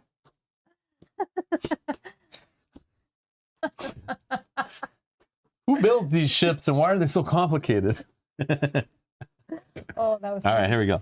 Mission launch procedure. If the Planetpedia is not open, go to step 3. Okay, it's not open. Well, should it have been open and maybe we just clean it up to save table space? I don't know. Go to step 3. Oh, I see. Because you'd be recording your current planet board, which we're not. Clean up the planet board, which we already did before. Prepare the away team is step 3. Okay. Okay. So we skip this stuff. We go to prepare the away team. It says the information on the revealed part of the landing card in the planetary scanner may provide you with information about what awaits you on the planet. Use this information to assemble the right away team for the mission. Each player selects one of their available crew members to take part in the away team. If playing solo, you must select at least 2 crew members from 2 different sections. If there are not enough available crew members to form the away team, each section may draw 1 random crew member from recruits, place their card into a rank 1 sleeve, and add this crew member to their available crew members. Then check log 991 and mark the first unmarked checkbox there. Oh, so it's bad if you run out of crew members, I see. Okay. If you have only the first box marked there, go back to the start of step 3. Otherwise, each section returns 1 chosen section die to the box and go back to the start of step 3. Ooh, Yeah, we don't want to ever get to that point. Punishments. All right. Return any remaining crew members in players' hands to the resting crew. So, okay, let's pick our do this? away team. We're just going with 1 each, right? Yeah, let's just do 1 each. Keep it simple the first Can I time. look at this one more time? Yeah. We're looking for pickaxes. We have. All right, I think we're going science today. I have the going to the beach here. Oh, I got pickaxe here too. I have pickaxe. You get going to the beach and we're good. Then we have 1 of each. You want to do that? Then we kind of have like both of them. I guess. Here's the thing I don't understand. I would love to hear thoughts in the chat from the handful of you who've played this game a bunch. The scaling of us only taking 1 each to the planet, or less than 4. How does the game balance that if you can only get so many things done because like you keep running out of dice? Like if I bring more people, can I not get more things done? That's what I thought. Because there's no like, I can't think off the top of my head if there's something that gives you a boost for running less characters to help them out. It's the same thing with Mansions of Madness 2nd Edition. It doesn't feel balanced the less players you have because it feels like there's still the same amount of things to get done. I think they're saying the supplies balance it out, but I guess even Oh, so. okay. So the supplies, okay. That makes sense. So it's always the same supply count no matter what. And those will just help you refresh. So, because that would spread amongst all 4 players would be using 2, them. Yeah. Okay, I guess that I makes can sense. see that. I can see that. Okay, that makes sense. But it's like still going to be the same amount of locations we need to travel through. So like George is saying, although I think more characters is easier because I still feel like you're getting more done. Yeah, ever since like I remember Game of Thrones board game 2nd edition, first board game ever played, at lower player counts, they cut off like a third of the map to kind of keep the players close together, to not let players spread out too much, to balance the game at a lower player count. They reduce the travel you can even make, right? So all these games we play that the map is still the same size with the same amount of travel actions, if they don't have a balance mechanic for that, or shrink the map, or speed up movement, give you extra actions, whatever it is, I always feel like you're kind of missing out. I feel like there's something missing there. Like this game is definitely shines probably at 4 players, or at least running 4 crew is the vibe I get. But again, I'm not a game designer. I'm not, you know, I don't know 100%. Like it probably is pretty balanced, but I still feel like I'm missing out on a little bit there. Jamie's also mentioning that each character will have to draw an event card, which will also possibly Like increase speed the time things faster. up. Yeah, true. So I think we can just try the 2 and see how we... I see. That makes sense. Okay, so yeah. So if we had extra people who are pushing further and finding more things, Yeah, it might still push it faster. Yeah, it still speeds up the goal line. Like it still comes, it's quicker. Yeah. And then each player has less things to do. Yeah. That makes sense. You guys, okay, I'm in. We're running 1 each. Yeah. I'm in. I was just curious. I knew someone else would have figured it out already. I'm running science. I just never thought about it too much yet. But I was just, it's some concern. I was like, I don't know if I should worry. I'm running science. That's who I'm going to take. Okay, I'll just take security, I guess. Okay, I'm going to throw my other So dice in here. these are still in our hand, or they go to resting now, right? It was telling you, but They go to resting. yeah, I think they're going to go to resting. So resting. So put them in resting.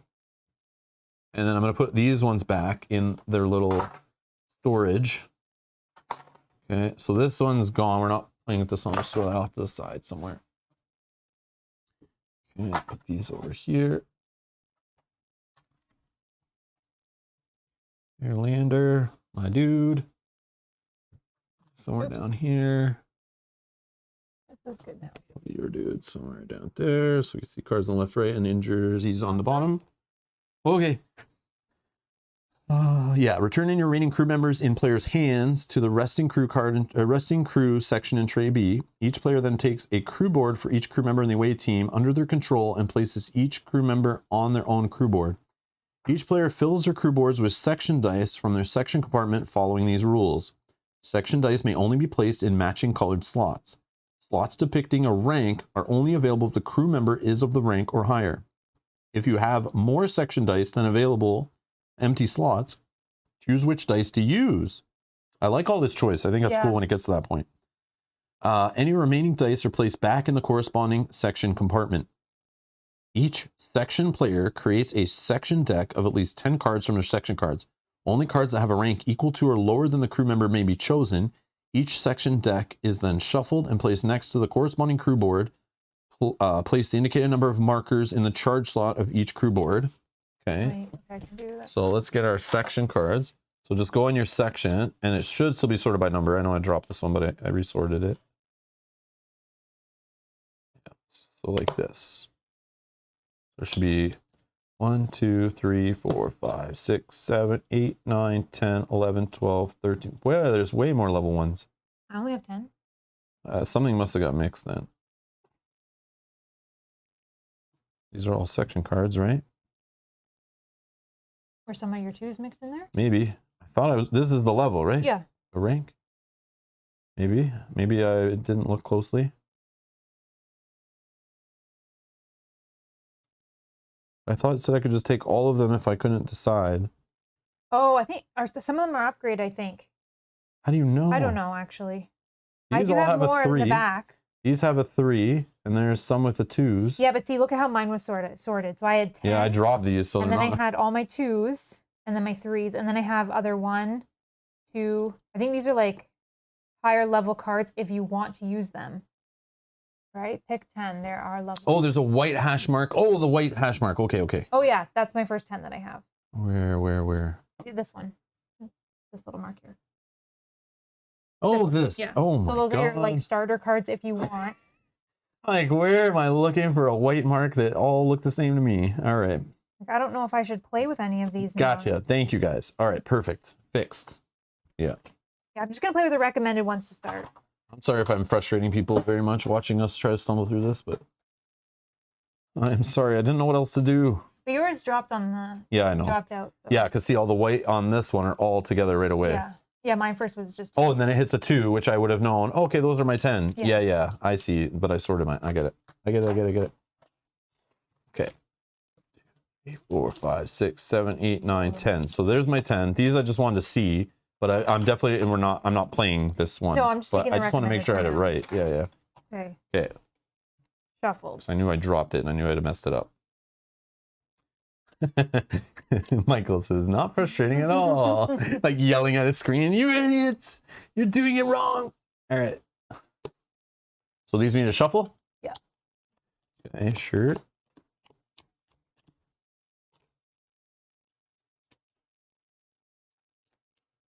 Because he says, not frustrating, it took me also a while to find the white mark. Yeah. I was like, what are you talking about, white mark? I don't see it on any cards. Yeah, I'm just going to throw this down here. Okay. I think you're supposed to put it right here. Oh, yes. I know this already because we've done this. did this, The yeah. cards they gave us in the tutorial went there That's too. okay.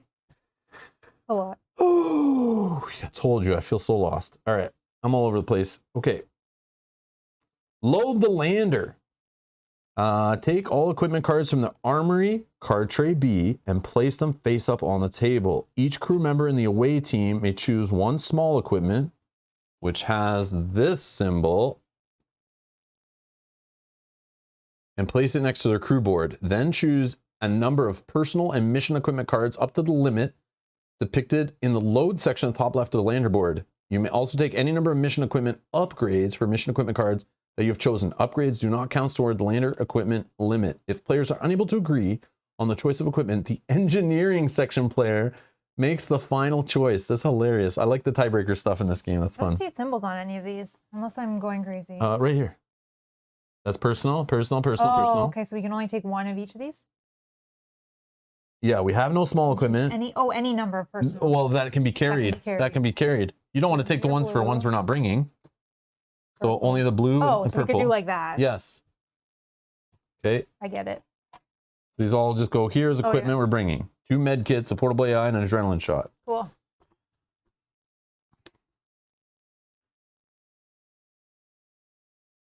Okay, place the chosen equipment cards in a pile next to the lander board and then return the rest to the armory. Note, equipment that depicts a section icon may only be used by a crew member of this section. Place a marker on the appropriate space of the supplies track. The highlighted space on the supplies track is the base number of supplies the lander has. The number of supplies in lander equipment limit can be modified by lander mod cards on the lander. Strap in, step 5 here. Check the upper part of the landing card. It contains a number of log with a briefing. Number of the log with a briefing. Go to this entry in the logbook to learn the details of your mission. Then perform the landing sequence for the planet described in the logbook. Once the landing is complete, the instructions will guide you back to the following part of the ship book if necessary. Oh my God. Here's for the supplies. Okay. Not dual layer cardboard. Not dual layer cardboard. Not impressed. A 2. Okay, it's passing the sneeze test. The environmental hazards tests. So now you have to read the logbook. Where does it show you what number you got to read? Upper part of the landing card. Oh, I see. It said not till instructed. Remember, 3:15. Okay. I see. We're gonna go to 3:15 and have ourselves an adventure beginning here. Because then we have a problem. Yeah.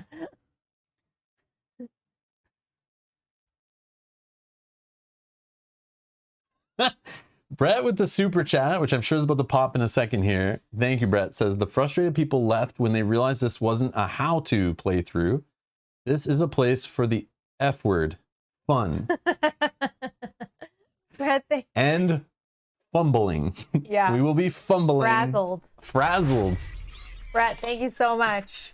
And freaking out a little bit, maybe too. Brett, thank you for the support. Thank you for the super chat. Much appreciated. Okay, 3:15.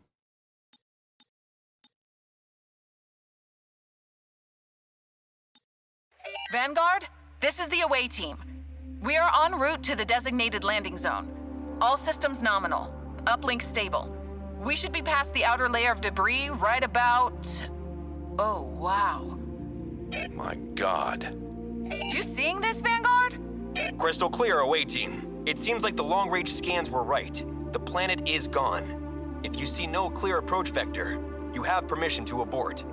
No, some pieces of the crust look large enough for a touchdown. and we detect anomalous structures among the debris. We could take a look. Anything you bring back will be invaluable, away team. Just don't bite off more than you can chew. There are plenty of other worlds on our list. Copy that, Vanguard. Plotting the landing path. So basically it's telling you, get what you can, but don't push your luck too far. You can't do it all in one trip, is what I read between the lines there. I don't know if that's what I'm supposed to be thinking. And they're like, you have many other things to do, so don't feel like spending too long here. You might die. All right. Important. This planet introduces the lander. Landings and limited supplies to the campaign. This is our first time dealing with this stuff at all when you're playing the game. None of that was in the tutorial. On the lander board, place a marker on the starting space indicated with an S on the landing track. The landing track represents your progress towards the planet's surface. So that is this track up here. We have an S. And I'm going to put the token on the S, and it looks like it moves to the right there with right arrows, eventually landing successful. So we'll see what happens. We will see what happens. So it's telling us, log 315, we're en route to the designated landing zone. Roll the danger die. Go ahead, hold on. Boop. Go ahead, roll that danger die. Oh, that seems bad. Okay, so then I'm going to go back to the app. If more than one option is available, choose one. You can't choose if you cannot choose an option you cannot fully resolve. In rare cases where a crew member would gain a fourth injury, ignore that injury and injury die. So we can't gain more than 4. Okay. And a fourth one is where like your character dies, right? So it's telling you like you don't die yet. Yeah. It's still being gentle. Pellucid landing orbital debris section roll result. We got the middle one. You got this one? Yeah. No, you didn't. I did. Look, it's there. That says clear landing path. I thought that was bad because it had the 3 spikes. Yep, that looks legit. Yes. Wow. I thought for sure this was going to go way worse. I'm a pro. Like no debris impact, right? For sure? 100%. All right. I thought that was bad because it had Not other? 1, 2, 3. Oh wait, no, that's not the right one. Oh, That's only you got are a 4 cheater. spikes. Look, this has got 3. Yeah, okay. So we're not clicking Hold clear on. landing. Hold on. Mel doesn't. No, do you need your glasses? No, but that You need your looks. glasses. You thought so too. No, I was just trolling you. Were you really? Yeah. All right. Other. I really for a second was I was like, yeah, we're good. Are we good? You're like, yes, yes, yes, yes. I know the chat would freak out. It'd be like, no, wait, wrong one. It looked to me like when you just glance, you're Other. like, Progress the landing track. Move the marker 1 space to the right. okay. It seems good. That was like fine. As the marker reached landing. Oh, maybe that middle one would have got us all the way to the end of the track, probably. Oh, like yes. clear landing, right? Yes, Just like clear right landing. in. We saw, yeah. Oh, so that would have been like ultimate. Okay. No, we have not reached landing successfully yet. Oh, we're gonna do it again. Oh yeah, same thing. Roll the danger die. Blank. Seems good. Other. Continue. Move it to the right. No. Do you want to roll this last one? Roll die.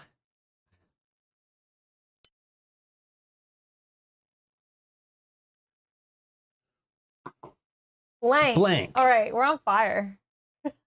Wait, you think this is like, I think they're taking it easy, super easy on us since our first time, right? Well, even so, blanks are still good in my And I'm sure opinion. debris impacts like super gentle too. Like, ooh, you spilt your coffee in your lap and now have to change your pants. Continue on and move the thing to the right. You're fine. Like, I'm sure. Progress the landing track. Move the marker 1 space to the right. Is it there? You bet it is.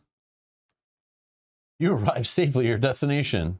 Important. This planet introduces leads, that's drawn from the bag, right? Yep. And discoveries to the campaign, which we did have a unique discovery already, so Yeah. I know what those are.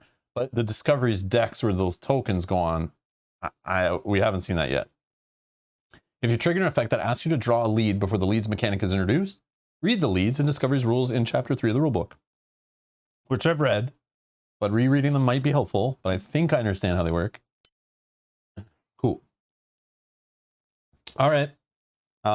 So now what? I don't know.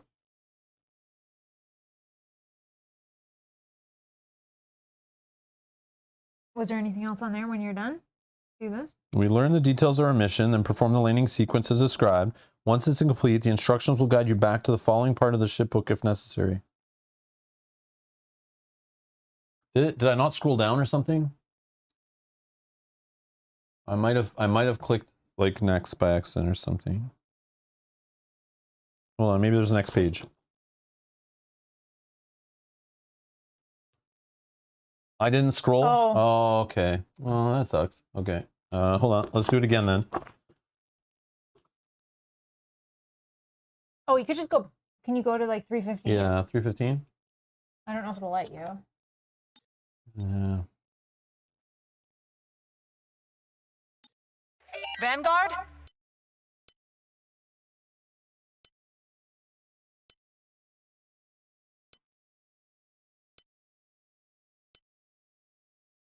Oh yeah, I guess you have to. Okay, so this I'm supposed to realize I need to scroll down. Based on just the. That's sidebar. kind of lame, no? Like, why isn't this just next and show me the next instructions? Like, that seems kind of hidden to me, no? Yeah, I didn't even Like notice it. this white line, I'm supposed to detect that white line every time?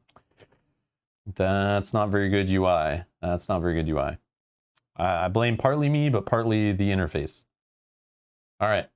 Important. This planet introduces threatening injuries. Oh, that's fun. Keep in mind that gaining the 4th injury will trigger a forced evac.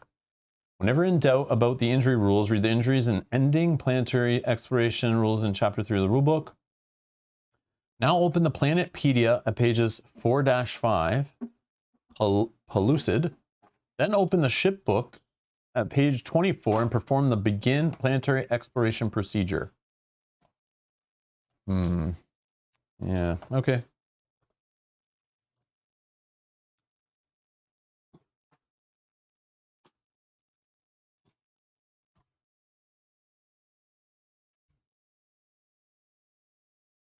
So looks like we have spots for discoveries up here.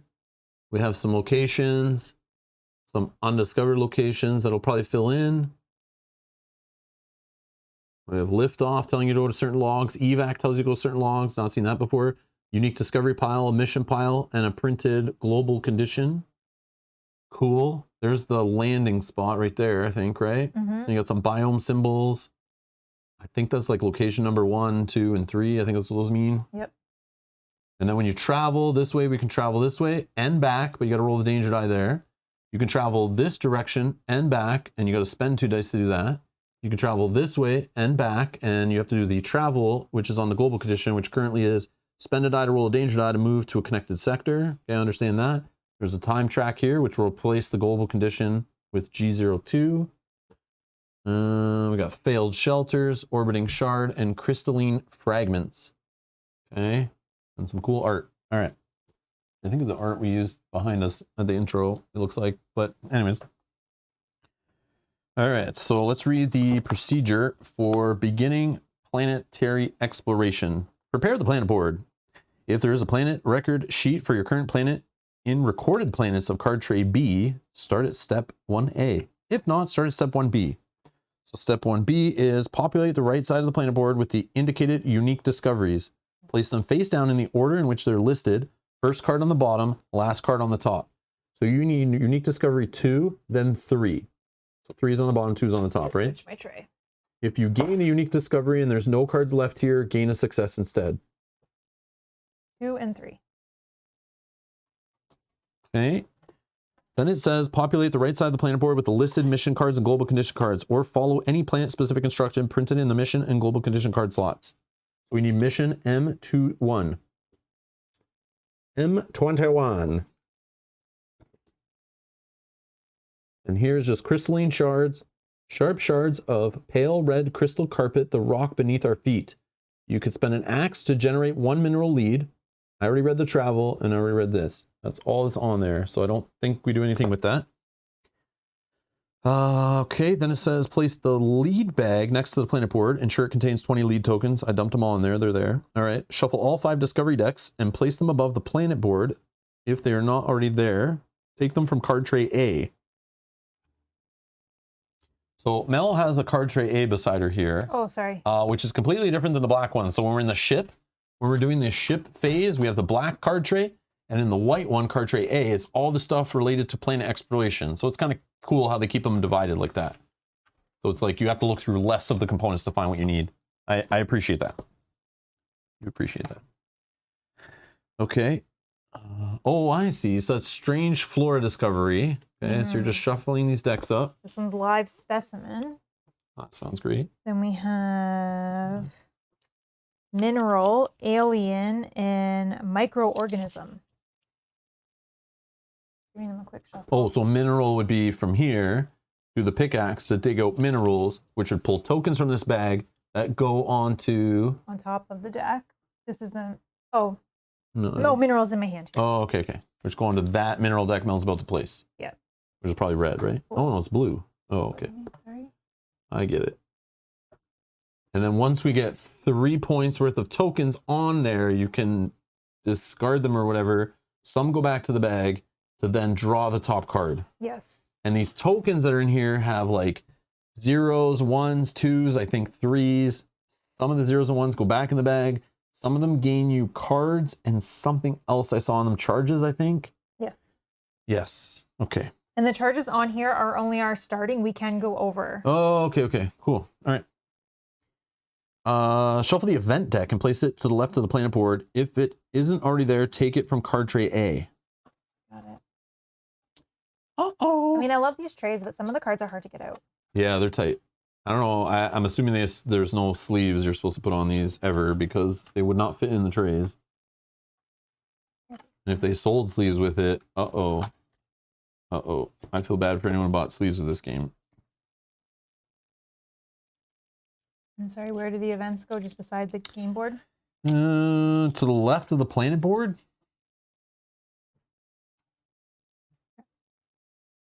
Place the injuries deck to the right of the planet board, but you can just put it to the left of the planet board because, I mean, I guess I could shuffle this over. I don't think we care about it that much. You can put them like here somewhere. Is there one that just says? They'll just say injuries. They're all injuries, like wounded injuries. Yeah, because if you flip them over, it doesn't matter because you'll find them on the other side of the card. Don't shuffle. I'm not shuffling. Flip them over. We're going to look through them based on this title. Okay. So I think you just put them all here. Like all here, whatever, somewhere over here. And like our equipment's here. Okay. I think. I don't think it's random. I think you always know. And then if there's an injury you're looking for that you can't find in the book, it says take the wounded instead if you can't find a regular. Okay. Like, or whatever you're looking for. Okay, then it says disembark. Unless your lander has already been placed on the planet board, as indicated in the briefing log, place it on any sector that depicts the lander icon. So do we have our a cardboard version of this thing, of this ship in those, probably still in the baggie. It's the Space Ranger. Go Space Rangers. That one? Yep.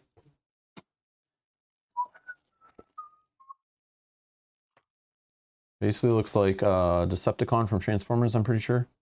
Is that Starscream or one of those guys? I'm putting that here. Yeah, we landed there. That's where our lander is currently. So I guess that's to remind us, like, if we need to get out, we need to get back to the lander. Or maybe that can move. I don't even know. I don't know it. I'm sure it does in the future. All right. This is now referred to as the lander sector. If the crew member minis of the away team have not yet been placed on the planet board, place them in the lander sector. What did you choose? I'm blue. So just grab any blue mini and throw it out there.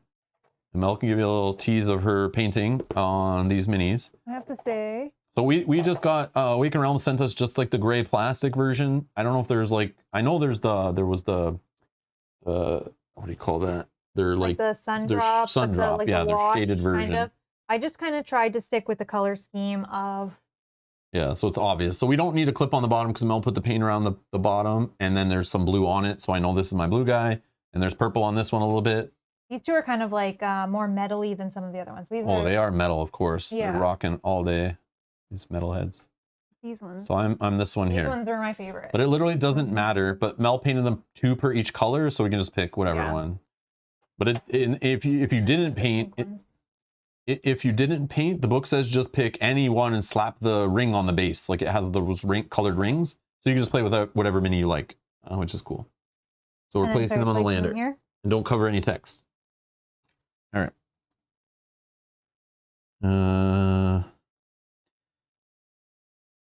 Take the rank up cards from card tray A, shuffle them and draw 2 at random.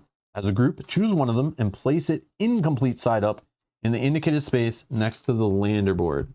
We're going to get 2 of these, pick one at random, or pick one.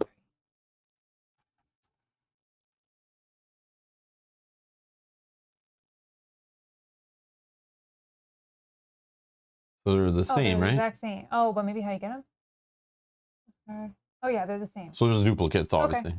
You shuffle, right? I did. Okay. I just did a quick shuffle, like not. I don't know if we shuffled it ever, though.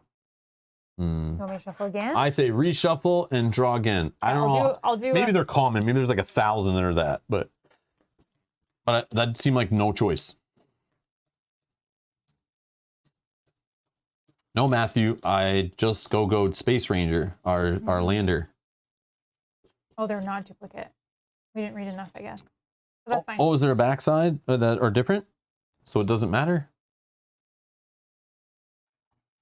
Oh, I see. I thought I was looking at this, and this is supposed to be different. My bad. No, I think those are all the same. And then this was like, they were anytime during planet. This one's at the end. Flip this card if you have 3 live specimen discoveries on your lander board. Card. I don't think we'll have those because it sounds like we're going for mineral cards, mineral discoveries. This one says any time during planet exploration, flip this card if each crew member has at least 7 discarded section cards. Can we take that one? Do you think that's Yeah. Yeah, let's take that one. Yeah, we just got to time it. So like, don't draw more cards if you can, if we're like waiting for me to get more of my discard pile or something. Yeah, exactly. Jack says, right one for sure. Okay, perfect. We're on the same page. We're on the same page. Okay.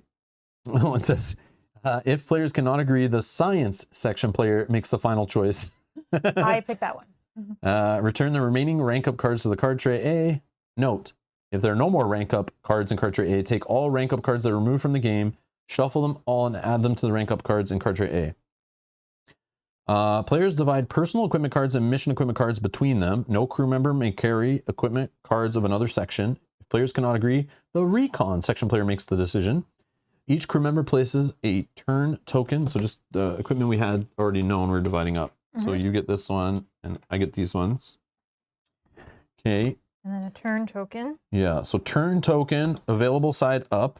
Okay, that's the tracker turns, which I appreciate. And then we have each crew member draws a number of section cards indicated on their crew board for their section rank. So I draw 2 cards into my hand. Okay. And then the recon section player chooses a crew member to receive the start token. So you're technically the recon section player, even though they're not on the planet with us. You're still that player who controls that section. So who's starting? I don't know. I don't care. You're gonna start. Jack says, I like the discovery rank ups though, especially when they align with discoveries you need for research. Yeah, it'd be sick if one was mineral, which probably was that we threw away and made Mel reshuffle. I didn't look at them either, so I don't know, but I'm sure one of those was probably better for us. Oh well. That's okay. Okay, so Rob's gonna be starting player. So planetary exploration is step 3. Follow the rules in chapter 3 of the rule book. Perform a planetary exploration. Store the ship book. Store that. A rule book. I'll pass it. Actually, I have it here. We also can reveal our mission, but we'll do that in 1 second. I want to set everything up first. So if I go. Oh, the ones we threw away were easier. Thanks, Yogi. The 7 discarded cards may not be that bad. I don't know. We'll see. So mine cards, just for fun, are so cards are multi-use in this game. Okay, they got their rank, their whatever sector or section. They have this ability. This one, there's an ability on the top you can spend the card for. This one is during a dice check, I can re-roll any die, or a green die. Sorry, that probably is. Yep, green die. And this one, during a dice check, I can roll any of the 3 colored dice. But then they have these on the bottom here, which during a, what is it called? Prepare action, or during any dice check, you can spend dice from your roll pool if they have these symbols on them to do these abilities and discard the cards. So you have these options, or these options to use cards. So we can get them in our discard pile either of those two ways that I know of. Those are mine if you want to. Or when we get to draw cards and we're already at our hand limit, we then can discard cards that way. So that will help us. And then your cards, you can reroll a red during a dice check, or you can spend any symbol, doesn't matter, that's what the A is, to draw 2 cards. Love it. And it would discard this card to your discard pile. Or before or after an action, move 1 lead token from any discovery deck to any other discovery deck. This will help us if we need to get any lead tokens, which I think. Yeah, so if we just kept that other upgrade card, we could have done this kind of trickery to move tokens from the mineral discoveries with the mineral leads. I'm sure we'll have other things. We don't need to worry about that right now, but yeah. So there is a way to still get out of that if we like, you know, we're trying to really get other leads. Or you can spend the science die to refresh 2 blue dice. Oh, any symbol eaten. It's not failures. It's like the accident symbol, right? Kazumi? Yeah, accident symbols you can't spend. So any is not truly any. There are restrictions. Do you want to look And no, at you can't spend an injury die symbol either. That is not any symbol on a die, which is also kind of confusing, but yep, makes sense though. Mission, Among the Ashes. This broken world offers few surviving landmarks, but large cluster of potential interesting structures stands not far from the landing zone. We must comb the area inch by inch. Does anyone picture the Spaceballs combing the desert moment? No, when you read that? All right. Objective, fully explore the sector with this symbol. Which is not out yet. What does that mean? Oh, right here, this one. Oh, I didn't even see that. So that's a symbol, kind of like the lander symbol. There's a symbol here for whatever this means. Okay. And completion, when you fulfill the objective, you'll be asked to discard this mission. Okay. The Cavernos. Yes.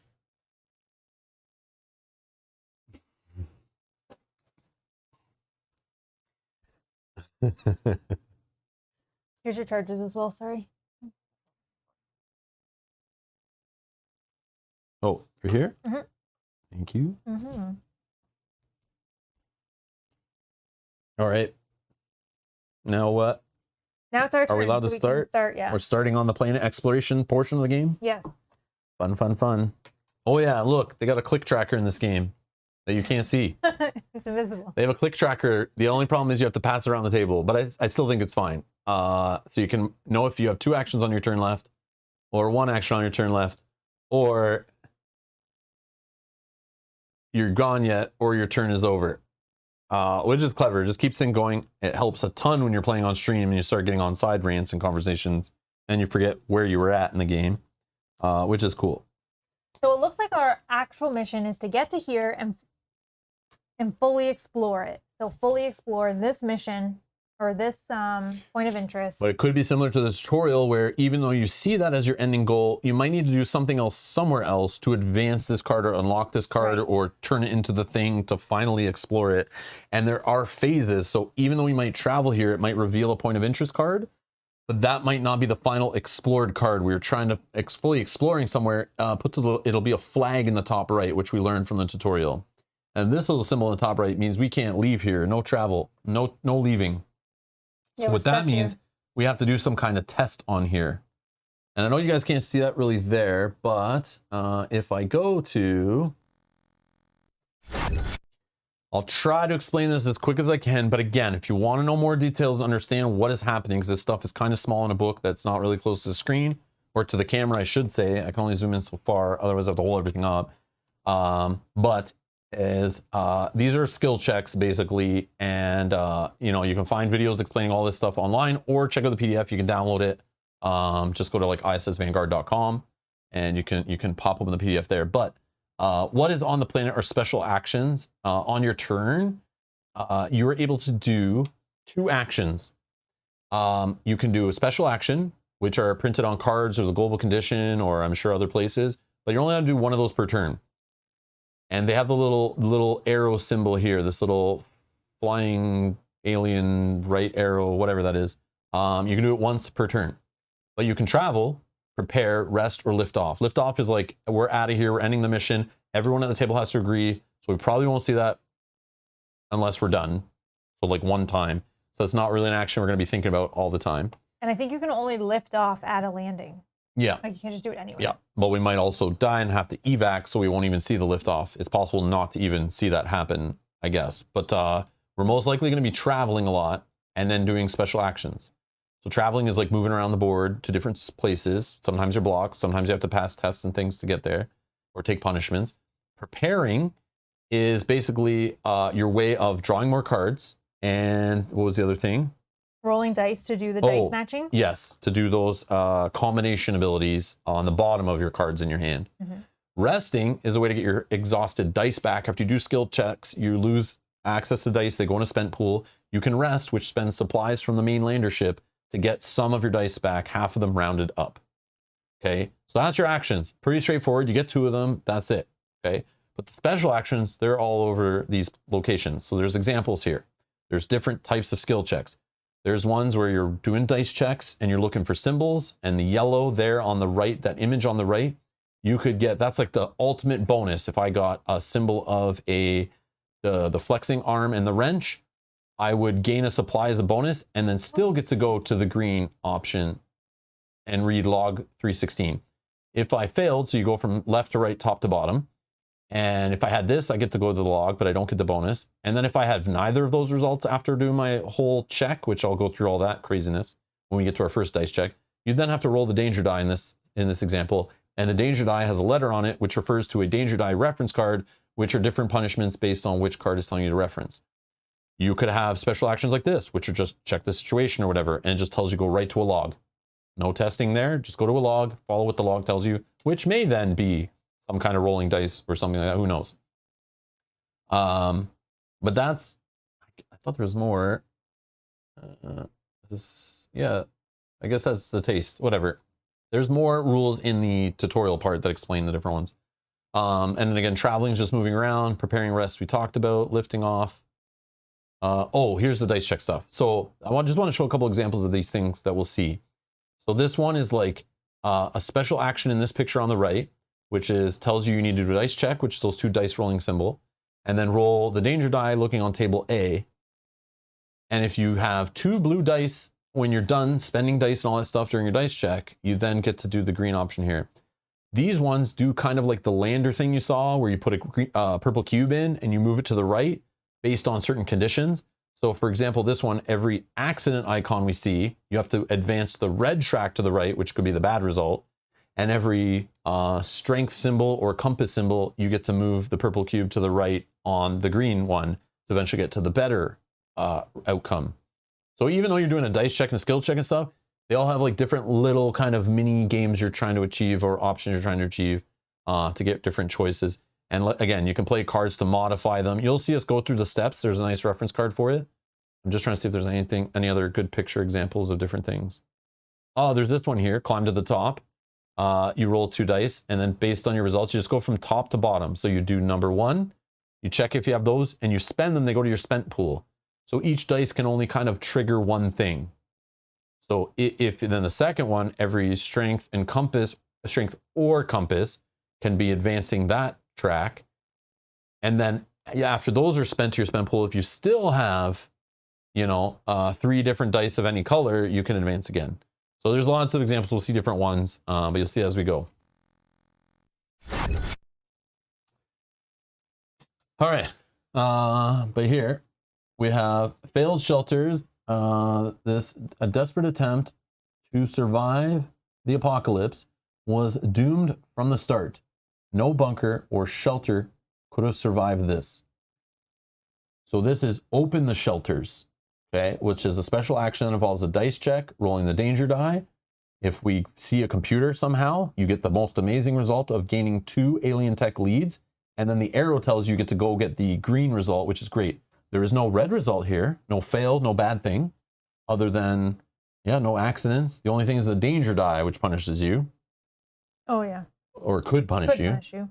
And then if you have a red and a blue together after that, if you don't have a computer, then you would still do the green option, which is gain a success and unique discovery 3, replace with card P112. So you'd replace this point of interest that's printed on the map with a point of interest card 112, which changes the location.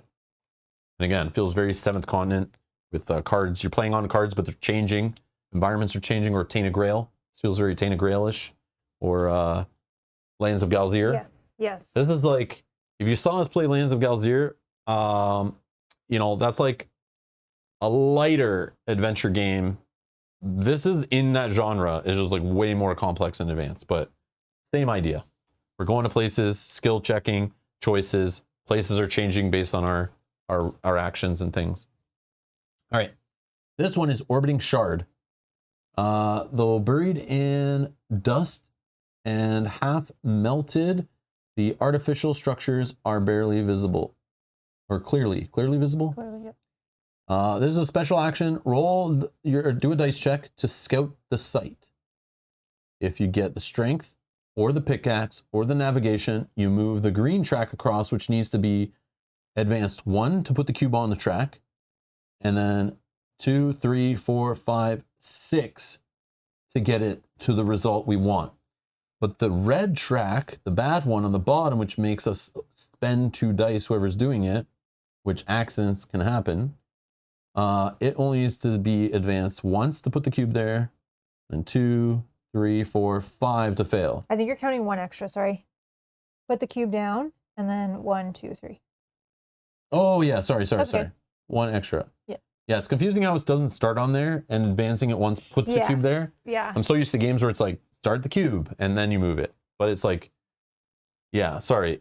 Again, Sajah, yeah, thank you so much. Yeah, I'm still figuring out. Obviously, we would do it correctly. Yeah. I'm just not explaining it 100% correct. That's okay. But when we do it, it'll make sense. Yeah, it's just weird to me that we don't start with the cube on the track. All right. Then down here, we have crystalline filaments. The arm of the crystal extending deep into space is difficult to traverse. But its samples might help us understand this phenomenon. So down here, we can do a special action of a dice check with the danger die to study the crystal. If you have pickaxe and science and computer, wow, you would do the best super result and get this bonus entry where you refresh all the dice you used in the check.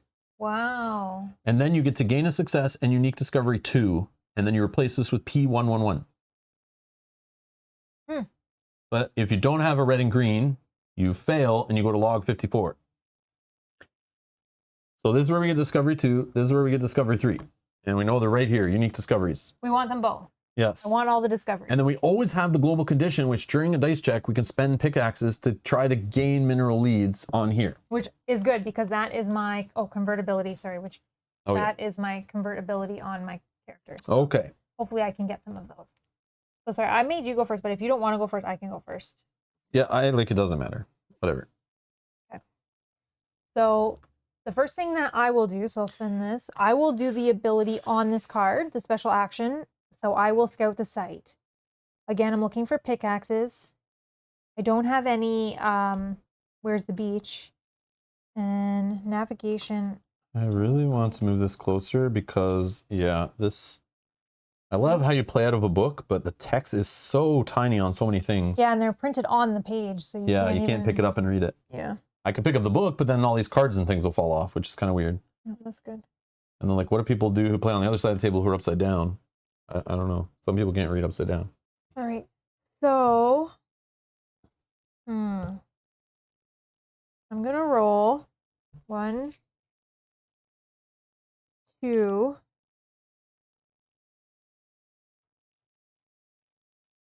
3.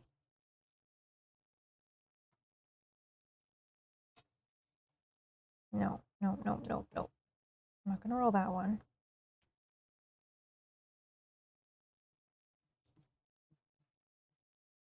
I'm not gonna get it on that one. I know it. I'm only gonna roll 2. I'm gonna roll 2 die here. No. Yeah, 2 dice. 2 dice. Okay, that's very good. So this is the Vanguard symbol, which can be a wild, so it can be any symbol I want. So I will, I guess, do you want to go through this as we do it? Sorry, I didn't. So I chose my dice. No. Sorry. I don't have any So danger dice checks in this game are a little nuts. They need a full-size tarot reference card to go through a dice skill check, whatever. So you choose dice. It's not as complicated, but it's like the steps order does matter. So you choose your dice. Done. If you have any injury or danger dice that need to be put in there, throw them in. You roll all your dice. If there's not an immediate thing on the skill check that automatically happens if you roll a certain thing, you get a chance to modify the dice. I'm not going to modify my Where you dice. could use cards. There's also assisting where someone at the location could help you. I could have gave Mel access to one of my dice and also played one of my cards to help her, I think. But she didn't want my help. Check for dice combinations. So after rolling and modifying, you then can do the spending on the bottom of cards or on the global condition card to spend dice out of your result to do these effects on cards or on the board or whatever, okay? Then you resolve any injuries and danger dice that hurt you. So they could make dice disappear from your pool, spend dice, whatever, from your active dice, all bad things, okay? Then you mark outcomes. So you don't fire off the results of your dice roll yet, you just mark them. So you would advance tracks or put cubes down where you're going to resolve, but you don't resolve it yet. Then you spend dice, where you move dice from your roll pool to the spent pool. Okay? So that gets rid of all the dice you have in the pool is discarded. Once it's discarded, then you resolve the outcomes that you've marked. It's clean and it makes sense. Again, we've only done it a couple times because the tutorial doesn't have you doing it. I guess you did it a few times. Yeah. Yeah. But it's still like this. There's an order to it. And there is even kind of steps and things missing from here with assisting and stuff. It's not a complete reference card. It's just to help remind you the order because it does matter. And then on the other side of the reference card, I should have shown before, but there is your actions. And then this exertion is another thing we can do that is printed on the board here. That is not an action where you can put a die from here back into your bucket, not the right bucket, but that bucket, one of your buckets, to then refresh 5 of your dice if they're in your spent pool. Oh, tracks resolved is in step 7. Sorry, did I skip that one? Resolve special effects. Yeah, I probably did, right? Oh. But anyways, you guys can see it. Even if I skipped one, it's all here. We'll just go through it as we do it. Okay. Because we're not pros. So a lot of mine are because I don't have any damage. So I'm not modifying the results. I'm not doing any dice combinations. I'm going to leave it as is. There's no damage die. Resolve special. So I didn't get any. So I did get a Vanguard, which I'm choosing to be the pickaxe. That'll drop 1. I'll spend that. And then this one I can convert with my ability to a pickaxe. So I will move that. And then mark outcomes done, spend dice done, resolve outcomes. And that's still not. Yeah, so there are no outcomes to mark on this one. That is the special 7. So you're either doing, I think you're either doing 7 or step 8. But not both usually. But I think there is maybe ones that you can, but I don't know, whatever. Okay. We'll figure it out. Then the second action that I will do is I'm going to prepare. I'm going to, won't be able to do that if I do that. Yeah, I'm just trying to get cards discarded and I don't want to rest yet. So I'm going to prepare. So I will draw a card. During dice checks, I can re-roll any color die. And then, you know what, I probably should have made, I can do them in any order, right? I should have made dice. No, that's fine, that's fine. Let's do, we're going to discard this one, re-roll the red. And then I'm going to roll for dice checks. Just going to roll this one. I didn't get it. Oh, that's too bad. But I could spend this one to refresh 1 die. Yeah, let's do it. Let's spend this card. I'm going to spend this to refresh any 1 die. I'm going to refresh this one. Okay. That is my 2 actions. So I will flip this. I will pass that to you, and then I will draw an event card. Oh, no. I don't know if we want to show them as we... So event cards, you check the biome on the top. Do you have that biome symbol at the location you're at? We do. Oh, no. Yeah. If you didn't, we would just advance the time tracks, it says. You discard it, but you're detached. So you need to either return a die to your tray, which you lose for the rest of the mission, or you can roll the danger die against table E, then roll it again against table G. Holy. And here's I the just wanna reference look. for this. Look at that. E. You could gain freezing, or gain exhausted, or lose a die anyway. And then what's the other one? It was G, I think. That might be F. Hold on. Let me check the super tiny. Holy, it might be F on the first one.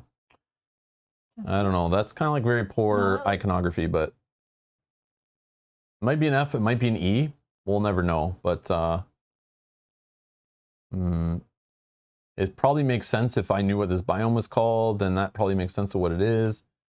But it does look more like F, maybe. Yeah.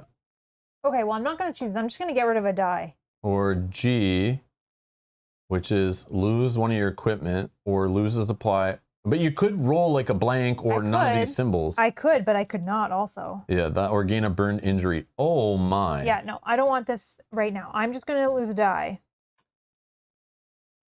And I'm just going to get rid of my red die. So that's going to go back in my box. Okay, discarded. I'm done. Go ahead. Wow. Yeah, so we just need to get out of here basically, right? Mm-hmm. So I need to advance it 1, 2, 3 more times. I can choose to lose that one, but I don't think I need the red dice. I think I need, for me, the blue and the green are better. Unless I'm thinking about these. Okay, you're right. Maybe I'll go for the green die.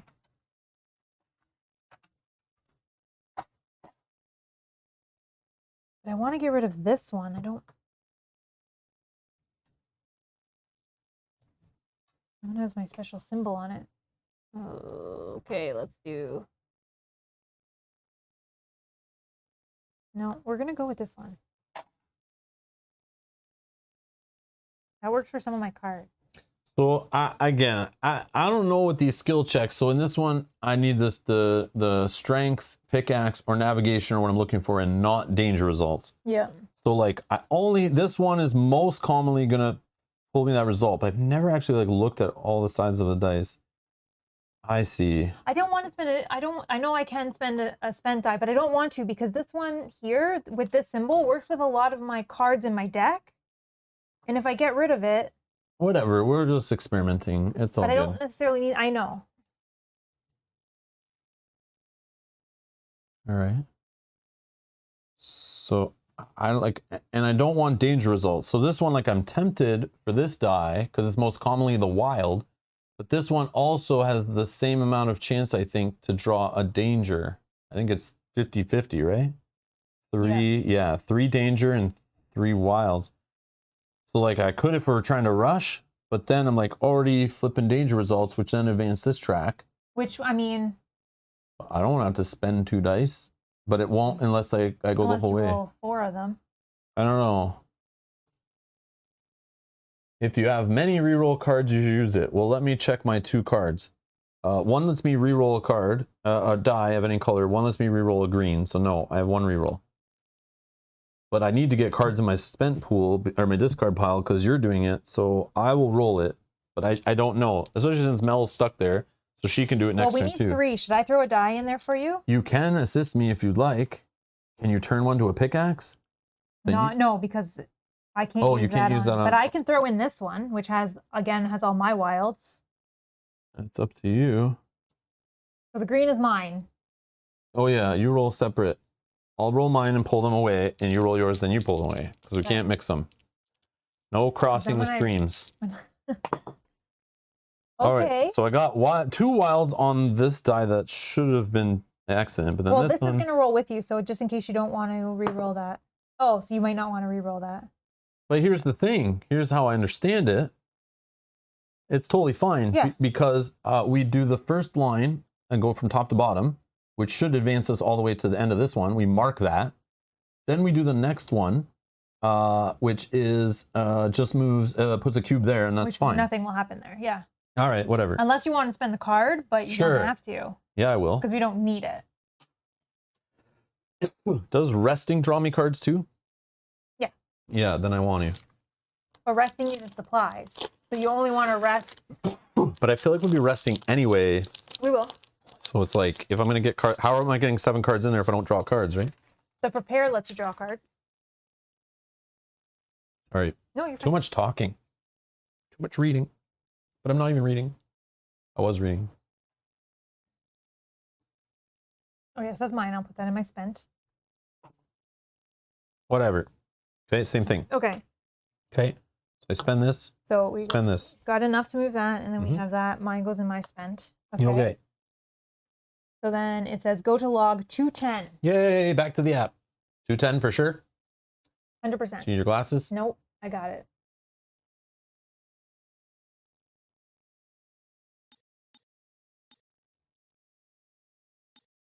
Vanguard, this is Away Team 1.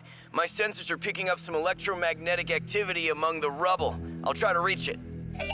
Be careful, Away Team. This planet looks too much like a battleground. You should expect danger and... Okay, got it. It's just a small shard of some metallic magnetized casing. Nothing too exciting. We'll tune your sensors to the magnetic signature of this shard. This should help you find other similar parts. Roger that, Vanguard.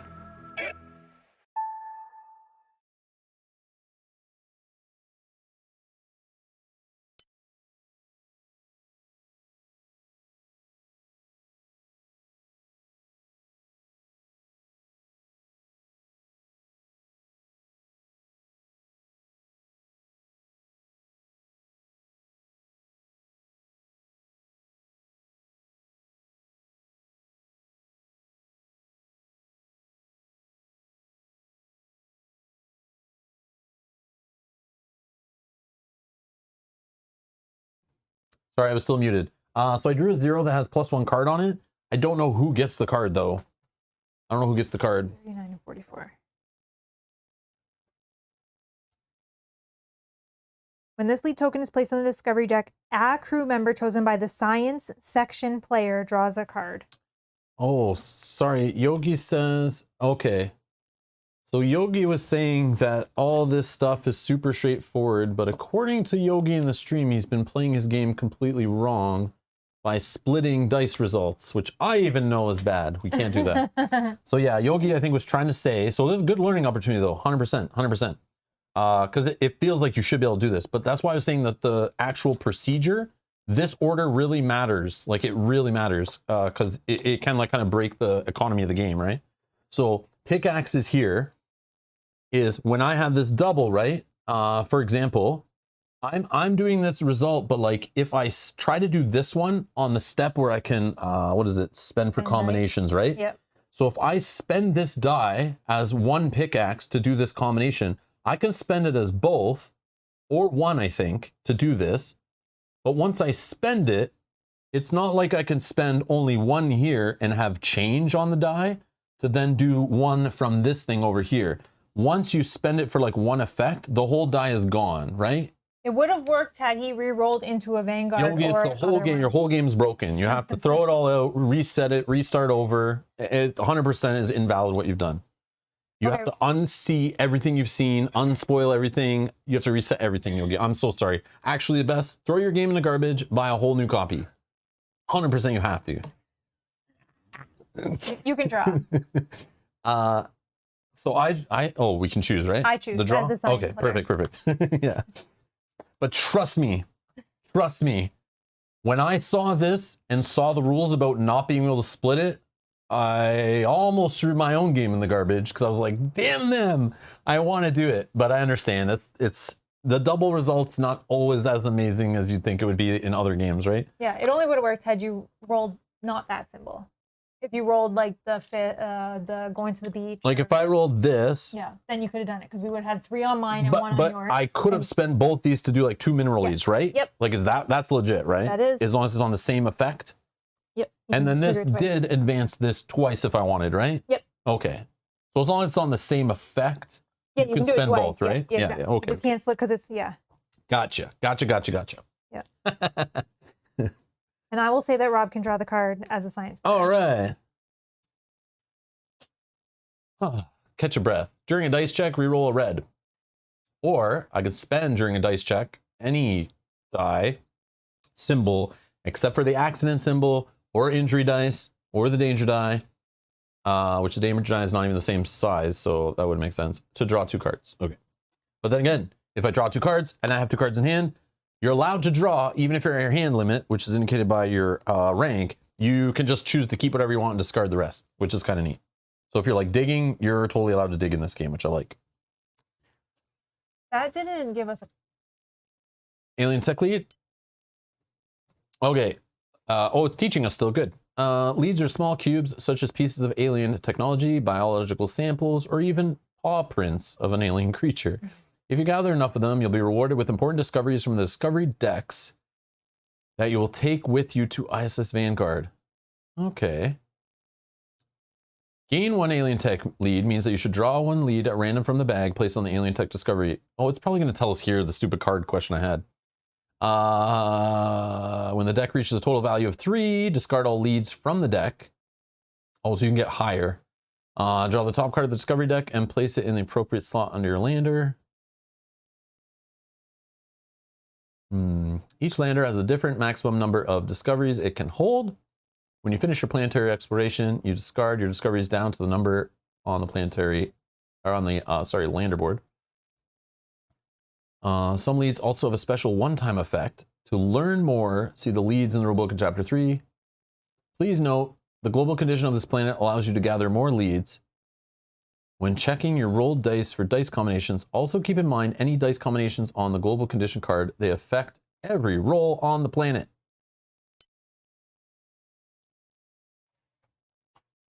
And then replace the card in your sector with card P110. I just want to make sure. Oh yeah, that's clear. Making sure I'm getting the right cards.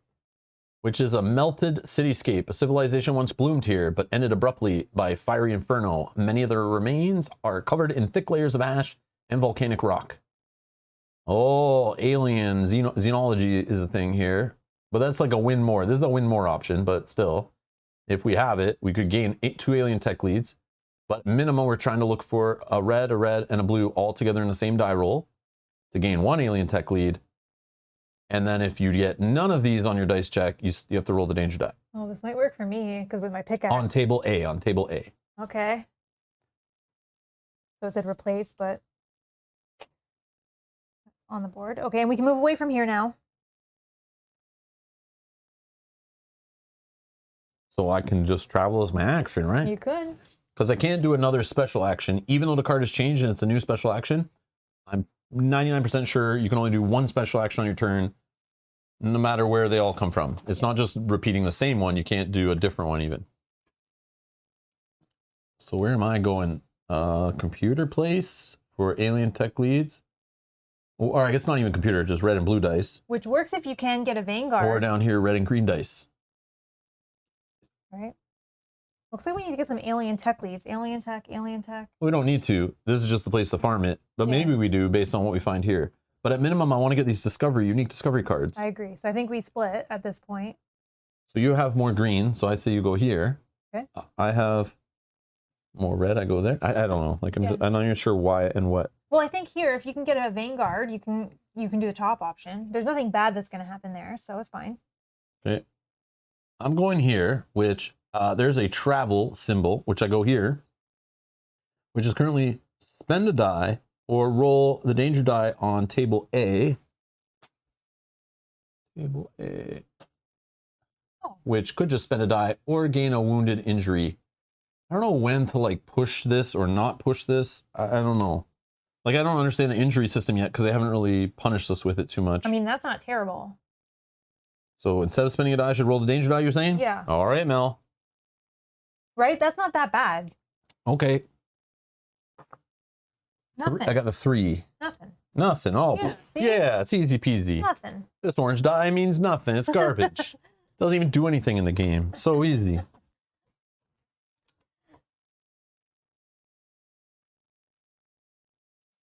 Okay. So now you traveled. Okay. That's it? I guess so. Okay, so you're going to flip your... Oh, yeah. Flip my token. Oh, yeah. Not even using the action thing, but whatever. Does this match the Yep, second one. this one? Yep. Friendly wildlife. Well, that sounds good. Oh. You may roll the danger die on D to refresh 3 dice. Oh, it's. I could just skip it. You could. It's you may. What is D? Spend a die, gain exhausted, or gain panicked. But I don't even have 3. Okay. But a refreshing, like how rare is refreshing dice? This one, though, if you do get this one, you spend it, and then you get to refresh 3 back. I won't get that one.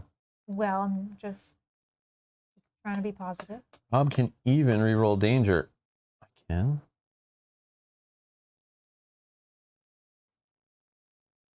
Oh, I can ignore the result of 1 danger die. Okay. Adrian. All right. Oops. Let's do it. Okay. I don't know. Rolling. I got the 2 point. Spend a die. Oh, okay. And then refresh Let me 3. spend a die and refresh the dice. Okay, okay. Great. So good at this game. All right. We're breaking everything. There you go. Okay. All right. So now we will flip these over. Flip your turn action back. And then at this point, we can decide who's going to start. Which again, I still don't have my head wrapped around this, so I don't know. I think that will come into play based on like if I need to move to you first to help like I you can or open something or free something Yeah. or like earn some lead before you go or turn on the power before you get to do something. Exactly. That mattered. But I like remember. right now, so I'm thinking for me, I kind of just want to rest and then maybe do this. Really? Yeah, because I can convert to get that and get. Remember, we only have so much time here. I know. And then I'm going to move to here. Unless you don't think we need. I don't know. Alien leads. You do whatever you want. I'll yell at you later once I know what we're really supposed to be doing. I know. I just want these, and we need to do this mission of fully exploring this. And we have a time limit. Which But we then haven't hit it yet. replaces the card, so it might then be another time limit, you know? Right. This just reminds me of like Marvel Champions schemes, right? Like we'll go to the next scheme card, but we might still have more time to do stuff. It just might get crazy. Yeah.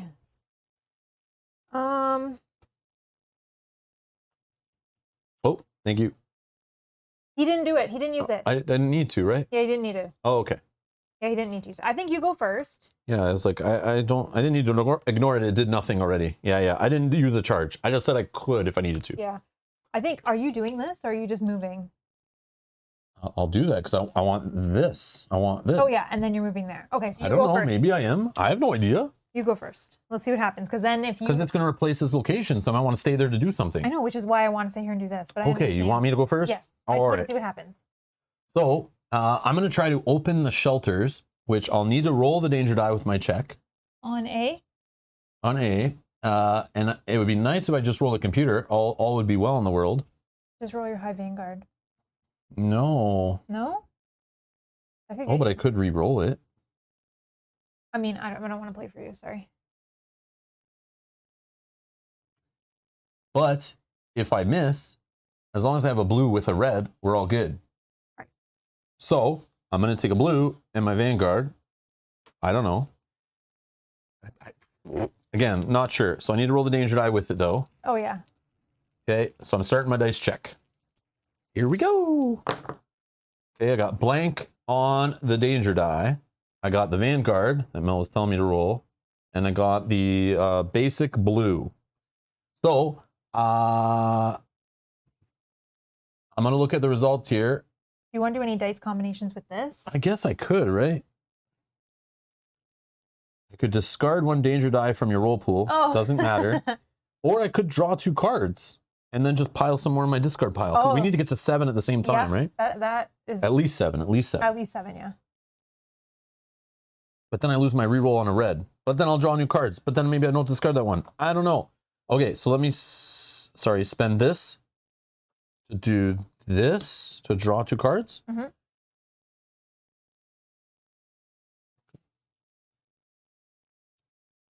Oh. So I don't have injury dice yet, so maybe I don't need to keep this. But I could refresh 2 red dice by spending a shield. Ooh. This one's the reroll any color die, I know, which those is are good. good. Yeah, so I'll probably keep that and just pitch this one. So now I have 3 in my discard. I have 2. Okay.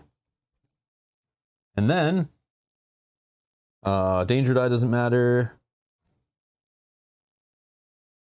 Resolve special effects. Do I have a computer? Yes. You do. I have a computer. I'm spending the computer. We'll put that there. Okay. And then I mark, and then we spend all the other dice in the pool. There are none. And now we do this. Gain 2 alien tech leads. Nice. So we're hoping to draw 2 tokens that get us a total of at least 3, I hope. Yeah. What's this? Oh, a big fat 0. And that one will go back. Not yet. I In think. the bag. Not yet, no. Yeah, only thing Only is when you discard them. them. Yeah. Man, I'm really hitting the lottery here. Okay. These alien tech leads, they're buried deep in the planet. Okay. Then we're gonna gain 1. I totally blank on what these are called. Success, Success. I think. And unique discovery 3. I don't know what success looks like, so I'm going to assume.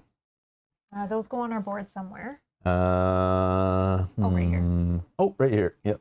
Okay. Unique discovery 3 you get. Ooh.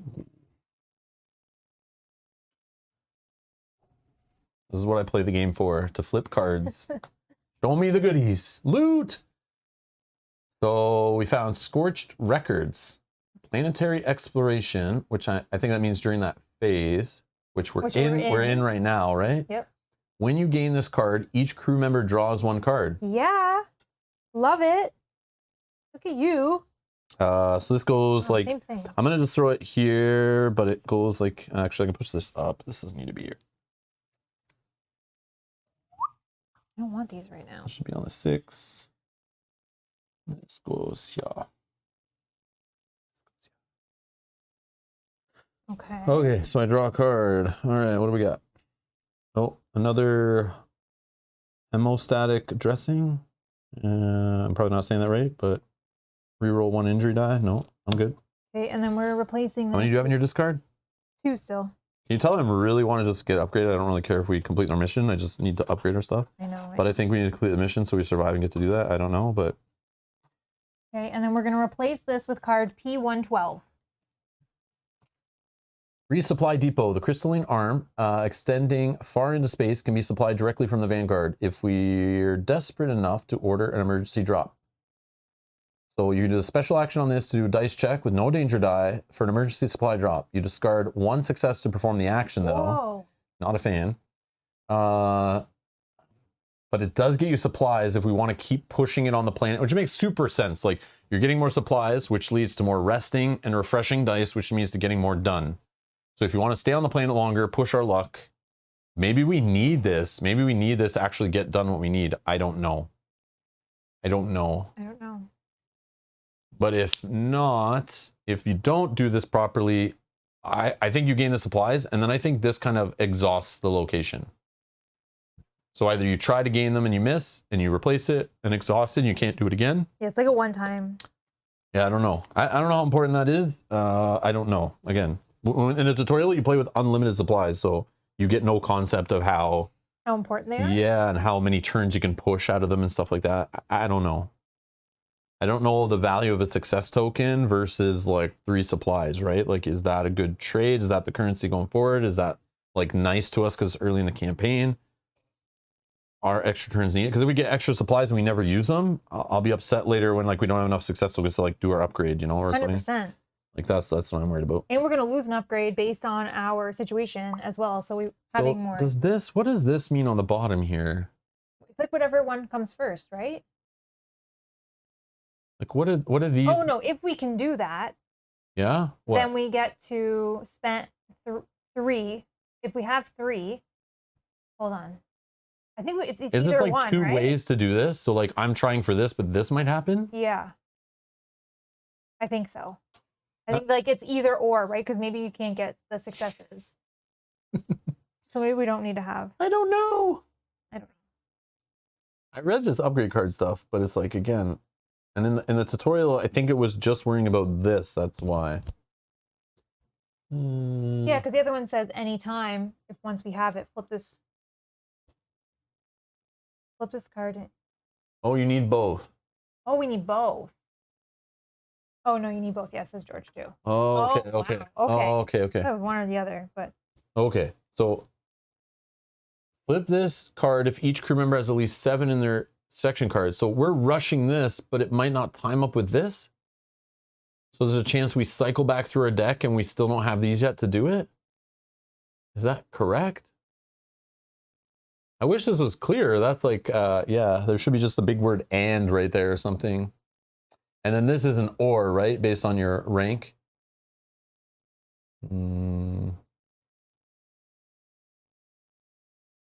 And you don't, yeah, you don't spend them on this. I know that. I remember like you just keep them till the end. Oh, Jack says you flip it anyway. You only rank up at the end if you have the successes. Okay, that makes more sense. Oh, okay. It'll probably make more sense when you flip it too. Yeah. Okay, we'll figure it out. We're thank you for your help. I appreciate it, guys. I do appreciate it a lot. Okay, I think I'm gonna ignore the alien tech. And then maybe just go down to here. We shouldn't waste time. You're right. It already gave us the hint that we shouldn't do everything. But we can, I think, come back here if we're like, if we find something later that's like alien leads and we need to pile them up for some kind of upgrading our ship or building something or whatever. I'm assuming we now make a mental note that we can come back here to farm alien leads. I think because when you save the game, you save the state of your planet. So if this planet doesn't blow up from us being on it right now, we could come back and just like land here, then go like right to these places and start farming alien leads. Yeah. I think that's a thing. I'm assuming big assumptions, but that's what I assume could happen in this game. I feel like it could be a little sandboxy like that where you can travel to kind of, but then if you can't get back to this planet because you got to travel through other planets, it could be a pain in the butt. I don't know. Sure. But Jack's saying yes, exactly that. Okay. Okay. All right. That's what I'm assuming. Okay. Because we're like affecting the planet as we're here, but this planet is not just for this run. We can come back. So don't think like Oathsworn where it's like linear path of like read same story, do same mission, read same story, like all in one path. Everyone does the same thing.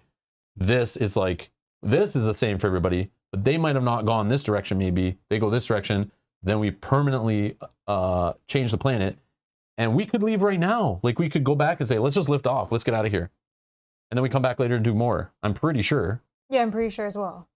We just won't have. Yeah, we just won't have our mission. Benefit. Yeah, exactly. Okay. But yeah, I don't think you can do everything all in one trip. I don't think every planet's designed that way on purpose. But I'm pretty sure you can speed run the game too. That's why it's 20 to 60 hours in a campaign. I'm assuming that too. Like we could just push forward, get everything done, get a little lucky on dice rolls and stuff, and just push. So that's not how we play here. You know, I just want. We like to check every rock and behind every bush, looking for all the loots. And these, I just want a quick question. These cards that I brought in, sorry, I should put them more on screen. These cards that I brought in with me, if I don't use them, they come back with me, right? I think they're always in the armory. Okay. Yeah. Because I'm like, I don't want to spend them if I don't need to, but okay. But they're not actions unless they say they are. So you can like do them kind of like at any time. Oh yeah, I guess. That's and it does say like return it to the armory when you use it. So use it. Definitely clear. Like these are super clear. It's like do this, do that, and then return it to here. Oh yeah, sorry. Very Just organized. my portable AI, I guess. Very organized. So if I did this dice check here, it says whenever you make a dice check in a sector that's fully explored, which this is, you may roll one of your spent dice. Bob's saying in the chat, if you have the mission card still, like obviously you don't complete the mission, you fail the mission, which has negative effects on the ship. Cool. Okay, so we got to Good to know. Thank you, Bob. I'm sure we'll find out that firsthand at some point where we can just not get the mission done. Oh man. All right, I'm going to rest first. Oh no. I'm going to rest. So we're going to reduce our supplies by 1 to 5. Boop. And then refresh half of your total number of dice. So I have 5. I'm going to refresh 3. Half rounded up. Half rounded up. Sorry. Okay. And then draw a section card. During dice check, reroll 1 green. I'm just going to do that. Okay. Those two are exactly the same. How many in your discard pile now? 3? I have 4. Okay. But I'll hopefully get to use one in a sec. Okay. Okay, then we're going to travel. Well, I won't use it actually till next turn. Rolling the danger die on table A. 3. 3 points? Nothing. Oh, you're lucky. Okay. So that is my turn done. Did you draw an event? I don't know. Did I go? Yeah, you went first. But I didn't finish my turn. I never flipped my token. You just took over. Oh, sorry. Sorry. I don't know. Did I? No, there's only 2 here. You went first. So we're on the second round Wait, or did whatever? you go? I don't know. Did I just jump This in is the front? problem is that I don't know what turn. Wait, I don't think you went. I don't think you went. But then what did I do on my turn? Didn't I do something here and then move? And then at this planet, I did something. I didn't do my second action probably even. You're right. You didn't do your second I didn't do my second So, action. You okay, just jumped in and took over. Rewind. I'll do all the exact same thing again. I'll just do all the same thing again. So I'll just go first. I just never did a second action, I don't think. Yeah. So I'm just going to stop there, but We you got can into go a ahead. side conversation and then, yeah. I did the second action. What did I do? What did you do? Did you move this turn or last turn? What did I do? On this one, you did this. That made this go. I feel like when it came to my turn, the first turn, I completed this one and then I just moved. So your first action was My to first trigger action this? was to do the test on the special action. And I don't think I've rested. I don't think I didn't move a second time. Moved and did. So what did I do on my first turn for my 2 actions? One of them was this. Yeah. I don't know what the And then I think I moved out after. Yeah. Moving is a turn. Right, but we don't know when he moved, if it was this turn or last turn. Well, what 2 actions did I do on my first turn then? I'm pretty sure I just did special action. I didn't rest. Did you prepare? Did you draw a card? No. Maybe I prepared. Maybe I prepared. What is prepare again? Just drawing Draw a card? and then do the check? Maybe I You did roll one of the dice those. and do a check? But I thought I did that combination thing. No, I didn't do a new dice check. I did that on another one. Yeah, Gazumi says moving was part of my first turn. Brett, thank you so much. Yeah. So what I'm going to do is I could try the supplies. That's what we're asking. Oh, you couldn't because No, you I already can't, did. yeah. You can move. So I could move or I could stay there for supplies. That's what it started. Sorry, that's what started. And then I Yes, I wanted to talk about the gaining 3 supplies and spending successes. And then we got into the whole successes for this and all that. But I really was trying to understand, like, should I stay there or should I leave? Sorry, I don't even know why I just started to go. Because you're like that. You're always like, I'm going to go first. I'm going to go first. Everybody, I'm going first. You're just like, when's my turn? But I get like that But too then sometimes. you gave me this back, so I guess I just assumed. I don't know. Okay, whatever. Maybe I never. All right, so I will move, whatever. And I'll do the danger die. And it's the 1 point, which is spend a die. You're doing on A? Yeah, A, it looks like. Okay. Right? Yep. Spend a die. Yeah. So 1 drop, spend a die. But I don't know what's... I'm actually still here, technically, I think, right? Yeah. So I don't know what's happening. I'll explain it. I'll just spend a... I'll just spend this red, I guess. I don't know. I don't know. I'm leaving everything the same, but I am here, but I'll just do my whatever. thing after. So I Okay, can rewind it. so I'm moving here, and we're going to go to log 15. Wow. Sorry, that was my bad. Come in, away team. We have something you really should see. Yes, Vanguard, we read you. Our AI analyzed the data you gathered while scouting these ruins. It does seem there was an advanced civilization living on the planet. However, your current area was subject to extreme temperatures, irrecoverably damaging most artifacts. Tell us something we don't know, Vanguard. The rocks here melted like butter. The point is, not far from your position, there's a cluster of underground structures, maybe shelters of some kind. If you want to find anything more than charred pieces of tech, the AI suggests you go there, but... There's always a but, isn't there? Well, our military advisors disagree with the AI. They warned us the crystal had something to do with the death of this planet, and they say we should investigate one of the crystalline arms before we attempt anything else. Understood. Leave it with us, Vanguard.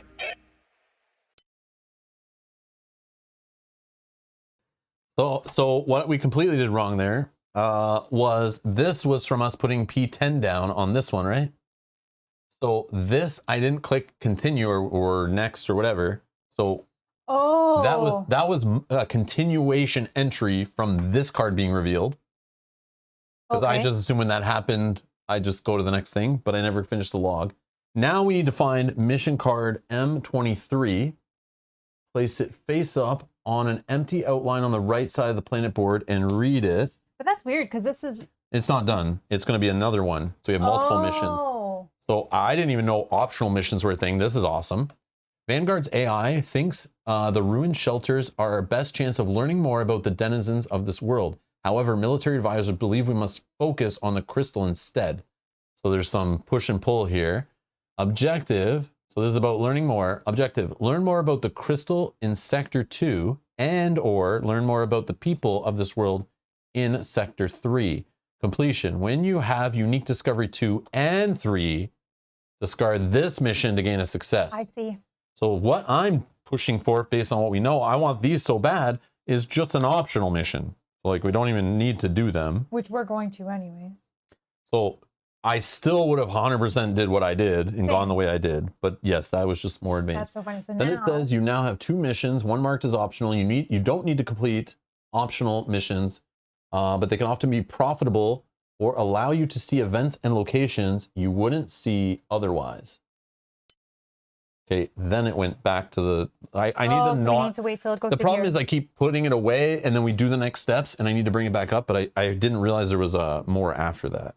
But anyways. Now you're going to 15. Log 15.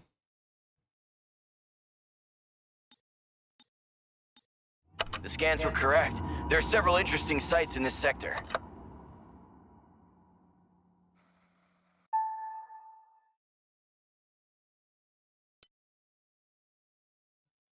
Find all 3 P113 cards. Place a random one. Oh, random. Okay. In this sector, return the rest to the point of interest card tray A. Reminder, the sector is fully explored only when you reveal a card with the flag icon in the top right. Okay, one sec. Let me click. Okay, we're good. Okay, you can pick one. This one. It does not have a flag in the top right. This is a buried signal. This mountain of charred rubble comes alive as a beacon-like signal sounds deep beneath it. So you can do a special action, dice check, danger die A, buried signal, pickaxe. So this only has the yellow and green. There's no red. So any die will advance it.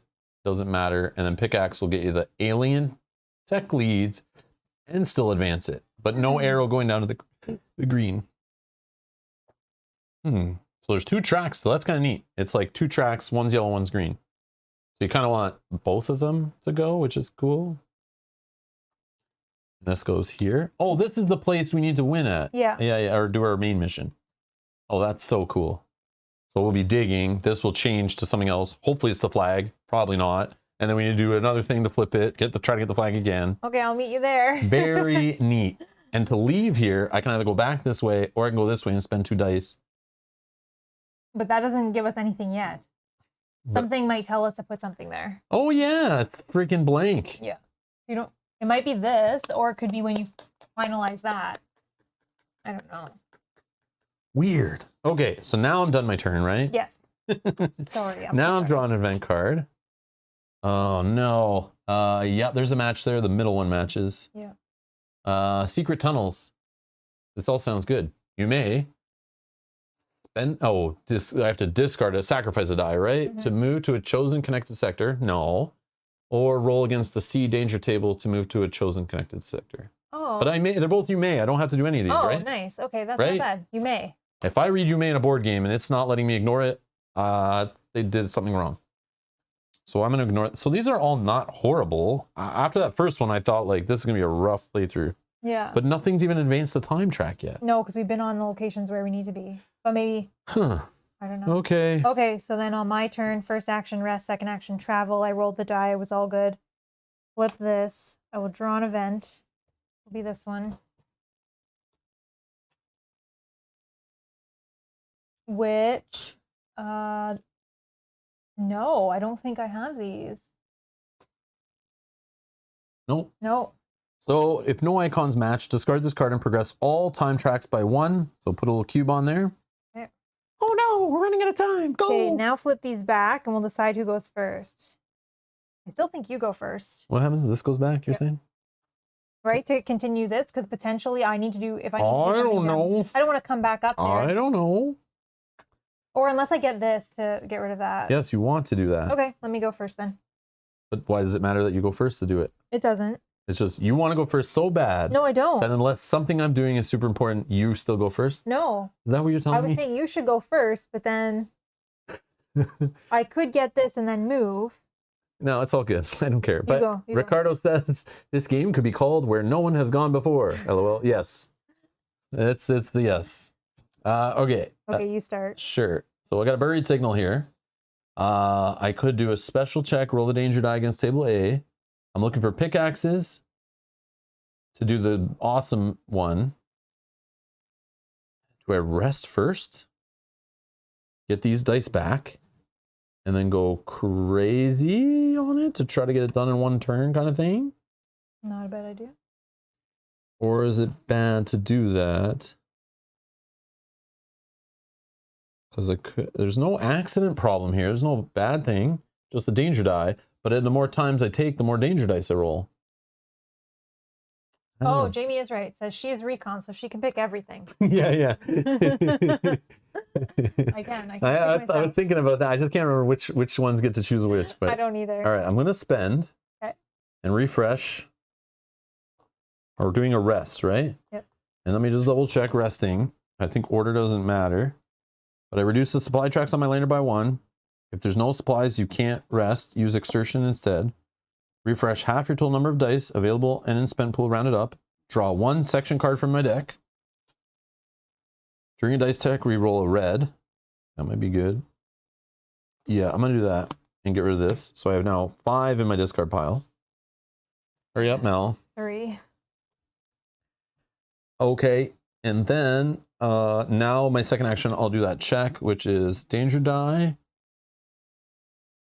And 1, 2, 3, 4, 5 I need. I'm going to roll these. I don't know. I'm gonna roll these. See what happens. Okay. Oh, wow. Oh, I forgot the danger die. So it's the double, which give me a wounded injury. Okay, but we'll do an order here. So I flip this back. Okay. Roll dice, modify results. I could ignore. Oh, I mean, might as well, right? I'll ignore the danger die with my little ability here anytime it says. So there's a cube for you. Okay, I don't want the wounded injury. No thanks. Okay. Then modifying results. So let me check here. So if I'm looking pickaxes, which I could have 3, we'll put the yellow, move it, and move it, right? Mhm. So that will get me 2 alien tech leads and also start the green track. Yep. But then that's all those spent. And then on this one, it's just any dice moves it the rest of the way, which I have 3 more. 1, 2, 3, which isn't enough. Why did I think that was enough? It's because of these, I think. 2, 3. Yeah, you're 1 shy. Then I should have rolled this. I thought I counted it right. Okay. But I was assuming I wasn't going to do this top row probably. Yeah, I'll just say I rolled this in there. Because like I was trying to go YOLO, but... Okay. So then in this one, I have Vanguard. So I still just need 3 on the top one. But I don't have to do the top one all the way. But I want to. I'm greedy. That's why I'm trying to do this. Mm-hmm. So this is 1, 2, 3. So I will spend these. Okay. And then that also triggers this. Okay. Then I have the next line, or the next thing on left to right is move that for each die. 1, 2, 3, 4. And that is 1, 2, 3, 4. That's right. Yep. Those are all here. And then this goes to, so 2 alien tech leads first, right? If I'm going top to bottom. Or I think technically it would be like this, and then that when you do this, it would trigger its pushover. Oh, Even so, yeah. it'll still You're do it right, now. you're right. But yeah, I think I did it. Yeah, too you're right. early. You're right. Yeah, I see. 1. All right, 1 away. Alien tech leads right here. I think so. Yep. Is there 3 on there? There's 2. I'm 1. Oh, come on, Oh man. my god. This is so annoying. Bag sucks. Then that will trigger this. Then we go to log 22.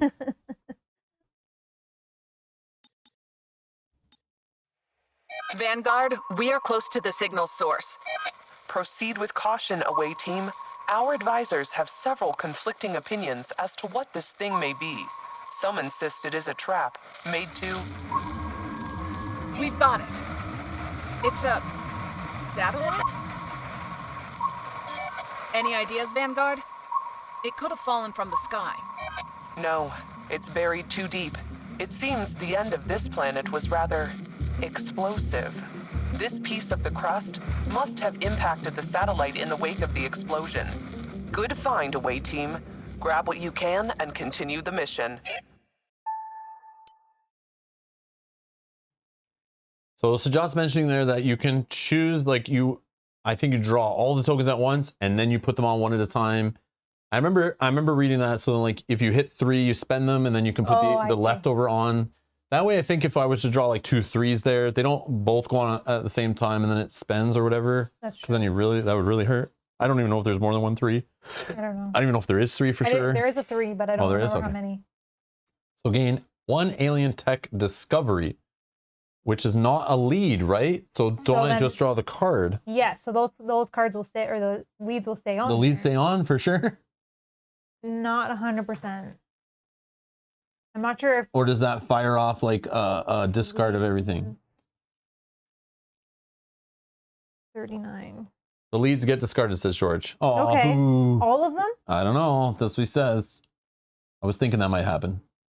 So when they get discarded, only the ones with the cycle icon go back in, right? Yeah, so it does say whenever you gain a discovery card in any way, if there are any lead tokens on that deck, place those lead tokens next to the bag or back in the bag if they have the... Yeah, I put all the junky ones right back in the bag. No problem. Before drawing the card. Whatever, whatever. Okay. Rare alien tech. I got a lock container. Ship management. So I can't do this now. This only matters later. When unloaded, you may discard this card to draw 1 random discovery of any type. Nice. Okay. But will we get to bring this back with us? Who knows? Because we can only take 5 and we have 2. Woo! Nice. All right. Oh, there was more, I think. I know there was. I'm going back. You see another interesting place in this area. Remove this card from the game and replace it with another card, P13.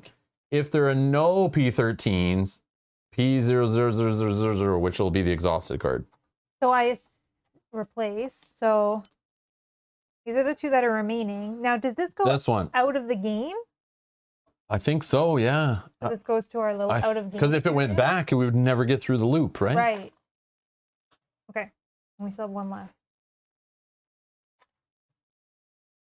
Medical wing. Not it either.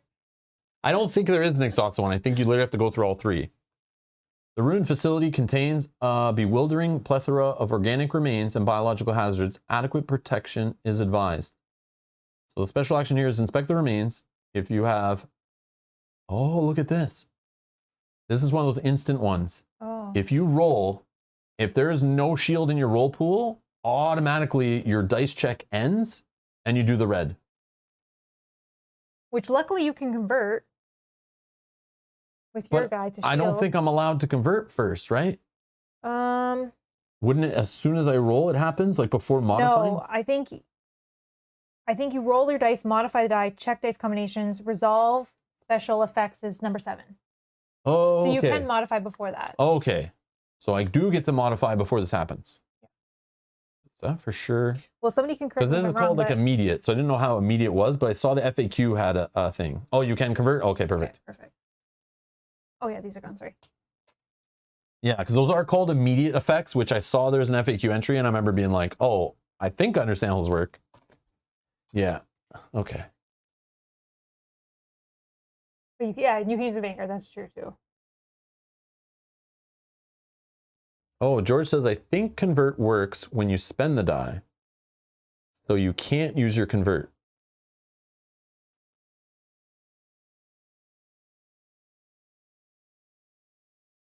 Oh, I see what you're saying. Modify you can use, but not convert, because convert is number 9. No. Spend die. No, that's just clearing whatever's left. That's literally discard your dice pool. That's all it is. I thought that's part of modify. Use the top effects of section cards and or other dice modification effects. Other crew members in the same sector may assist by playing one or more of their section cards. Or sorry, by playing one of their section cards. I think this is where you do conversion, right? And modify the results. Yeah, convert is a modify. Oh, okay. That's good.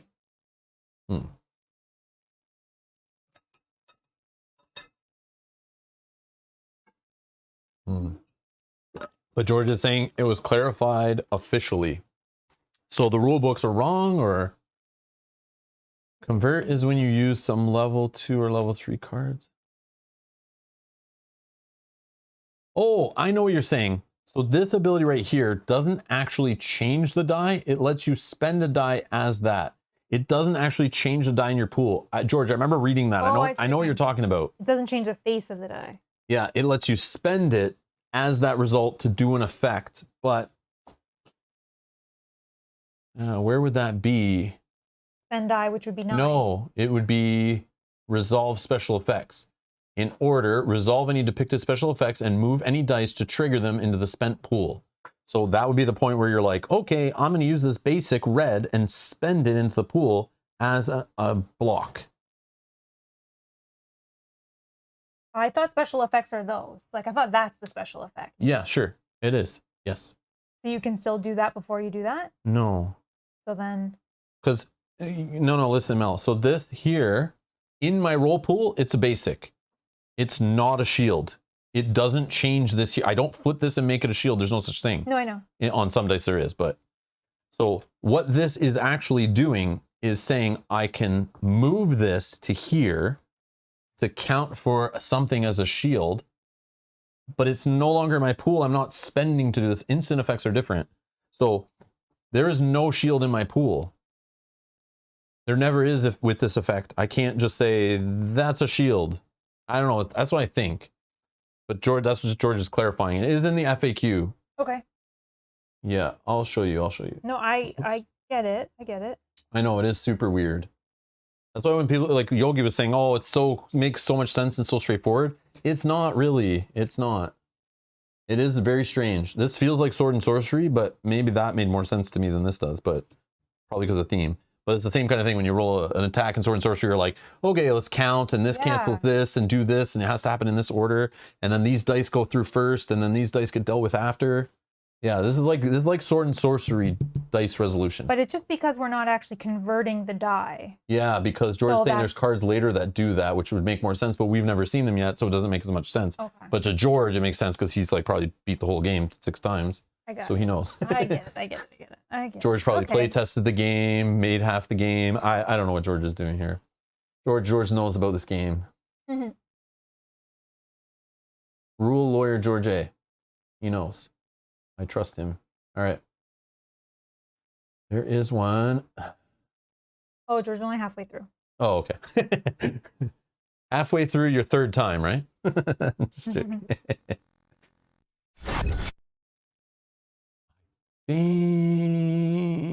Where is it?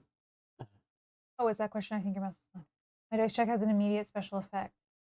Should I resolve it right at the start of the dice check? No, you resolve immediate special effect only when you trigger it. All special effects are triggered in step 7 of the dice check. From top to bottom, left to right. The immediate part of the name comes from the fact that it will immediately conclude your dice check when it's triggered. But no, there was something. There was something. I read it. Maybe it's not one of these. No, maybe it's not in the FAQ. Where did I read that? I did read it though. Maybe it's in the rules. Maybe it's in the rule book. It's in the rule book, I think. But I did read that. 100% read it. Maybe it was on BGG.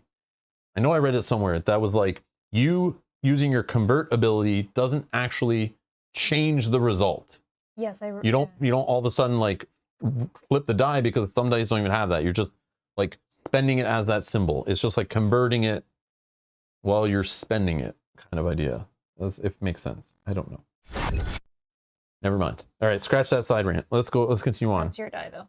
That's my die. Goes here. All right, where were we? You were doing things. don't know what you did on your first action, but I know you triggered that. I don't know if you rested first or anything. I don't know. Yeah, I rested first to do that amazing check, so my turn is over. I'm going to draw an event. Oh, it's a hurricane. I don't see any of those symbols, though. No, I think I'm good. Nope. So we're advancing time. Okay. Discard. All right, I'm going to do this one. I'm going to try to get unique discovery 2. I need a pickaxe, a thing in a computer, or I can just do a red and a green. I think I should just do a red and a green. Red and a green. Do I throw a blue in there to see if I can get one of these? Yeah, let's do it. And I need to roll on table A. Danger die on table A. All right. Well, not what I wanted at all, but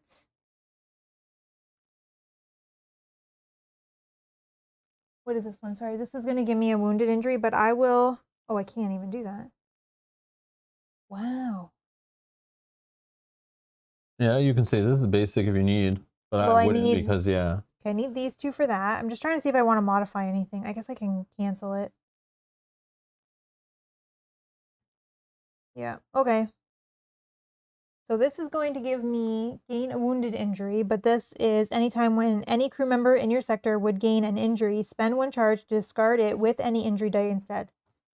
So I'm not going to gain the injury. Okay. This doesn't do anything. There's no symbols. And then these 2 together will You gain a success. Gain a success. Success number 2. Yay. And unique discovery 2.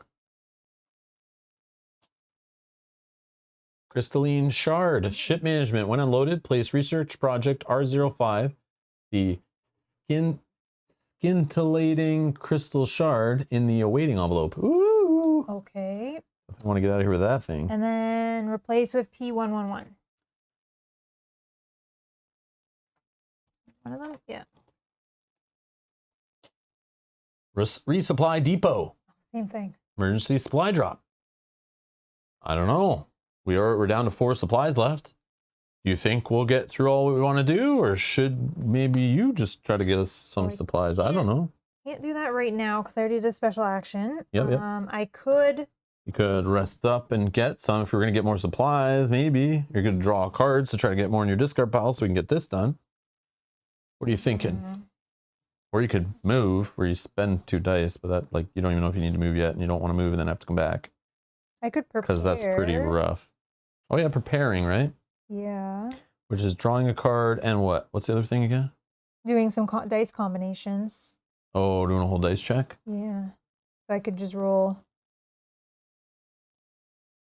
Do you have a way of like refreshing like all your dice, or you just do a rest and pick what you No, want? I could if I get the Vanguard on this one. I could refresh the 2 blue ones. So if I rolled these 2, I would roll. Nah, but that seems silly. It would just be getting cards into my discard pile that way.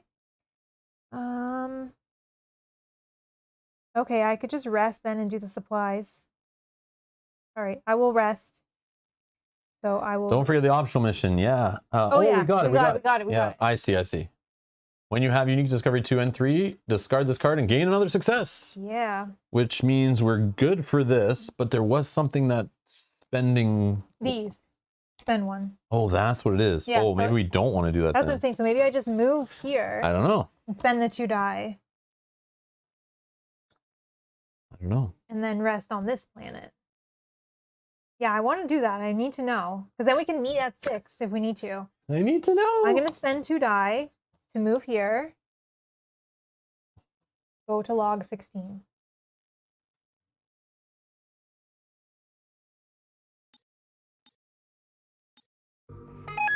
We're passing the ridge of solidified lava. Don't forget to gather samples. It may tell us something about the composition of the planet's core. It might be somehow related to this crystal. Wait, there's a whole field of antennae up ahead. They are humongous. Perfect place to scavenge some alien tech. Define humongous, away team. At least several times larger than our Earth's vast telescope. Diameters measured in kilometers.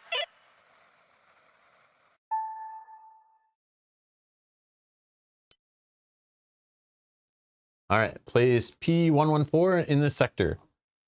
What could it be? 114.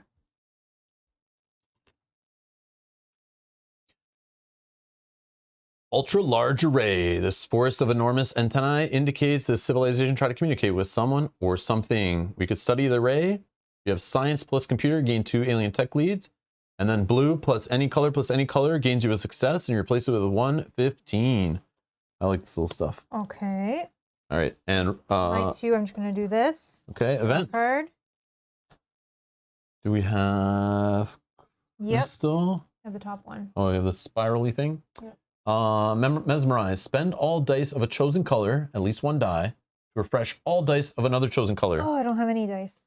So I think in the middle of this, you are allowed to do this if you want. I don't want. No, okay. No. You can't even do it. Nope. Okay. That's too bad. Whoops. Yeah, I'm going back to the app. Don't worry, guys. Don't worry. Mm-hmm. There we go. Okay. I think you have to spend at least 1 die. Yeah. I would think so. Doesn't say you may. But I don't have any to spend. I know, but then there's like a cost and a reward. Like if you can't pay the cost, usually you're not allowed the reward. But maybe it's you do as much as you can on event cards. I don't know. But if anyone wants to look that up, we take a little 2-minute break. I'm just gonna grab a coffee and we'll be right back. BRB.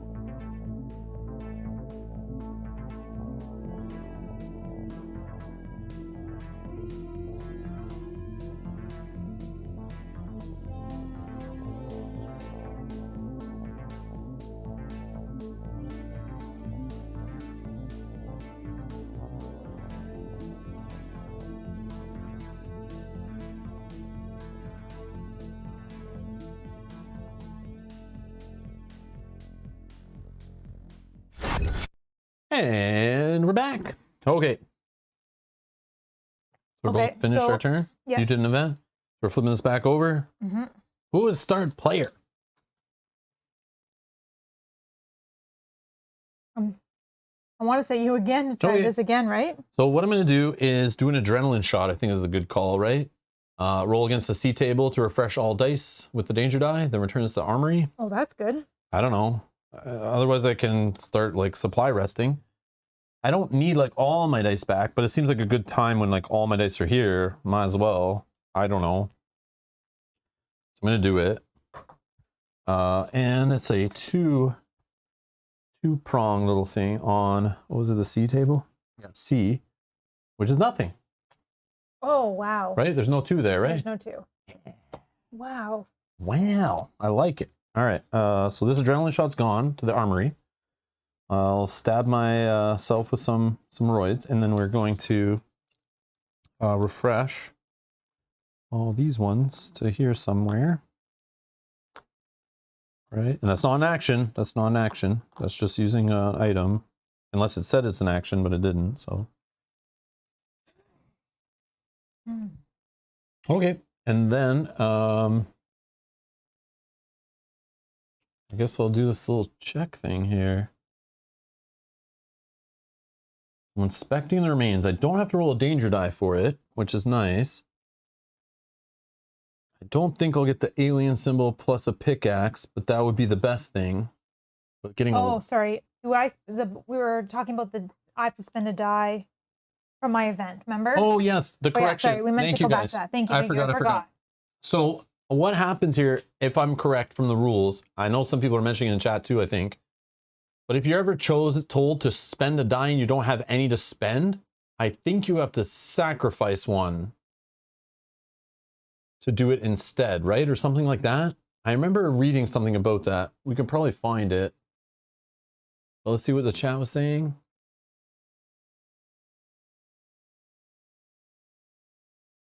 It was before, right? Yeah.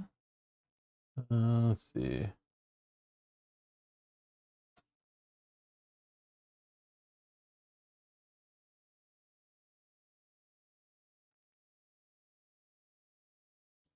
I don't know where that went. Here it was.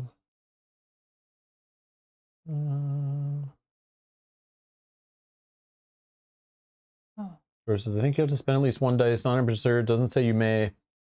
George says, so she'd have to exhaust first. Generally, if you're forced to spend dice and you don't have, you have to sacrifice dice instead. But this seems like, this is... It's fine. I know, but for this, it's like, I don't even want to do that ability anyways. But it's not a you may. That's the problem. And you're mesmerized, which sounds like, I don't know, not good? Maybe good? So now I have to exhaust. No, sacrifice. So pick one of these, put it back in your bucket, and you get them all back. The rest. Just do that, and we'll move on. Yeah, but then I still have to do this ability. No, you don't. Instead of spending, you are sacrificing, which is even worse, to do the ability. Get it? Yeah, so I have to do... You're not doing this. Don't look at this. I know, but then I have to do the red because I have to spend all dice of a chosen color. But since you can't Or at spend, least one. you must sacrifice instead. Yeah, so if I sacrifice something. Sacrifice something. I know, I'm thinking. And then you've spent it. Now refresh All the dice of one color. of another chosen color. Yeah, so if I sacrifice this, do I also have to sacrifice that? Because it's saying of What? it. Oh, maybe. That's what I'm saying. So because I'm getting all the dice of the other. Yeah, because I think because you're choosing one. But again, that's messy with that ability. But we could just resolve it however we want. Like if you want to just do this exhaust thing, refresh all your dice. Like I don't know. It's not clear. If I did the exhaust, I'd have to get rid of one. Yeah, the whole problem is the way this is worded with like everything of a single color, at least one. Spend all dice of a chosen color you don't have to refresh all dice of another chosen color. So I was saying if you're sacrificing, I guess you would have to sacrifice all dice of a chosen color instead? Yes, that's what I'm not 100% sure of. Yeah, that's messy. Because I don't even want to do that. I don't know. Which sucks. But if I exert... Let's see. Bob says not a May event. So Bob Bell, how would you resolve this then? What would you do in Mel's situation? So how do you play that? Tell me. I don't want to say like, you know, we have to do this. I need to know how though. And then George is saying, no, the idea is she exerts to get them back. Then she has to spend all of a chosen color, at to least get all one. of the other color back. Yeah. But then I won't have anything there. So, okay, let's just play this out. Exert just pretend. does not equal sacrifice. No, we're not exerting, sacrificing. So she should exert. There's two steps I could do. I can either exert to get all my dice back, Yeah. then I trigger this. I understand that. That's what I was trying to say. Or I just, because I can't trigger this, they're saying I have to sacrifice a die. So I want to hear from George, Sajat, Bob, Jamie, whoever else played this game. What do you do in this situation? Based on your understanding of the rules, what step by step would you do in Mel's shoes here? Just to help me understand, I need like some examples like of actually it happening. Exert to lose one blue or green. And then spend the other blue or green. Okay, but if I exert, let's just pretend, okay, I exert. But I it's spend all this, dice. It's all I get dice. all these die back. I refresh all 5. Okay, now I have to spend all dice of one color. A different color. No, that exert was different. Now I spend the blue. Oh, yes. And now I get to refresh. No, spend. Spend. I get to refresh all the green. There's no die there. Yeah, that's correct. So then... Let's see. Bob says, Bob still hasn't said what he would do. But I just think it's silly. Exert can happen at any time. If she doesn't exert, then she loses a die because she still has to spend. So then is that it though? So then I lose a die. Or George is saying exert to lose one blue. Oh, we read that one already. Yeah, that's the one I did. But then I'm like, then now I have nothing to refresh. Jack says I would do what George is saying. Bob says exert. So I lose one and I have just one sitting here. Jamie says, has never happened to me, sorry. I know, this is a weird situation we're in. I'm just curious what you guys would do. It doesn't have to be the right answer. I'm just curious, like, how would you guys resolve it? I'm curious. I just want to make sure so I understand that part of it. But I just don't like the way this is delaying the stream so much off of a little stupid event card that has 3 lines of text. This is like crushed our playthrough. I just want to understand. So if I don't have any die, don't want to exert, and I have to discard a die, I do that. Now what do I do? Now how do I resolve the rest of it? Is it just done? It just whiffs? So I don't know. Bob says it's correct. Correct was the first example. George says events can be very punishing if you have no available dice. Is that a thing in the game? Is like having no dice left is like a scary thing. Don't ever be in that situation. Because then you should be resting more aggressively, right? Yeah, so you emptying all your dice out, I think, in this kind of game is like a no-no. Maybe that's what is trying to be taught here.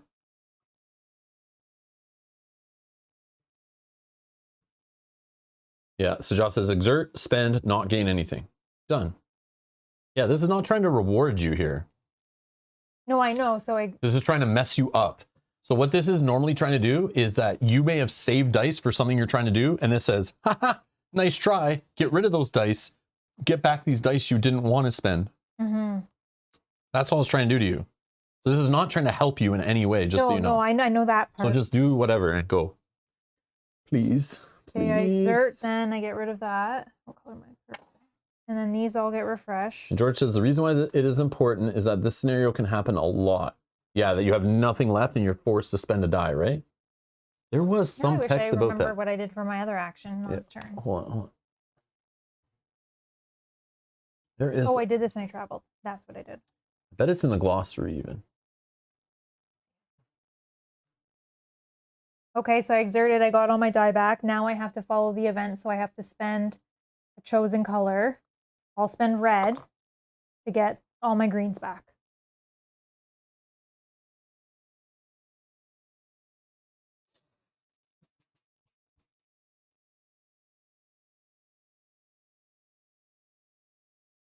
Okay, so does that make sense? I exerted, I got rid of a blue die completely, refreshed 5 die, which was all my dice. Now to fulfill this event, I spend all die of a chosen color, red, get back all my greens. There's none. All good? Okay. Sucks. Good to know though. So in the glossary, this is what I read before. Spending a die. Move 1 die of the color shown or any color if all 3 are shown. This is when the symbol shows up, but it's still spending a die is the same thing when it tells you to spend. From your crew board to your spent pool. If you do not have any dice on your crew board, you must sacrifice a die instead, which is return 1 die to your section compartment of the color shown, or any color if all 3 are shown. See sacrifice die in game terms. But I think you could do the refresh thing to exert beforehand so that you don't have to sacrifice. But exerting is sacrificing a die to exert. Yeah. Which is like very messy. All this is messy. So I don't know what's better. But if you can't spend, you could just sacrifice. Is what I was thinking. So if you're told to spend, you sacrifice 1 die to your section compartment. So in theory, I believe, this is what I think you could do, but I'm not sure. But based on this text right here, and my very new understanding of this game, and what I've read, not reading up forums and all that stuff.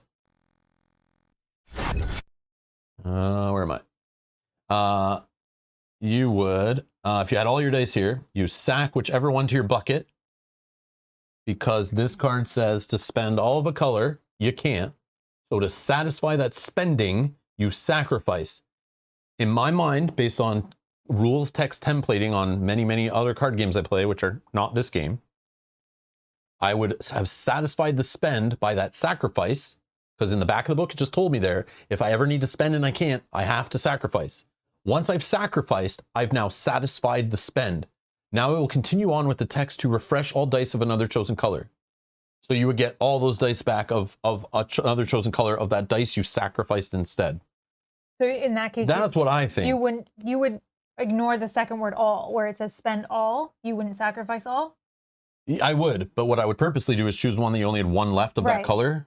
But in some situations, that might not be the option where you only have 1. I know. So you'd have to sacrifice all, right? But you did have 1 of 1 color, right? Red. Yeah. I sacrificed a blue. So if I were playing you and I read that card just to like keep going, I would have just gone, oh, okay, I'll sacrifice this all of 1 color because I can't spend it. It's gone. And then I get back all of 1 other color. And I would pick one that I have the most of, just to have more options. That might not be right. That's just what I would do based on that. Just throwing it out there. That's why I was confused, because I was seeing it as like you could do that way, or you could do the exert way. But again, I don't know. Again, it's fine. But yeah, we'll deal with it. Each card might be worded different. It's the whole all dice. Which they're saying that you would have to sacrifice all of the colors. Yeah, the all dice is the problem, which makes it very messy. And later in the game, if that comes up, yeah, this could really wreck, like really wreck you. So don't leave it where you have nothing here, is the moral of the story, right? Yeah, is that right? Is that the moral of the story? I think so. We learned that at least? Yep. So this game is like Nemesis, hardcore survival game, and it's punishing. Yeah, wow. Okay, sorry. That's where I was at. Okay. Now you were doing that. Was my turn? Yeah. So you did that, right? No, that was part of the event. It's all done. We're at the start of a new turn. So, start of a new, I'm a starter. Yeah. Okay, okay. Unless you don't want me, but I feel like we need to. That's fine. This will progress us, and we'll know more information. So then I did that item, right? I think at the start of this turn. So I haven't done any actions. Okay. So now I want to do this. This is where I'm like trying to understand here. Again, like looking at these skill checks in this game and trying to figure out how many dice to roll, it still like stumbles me. And then also trying to avoid not rolling shields. Yeah. At least you have one die that does give you shield. Yeah, so I would probably want to roll a green plus the red with shields, right? Yes. Because I need a green and some other color of die to get the green, right? Yep. So like I think I roll this and hope, but I can turn basics into a shield, so I can get really safe. But that doesn't help for this. Oh, that's right. We know this. Yes. We discussed that. Yeah. So many weird things in this game that are not like straightforward, but they are if you only play this game and you like dig into the rules. But it wouldn't be a 3.46 complexity Awakened Realms game if you didn't have questions reading text in the game or symbols. It's just a known thing. Like it's just always going to be that way. All right. Also, if you get a Vanguard on one of those, you could. Oh, it's 2. You have to get Vanguard on both. Yeah, that's why I don't predict this will happen. I don't care. I just want to do the green and any color, right? Yeah, because that will progress you to the next card, which hopefully I have a reroll of any color and a reroll of a red, so that should help, I think. So I'm just going to roll these 2. I don't have to roll the danger die. And I can modify to try to get a shield in there. But I got one. Whoa, so nice. I have shield and any symbol. Nice. So I'm not going to modify unless... You're still waiting for me because I only have 3, but... Sorry. Come on, man, rank up. I know, sorry. I don't care what happens here. We need to level up. All right, so then I have a shield, so the instant effect stuff doesn't happen, whatever. So I'm going to mark log 32, right? It just happens. These get spent, whatever. Put that down, but you got it. 32. Again, going back, sorry, I have a thought to get off my mind. Hitting rule snags like that is totally fine. But I'll be honest, I don't know if I want to play through this game if those kind of things are going to be constant a thing. Like if this kind of exploration in a sci-fi game for me is not intuitive, then I might lose interest real quick because the playthroughs are long, and this is the problem with long playthrough games. If they don't deliver enough exciting moments and get dragged out by rules text and FAQs and misprinted cards and not clear stuff in the rules, if anybody who's been here long enough, my fuse is getting shorter and shorter on this kind of stuff. I don't mind it to happen. We are learning the game today, but I'm telling you, like, if it is like this every weekend, we pull this game out, we're like, oh, here's another 30-minute rules lookup break. I'm going to be in trouble because I can't have every stream being like 7 hours playing one session. That's too much in a game like this. I can't do it. So hopefully we can just house rule things to go through it. As we get later in the playthroughs too, I start to sometimes with games like this that are a little fiddly like that, I kind of just don't care. And then we just kind of rule it the way we see it and go. Yep. If that makes the game a little harder or a little easier, I'm not going to lose sleep over it anymore. I just want to have fun playing games. So we might just get that way as we go forward. So just keep that in mind. But I do appreciate the help of you guys in the chat who are trying to figure things out with us and help us understand the game as best we can to try to build a foundation. I do appreciate that. People are saying that was rare and stuff like that. Those I kind understand. Of weird in situations. I totally expect it though in a game with 4,000 cards for a couple of cards to come up and bang heads and just make a weird situation. Yeah.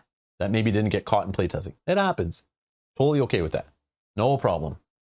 And again, our understanding is not fully there either. So like, you know, if we sit down, reread the rules, things are going to pop out again. It's like a little bit of information overload over the last like 3 days with this game. And again, like I keep saying, I feel still lost. I feel like I don't have my head around it. Just because we only did like one like tutorial first. That's all. That's all. Okay. Anyways, 32. Voice log 13F. I'm entering the underground. The charred walls seem to absorb the light. Starting to regret that I went in alone. There are remains here. Dozens of bodies in many strange shapes and sizes. It's bewildering and upsetting. I look over my shoulder and half expect one of them to move. Some cadavers show signs of major bionic and cybernetic modifications. They must all belong to different species. All surviving equipment seems adapted to various operators of different body shapes. How did so many intelligent species end up on one planet? We haven't found any proof that this was a spacefaring civilization. I'm leaving this place. There's nothing more for me to see, but I have several questions for later. Did all these species evolve on this planet simultaneously, or were they brought here somehow? How did they manage to live together peacefully? We should be on the lookout for more clues, especially something that could hold any pieces of their communication.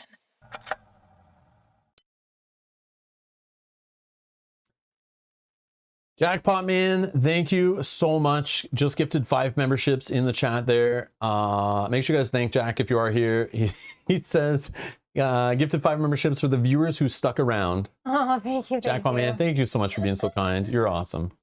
Thank you. All right. You see another interesting place in this area. Remove this card from the game and replace it with another random P13, which Is there's the only one. Yeah, this is the last And one. if there are no more, you repeat it. So what is the last test? Click close. We're safe there. All right.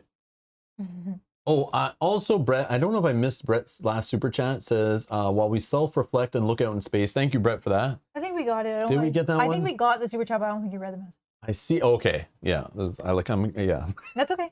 Mashing P says, I could deal with some fiddliness in this game because the story is very engaging, which is what I'm hoping. And so far, I'm in. I'm in with it. On the discovery, the story, the flipping cards, the looking, the what are we going to discover? I punched out the tokens in this game. I saw how many little monster standees I put in the box there. I'm excited where this is going to go, I'm sure. Plus little surprise envelopes. But I'm just saying, I'm just letting you guys know where I come from. It's like, you know, stumbling on a long stream is way different than stumbling and getting rules stuck on a shorter stream. Like if we're in a 2-hour session of like Lord of the Rings LCG or something, and we get stuck on a keyword and we're looking it up or reading a Board Game Geek post, it's one thing. But if we're in like an 8-hour stream of Hop the Mox Victorium and I'm trying to look up rules, for example, you know, by hour 6 or 7, I'm like, okay, this is a little enough. That's just an example. And it didn't happen, I don't think, with that game. But just some of these games that are longer, I just want to enjoy the gameplay and like not stretch it out too far, you know? That's all. That's all. But I know there'll be road bumps. There always is in games that are more complex, which is totally fine. Totally fine. Well, I knew it wasn't going to be the one. It's the 000 is the explored, right? So this says wide swaths. Let's see. Wide swaths on the planet's surface are covered with strip mines overshadowed by the hulking enormous machines. Scout the mines. No danger die. Could get some mineral leads, which I keep forgetting about. And it's just a red and a blue. Goes to log 9. Okay. But if you fail on this one, you draw and resolve an event card. Well, now we know that those events are mean. So this just replaces this, right? Oh, sorry, that was me. Yep. Okay. That was action 1, right? Mm-hmm. So a red and a blue I got. So like I don't need to rest. Yeah. Refresh. How many cards do I have left to draw? I mean, I still can. So that would draw me a card. What's the other thing it does is these things. Yeah, you can if you want to do them. Oh, this one I can. Maybe refresh a die, but I don't know. I want to just stay there and keep working on this, I think.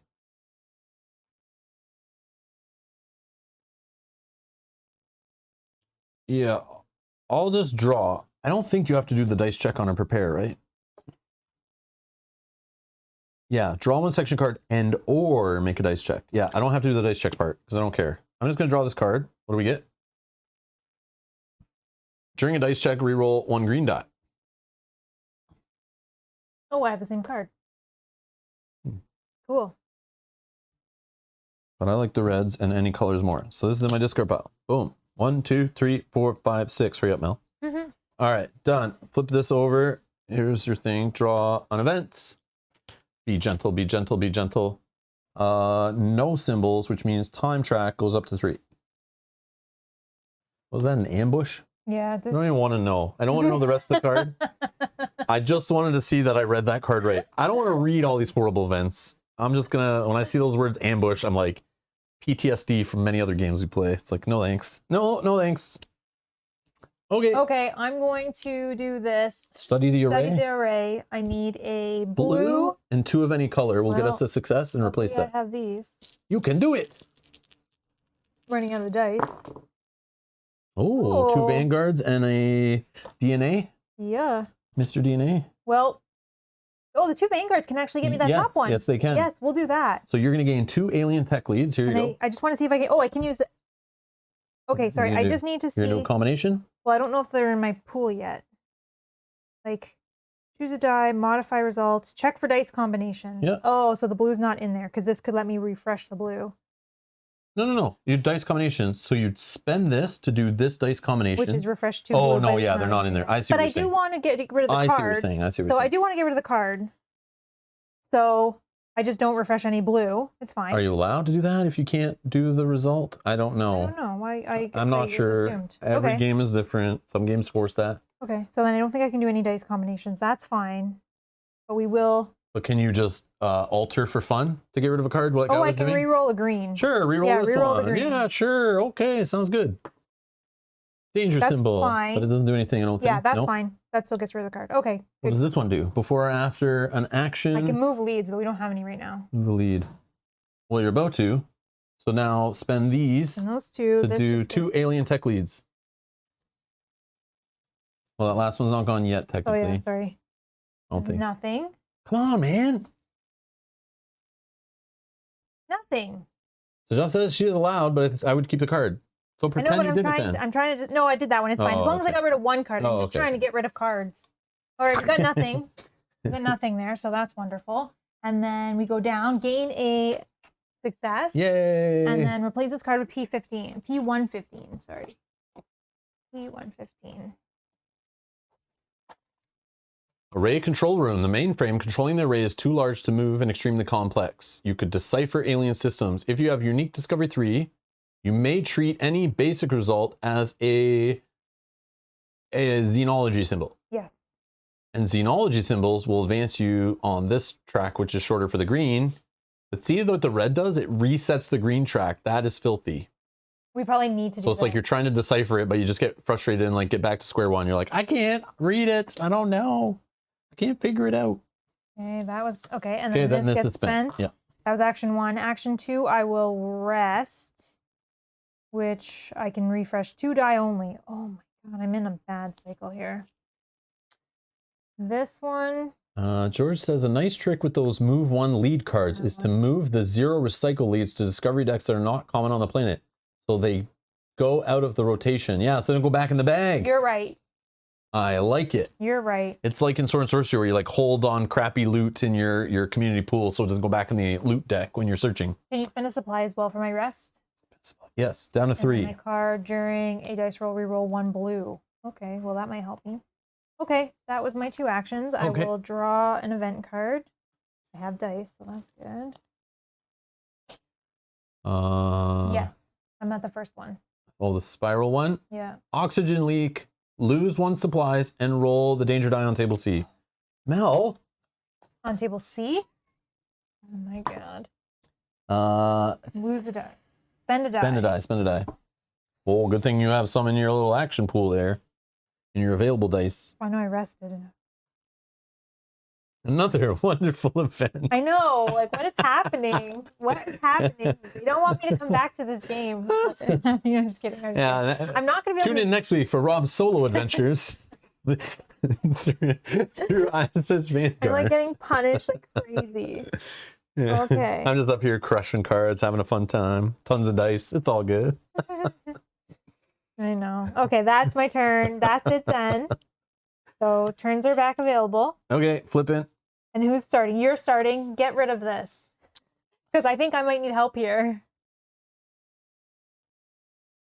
Am I allowed to go somewhere that doesn't have a card yet and then go here to get to you though? I can't see why not. I don't know. Because nothing happens there. Is that true? Is that how that game works? That's okay?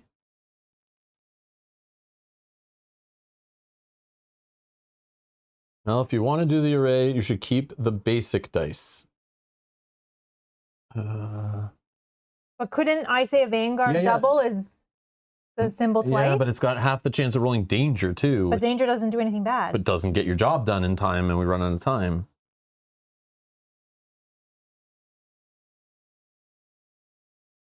Okay, let me think on that. Because this is just a 1 chance of getting a danger, right? Yeah. The other one is 3 chances. But I might not get anything. What are you talking about? 1 is bad. The other ones are all something. Okay, fine. I was just thinking, in my head, I was thinking that this has the option of 2, where this is always only going to be the most. Yeah, but only one side is the option of 2. I know. Like you're betting big on that when this is like more for sure to, I know. you know. I know. Just the odds, I guess. You're right. And yeah, Eagle Land saying the double dice are great if you have cards that let you re-roll them. I do not. I do not. Ryan says, will Mel tear up? Will Mel tear up all the event cards before the second stream? Stay tuned to find out. Oh, I don't know. Yeah. Today we're playing like the beginning of the tutorial. We have no event cards because Mel threw them all in the paper shredder. All right, let's carry on. All right. So you want me to go first? I assume so, because you're the only one that can progress the mission to know what we actually really need to do. Well, once that's complete, this mission is done, and then it'll discard this. And I'm assuming. Oh, 1, 2, 3. Then we have to get back for liftoff, which is probably maybe getting supplies to help us buy more rest turns and stuff. I don't know. I could go first then. Actually, I could. We only have 1 more supply, right? I could rest, get 2 more dice back. Well, you can rest 1 more and then 1 more time unless we lose some more. Because I could rest then. I know, I really regret us, like one of us not doing those now that I see the game has stolen some from us too.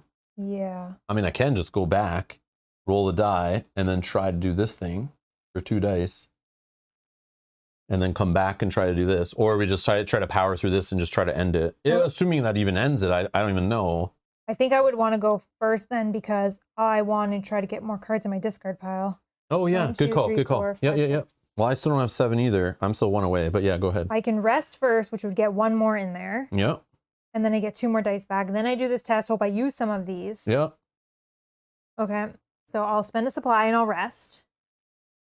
Let's take... And you can do this one and just move a token. Who cares? Just to get that one done. Oh, you're too. right. So before I do anything, Sure. before an action, let's just move this one to here. But you might want to do that after is what I'm saying, because then your hand's not full, so then you're forced to keep the card you draw. Oh, yeah. Yeah, But I'm telling you like to do it later. I know. Not right this minute. But then I may discard that. Okay. Do it. It's fine. But just be smart. Your hand management 101. I discard Hand this, and I can management take 101. that, and I might be able to use both. No, I have to do that, or I'm discarding a... I'll All right, make a fine, it's fine, it's non-legacy fine. game of legacy. Did you spend a supply? That one. If it's not a special action, you're allowed to. Oh, sorry. Oh, Brian's asking, yeah, can you do the same action twice, not on the same turn, unless it's travel, prepare, rest, or liftoff? But then liftoff is like a one-time thing too, unless liftoffs can fail. I don't know why liftoff's not marked as like once, but I think because it just ends it. yeah. Did you spend a supply for me, sorry? Oh, reroll a green Yes. die.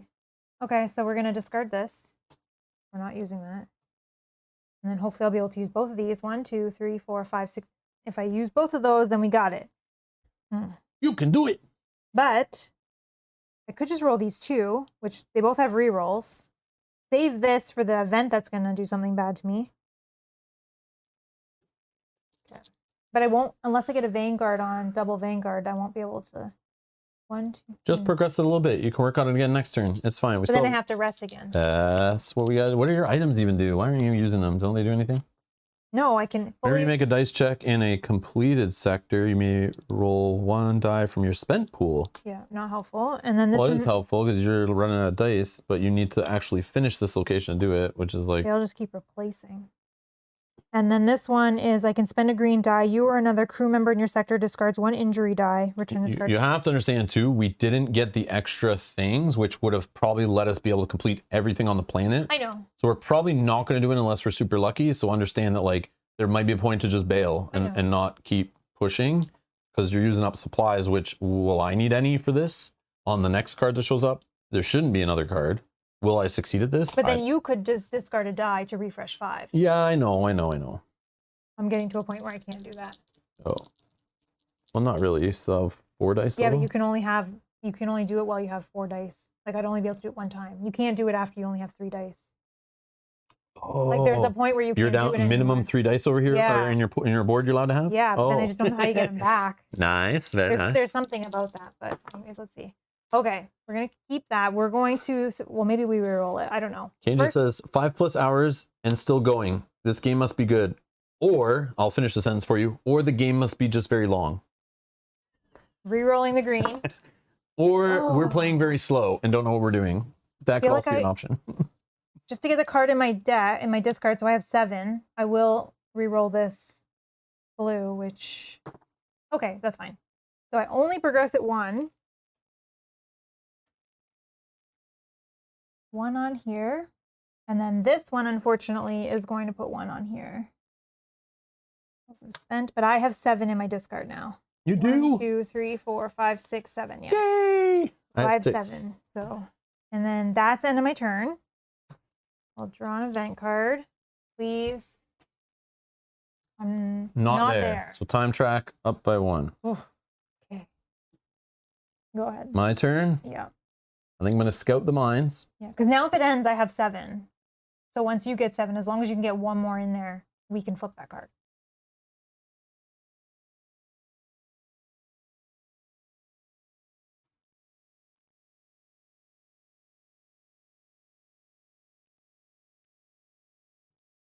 If a die shows an accident symbol, it still counts as a colored die, right? Yes. That doesn't matter? Yes. It only matters if I'm spending for like the A thing, right? Yes. And for or if it hits something on here. Yeah, exactly. Okay. So I'm good. I'm safe putting in just a red and a blue here, right? And if magic happens with Vanguard symbols and strength, great, but I don't care.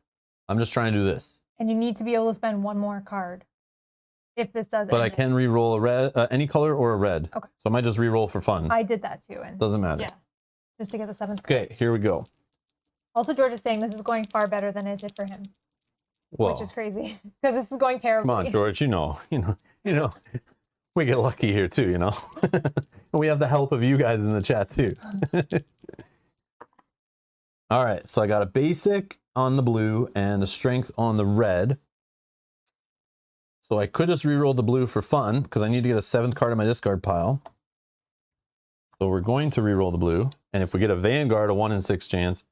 I don't know what else is on this die. I think that's it. Yeah, Vanguard and the basics. If I get a Vanguard, then I can get 3 mineral leads, but I didn't. So whoopie-doo. But 7? 7 is going to flip this card. Oh, that's all we wanted to do. Oh, I see. So flipping it lets you rank up completed, but you still have to have this. Yeah, which will only. But if we have 6, does that mean we get to level up someone to level 2? Is that what that means? Again, I don't get this yet, but it'll make sense when we get there, I'm sure. Okay. So then you're gonna mark this one. Go to log 9. That's what I'm doing. And this is only my first action. So I have 1 action left. Okay.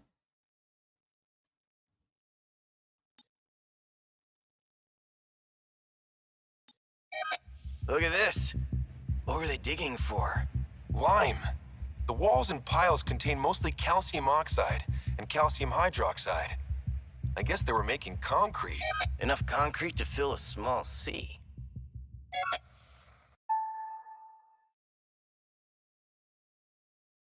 Are these just like other humans? Yeah, I feel like it's other humans. There's no aliens in this game. It's all humans. New objective. What? Find out what the concrete is used for. Listen, I only have so much time on this planet. All right, replace POI in Sector 6. Oh, that's the one in between us with 116. But there is no POI there, so maybe there could have been a POI there. Oh, no. Oh, wow. I don't like the sounds of this. Doomsday Sphere. Protected from seismic movements by intricate systems of giant springs and pistons, shielded with a thick shell of super hard alloy, the sphere must house something important. Oh, looky. Oh. So that one's explored already, which is interesting. Okay, so you could open the sphere. So crack the egg here for a lot of work to get that one done. Holy. Oh, yeah, look at this one moves it back. That's neat. Not really, but okay. And that's done. Okay, back to the app. Oh, yeah, back to the app. Replace mission card 21 with mission card 22 and read mission card 22. Okay. Now, when it says replace, I put it back in here. I don't know. I think so. Replace puts it back in this bin, or puts it in our. I guess it could be a mission again. I don't know. I don't know. Put it back in. The final effort, mission 22. Wherever we go, we see signs of the massive construction effort this civilization undertook in its final weeks. But what were they building and where? The roads and transport systems point to an area not far from here. Objective: find and unlock the Doomsday Sphere. Brett with another super chat. Brett, you're on fire today. I'm still level 0.3. Y'all left me floating back on this first planet. Sorry about that. Maybe we can swing back around. Brett, I don't remember a Brett. Anyone see Brett? I don't know. Haven't seen Brett in a while. Where'd that guy? Where'd he go? I think he got on the ship. It's like Home Alone situation where when the fulfill the objective, you'll be asked to discuss mission. Okay. Okay. So mission. Okay, if it doesn't tell you to remove it from the game, it goes back in the card tray. Okay. Oh, okay. That's so I hope I didn't do that wrong for any other ones, but I only put it in the card, the discard if it said discard. I don't know. Mashing pieces. The game will usually tell you return it to card tray A and B, which we have seen a lot. Yeah. Okay, that one just said replace, so I assumed it kind of like swapped. Well, I think it just means replacing on the board here, but like I don't know where it goes after. Discard equals back in tray. Okay. All right, we'll just do that. Like in the back part of the tray or back into the spot? I know the problem. Because I think if it said discard, I was putting it in the. Just to be clear, everything is in the tray. Everything is in the tray. Just to be clear. Yeah, everything is in a tray. I just have like which area of the tray? Maybe I'm saying it incorrectly. I'm putting it back in sequence in the tray, or I'm putting it in the out of game. Out of game, which is also in the tray. Sorry. All right, let's carry on. Okay, so when discarded, all numbered cards such as POI or mission cards should be placed in their tray. Remove from the game is no longer available for later. So some of these I will have to put back in then. But So find them. I don't know what. All those P cards? All those point of interest we were doing? Yeah, like. Those should have went back in? Well, not the 13s, right? Yeah, because maybe you can do strip mines and stuff on other planets that they use the same card. I don't know. These ones are all from our tutorial. I think it's just these ones. Okay. I think it's just the P13. So the P. Oh, 113 was removed from gaming? Okay, so then I think I'm good then. Those are the only ones I have. Oh, and then 14. I have 14. 114. We can look at it after. It just says. What would we have went to? Oh, it says replace. So when a card says just replace with card, where does this card go? This would just go back. That would go back in its slot. Back in the possible points of interest. So we could come across this again. Oh, okay. Buell says yes. Cards are used again for other planets. Okay. Okay, good to know. Then I think that's the only one I didn't do correctly. That makes sense. That makes sense. I'll double check. Yeah, it goes back in numerical order. Thank you, Buell. Got it. Okay, perfect. Okay, cool. All right. You have one more action. I do have an action. Oh, hold on. It didn't replace itself. Brian, thank you so much. Right in the super chat. Crack open that sphere. Oh, what could go wrong? Okay, but here's my question. I did that location. It didn't advance, right? No, because it just made this. This is our. Oh. Because it changed that. Okay. Sure. So I could just move? Oh, but then I spent 2 dice. We know that's not good. I've learned. I mean, you're luckier than me, so it's hard to say.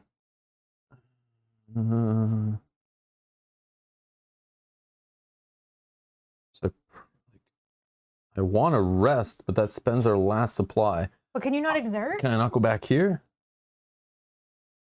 Like you could move the 2 die, move with the 2 die, then exert. Then you. I'm allowed to do that before it turns over? Yeah, because it's not an action. All right, done. Okay, what am I exerting? What's the die I want to lose? Well, look at what we need here. We need muscles, pickaxe. Okay, so not losing muscles. Pickaxe and wrenches. Anything that has lots of vanguards, I wouldn't do that one. Well, it's arguable if it has lots of vanguards. What could green be? Nothing really. So maybe the green I get rid of? Can't think of... Oh, green here. Spend a green. You or another crew member in your sector discards 1 injury die. Return this card to the armory. Maybe I keep the green for the possible medkit use? Oh, we didn't scroll down again. Is that what I was missing? I knew something was missing. I knew it. I knew it. I felt like it wasn't complete. That was log 9. I knew it. Look at this.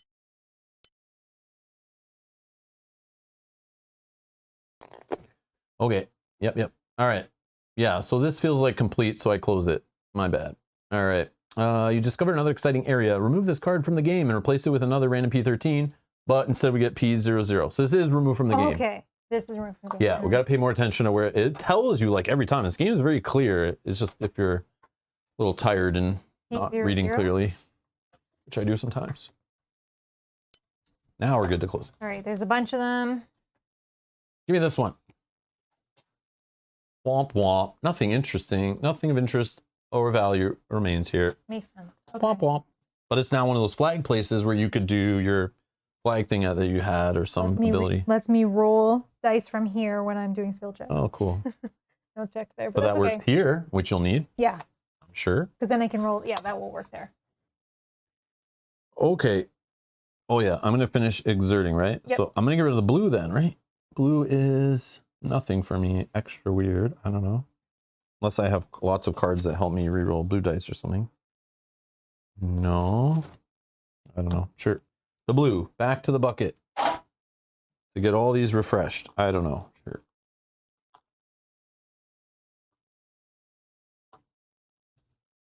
Yeah, that's good. Oh no. Event. Crystal, not a thing. So time track up by 1. We are 2 away from replacing the global condition. Okay. So then flip these back over, and then we can decide who's going first. Which I think should be you, right, to start it, unless you think I should be there with you. Well, it's not rolling a danger die. The only problem is the accident symbols could lead to it moving the track back, but like, whatever. And I can't give you pickaxes, so I can't really give you any good dice. All right, so what should I do then? I need to move it 1, 2, 3, 4, 5. So I need 5. Oh man. Yeah. But then potentially I can come and finish it. This is gonna be rough. But I'm better down here? No. Because then I should have maybe... I mean, I might as well try with this die. And maybe I could just move down here and try to finish this, and then you go there and just try to do that. I don't know. Yeah, because I can, with my ability, I can roll dice from here for that. Yeah, but do you have like... Pickaxe, if I do the blue one. Oh, okay. I can change it to a pickaxe. That's still not a lot. Like, you don't have any wrenches or any of these flex symbols. It's just vanguards you're praying, which is like not a thing. So I'm gonna roll my vanguard crazy die. No, I'm thinking this one. I have like, it's a 1 in, or I mean, still only moves the cube 1 space. Yeah, you need I know. 5, right? That's what I'm saying. You do it, and I can come there. But I might only do it like 1 or 2. Yeah.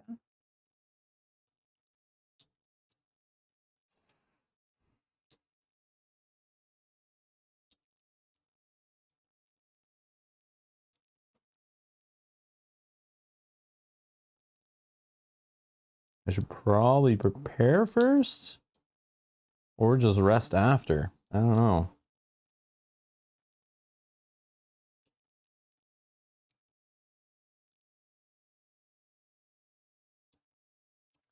Yeah, I don't know.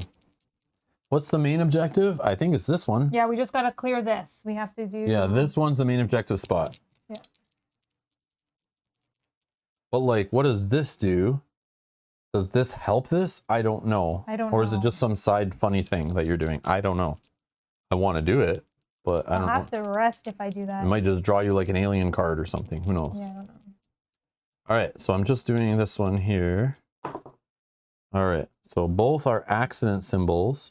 which sucks. So I'm going to do a dice check, try to re-roll 1 red die. And I don't know, I could gamble on the Vanguards, but it's probably better to gamble on this one. Yeah. Oops. Vanguard. So this, so I start with the top. I put a cube on there, right? With this symbol. Mm-hmm. And then with this one, it puts a cube on this line. So it doesn't hurt yet, but it will eventually draw and resolve event cards and then push that line back. So even harder. And this one, sorry, we still had 2, right? We were 2 away. Yeah. And prepare. I think I'll just prepare as my last action, right? Mm-hmm. During a dice check, reroll a blue. Well, I don't have any blues. Oh, but I could combination effect. I could spend this to roll any color die from my spent pool and add it to your roll pool. That might be helpful to get back the strong one. Okay, done. Event card, please.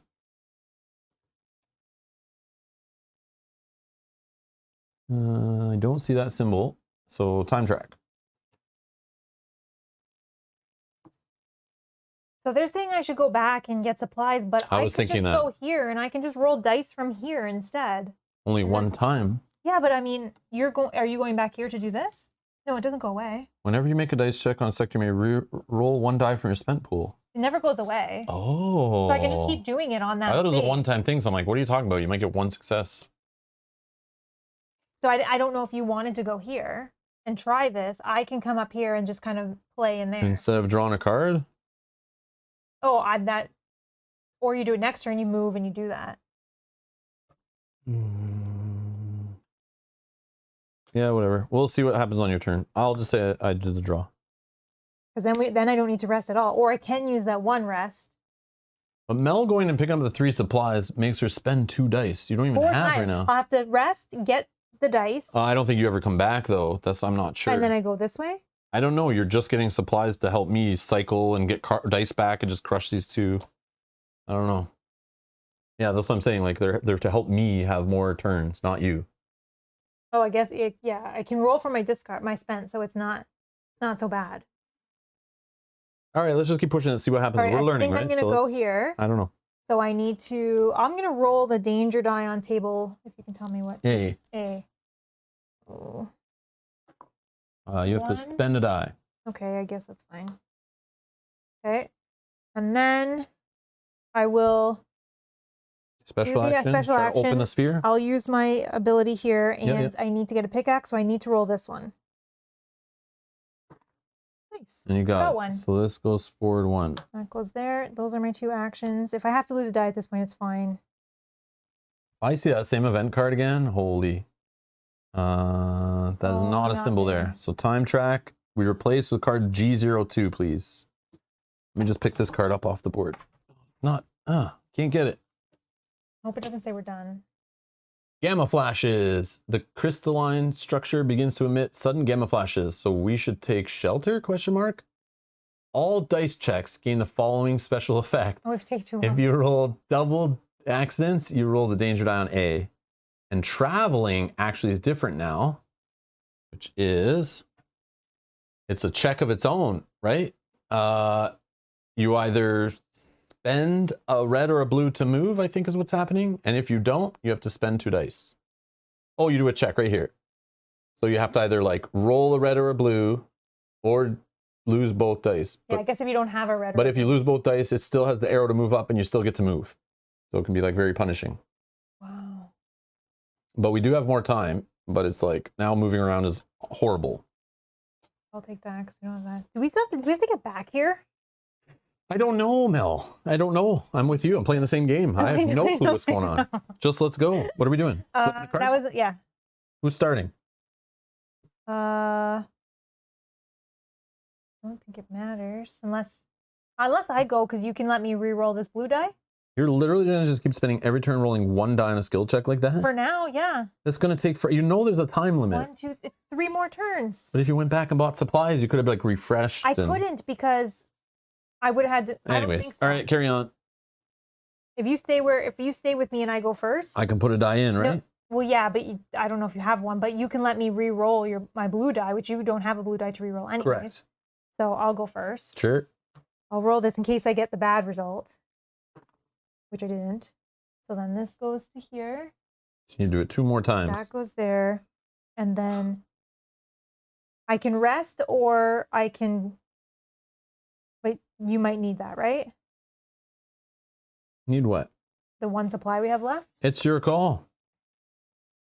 I don't know. It's your call. If you want to use it, use it. Greedy. Just joking. You're using it? Yeah. Okay, done. No supplies left. Now we can't rest. Okay, I'm leaving my blue die in my discard, or my spent. And then I get to draw a card. Oh, I can reroll any die. Okay. Oh, and I can refresh a die. Okay, and I am done. Draw a card, or draw an event. No. What's wrong? Sorry. I don't know why you didn't do that die. The blue one? Because I can Yeah. roll the blue one from... Yeah, but on my turn when you're assisting me, can you? But I can't change it to a pickaxe. Oh, that's right. Never mind. There is no symbols, so we're going to advance the time. Put a token here. Okay, I'm done. Go ahead. My turn. I mean, it's up to you if you want to stay there and just do that. We only need 2, or you move down here, but I think this is good. And if we have to get out... Sorry, what do you want me to do? I don't know. I'm saying you could... This just needs to be advanced twice. Yeah. Or this one, if we wanted to go and try that, but... And that's any of these symbols. But to travel... But if we have to get out anyways... To travel, I need to get a red spent.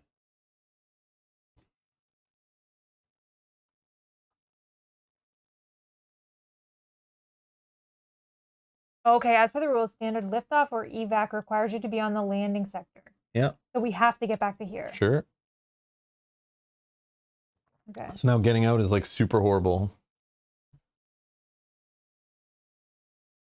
Because like we are like 1. Oh, this one's spend 2, which is rough. Or this one is spend like 1. And then here's spend 2. And then this is danger die. Yeah, this is pretty rough. So I'm going to... I don't know what the easier way to get supplies is.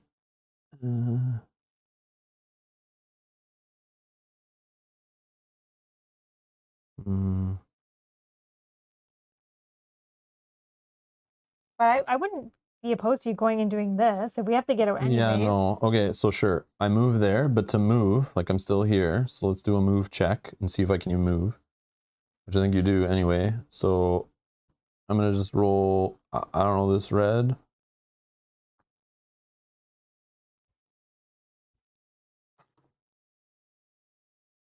You're good? Yep. Can't use it on this, which is fine. And then I spend this and I move to this sector. Okay, then in this sector, I can't do another... Oh, that isn't a special action, my bad. Then I do this one, which is just rolling these 2, which are both basic, which move this 1 and 2. Still not done. Okay, fully out of dice. All right, done. Event, please. You want to exert or anything before you? I don't know. I think you can do it in the middle. Oh, nothing happens. Yes. Yes. I didn't know these even existed. Love this game. No hazards. Okay, so then I will flip. You will flip. Write that one. And then... I don't know who goes first.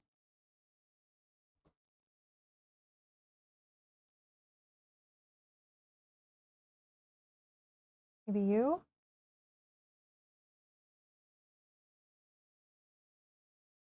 Hmm.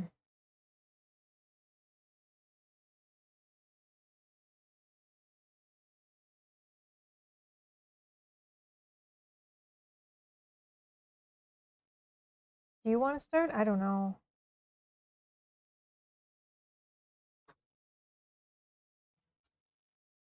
I don't know. I can try to roll this one to get it completed. Yeah, go first. See what happens. I don't know. All right. But then you might be down to like nothing. I'll roll this one. I can roll this one for my spent. I can reroll die of any color, so if I don't get... Oh, I got it. That's 3. We only need 2. Oh, so we only need... Oh, we can't do that anymore. Yeah, let's do... We only need 2, so let's do a dice combination. I'll spend this to refresh 1 die of any color. Okay. Just to give me an extra die. Yeah, yeah. Okay. And then these 2 do the last move to here. Mm-hmm. Can we do 240? Yep.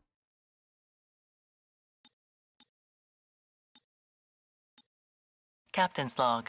Entry D427. To the unknown creatures from the distant past in this distant world, I salute you. When our team finally began to crack the dome's inner layer, we expected a myriad of things. An ark, an archive, a vault, created by the people of this world to carry their legacy beyond the apocalypse. Yet again, we were wrong. Inside, encased in protective carbon nanofoam, was an object as old as this planet. A stele that predated this civilization by millions of years. With their last dying effort, these creatures protected an artifact from an even older time, as resigned to the thought that all their history and culture, and even their very lives, were less important than this one cracked relic. I keep wondering whether humans would be capable of such sacrifice. The object they saved for us bears a clear resemblance to the architecture of the Eye of the Void. There's no doubt the builders who created the Eye and our star map also left this stone as they spread life to this planet. What does it mean for us? Are there other steles like this on other planets? Was there one on Earth? The sides of the stele contain code we have yet to unravel, but atop it, we found one large symbol, alien, yet familiar. A glyph that seems to symbolize uplifting, raising up, with several small dots scattered at its base. This last piece of the puzzle helped us understand some strange discoveries on this planet. The first evolved species here uplifted many other species through genetic engineering and bionic modifications, something that would never cross the minds of humans back on Earth. We will have plenty of time to ponder this and to study the stele on our journey to the next world. Let us hope this time we find more than just ashes. Congratulations, you've completed the mission. Discard mission card 22. So discard out of the game. No. I think back to the tray. It will say remove from game, right? Okay. You're right, probably. Mm-hmm. Move the R06 research project named Builder's Landmark from the research projects to the awaiting envelope. Sorry, research projects. What number, sorry? R06. R06. Okay. Sorry, what's it called? Builder's Landmark? Yeah. Okay. Put it in the waiting envelope. Then move the 002 objective from Aeons Past from the bridge cards. So find bridge cards. Yeah. I guess 002. I don't know what. Okay, yeah. Okay, put that in the waiting envelope. It says from Aeons Past, right? Yep. Okay. What's objective? Okay, now let's see what else we got here. On many planets, you must return your lander after fulfilling your objective. Here, simply place all your crew member models back in the landing sector, Sector 1. Oh, yes. We don't even have to get back. Hey. I loved how the chat was like thinking I was doomed. I thought you were. Well, I was living in my head already thinking of how am I just going to get supplies so she maybe can get out. Like, just ditch. I said I was going to the other location, but I wasn't even going to do it. I was just going to run and try to see if I could get supplies. As long as you could get out, we're fine. If I lose one lady, it's okay. Yeah, but they go on the memorial wall. Bad things happen. Well, That makes our campaign more on the 20-hour end rather than the 60. I'm oh, sure. it's funny that people are like, "Oh, I forgot this happened." They're all like, "I think she doesn't have a knife dice." But now you have to understand, take all their fear, and we need to remember that we're playing non-tutorial-ish planets, Yes, right? yes. When we're actually playing the real game, we need to play this like a survival nemesis, game that's trying to kill us, where you don't have so much time to get it all done. Don't push your luck too fine. Yeah. So put both of our characters on the landing. I said, yeah, place it's reminding you, on many planets, you must return to your lander after fulfilling your objective. Here, simply place all your crew models back. So we're back here on the lander space. What if I didn't want to go back there? I know, maybe you should have went first then. That sucks. Yeah, We didn't well. get that. Remove the L1 landing card from the scanner, All right. and then remove it from the game. Okay, so I see. Gone. Another landing on this planet is not possible. No! Oh no! We can't come back here and farm alien leads. This just blew my mind. So some planets you get locked out of. It doesn't say we can't crash land on it though. Just says landing. No, I'm just joking. All right. If there are any unique discoveries left on the planet board, discard one success if you have any, and gain these discoveries now. So they really want you to have these two. Okay. Okay. Important. Each unique discovery can only be found on one specific planetary exploration in the game. However, if you miss a unique discovery during your exploration, there is always an option to either return to the planet to find it, or in rare cases to gain it via other means later on in the campaign. Open ship book at page 25, leaving the planet, and begin ship management. So, okay, hold on. 25, one sec, don't touch anything. Thank you. So my understanding is we don't touch this generally. Like right now, I wouldn't clean this up because I think sometimes we need to save what's happening on the planet. In this case, not, but do not touch anything because that's the play.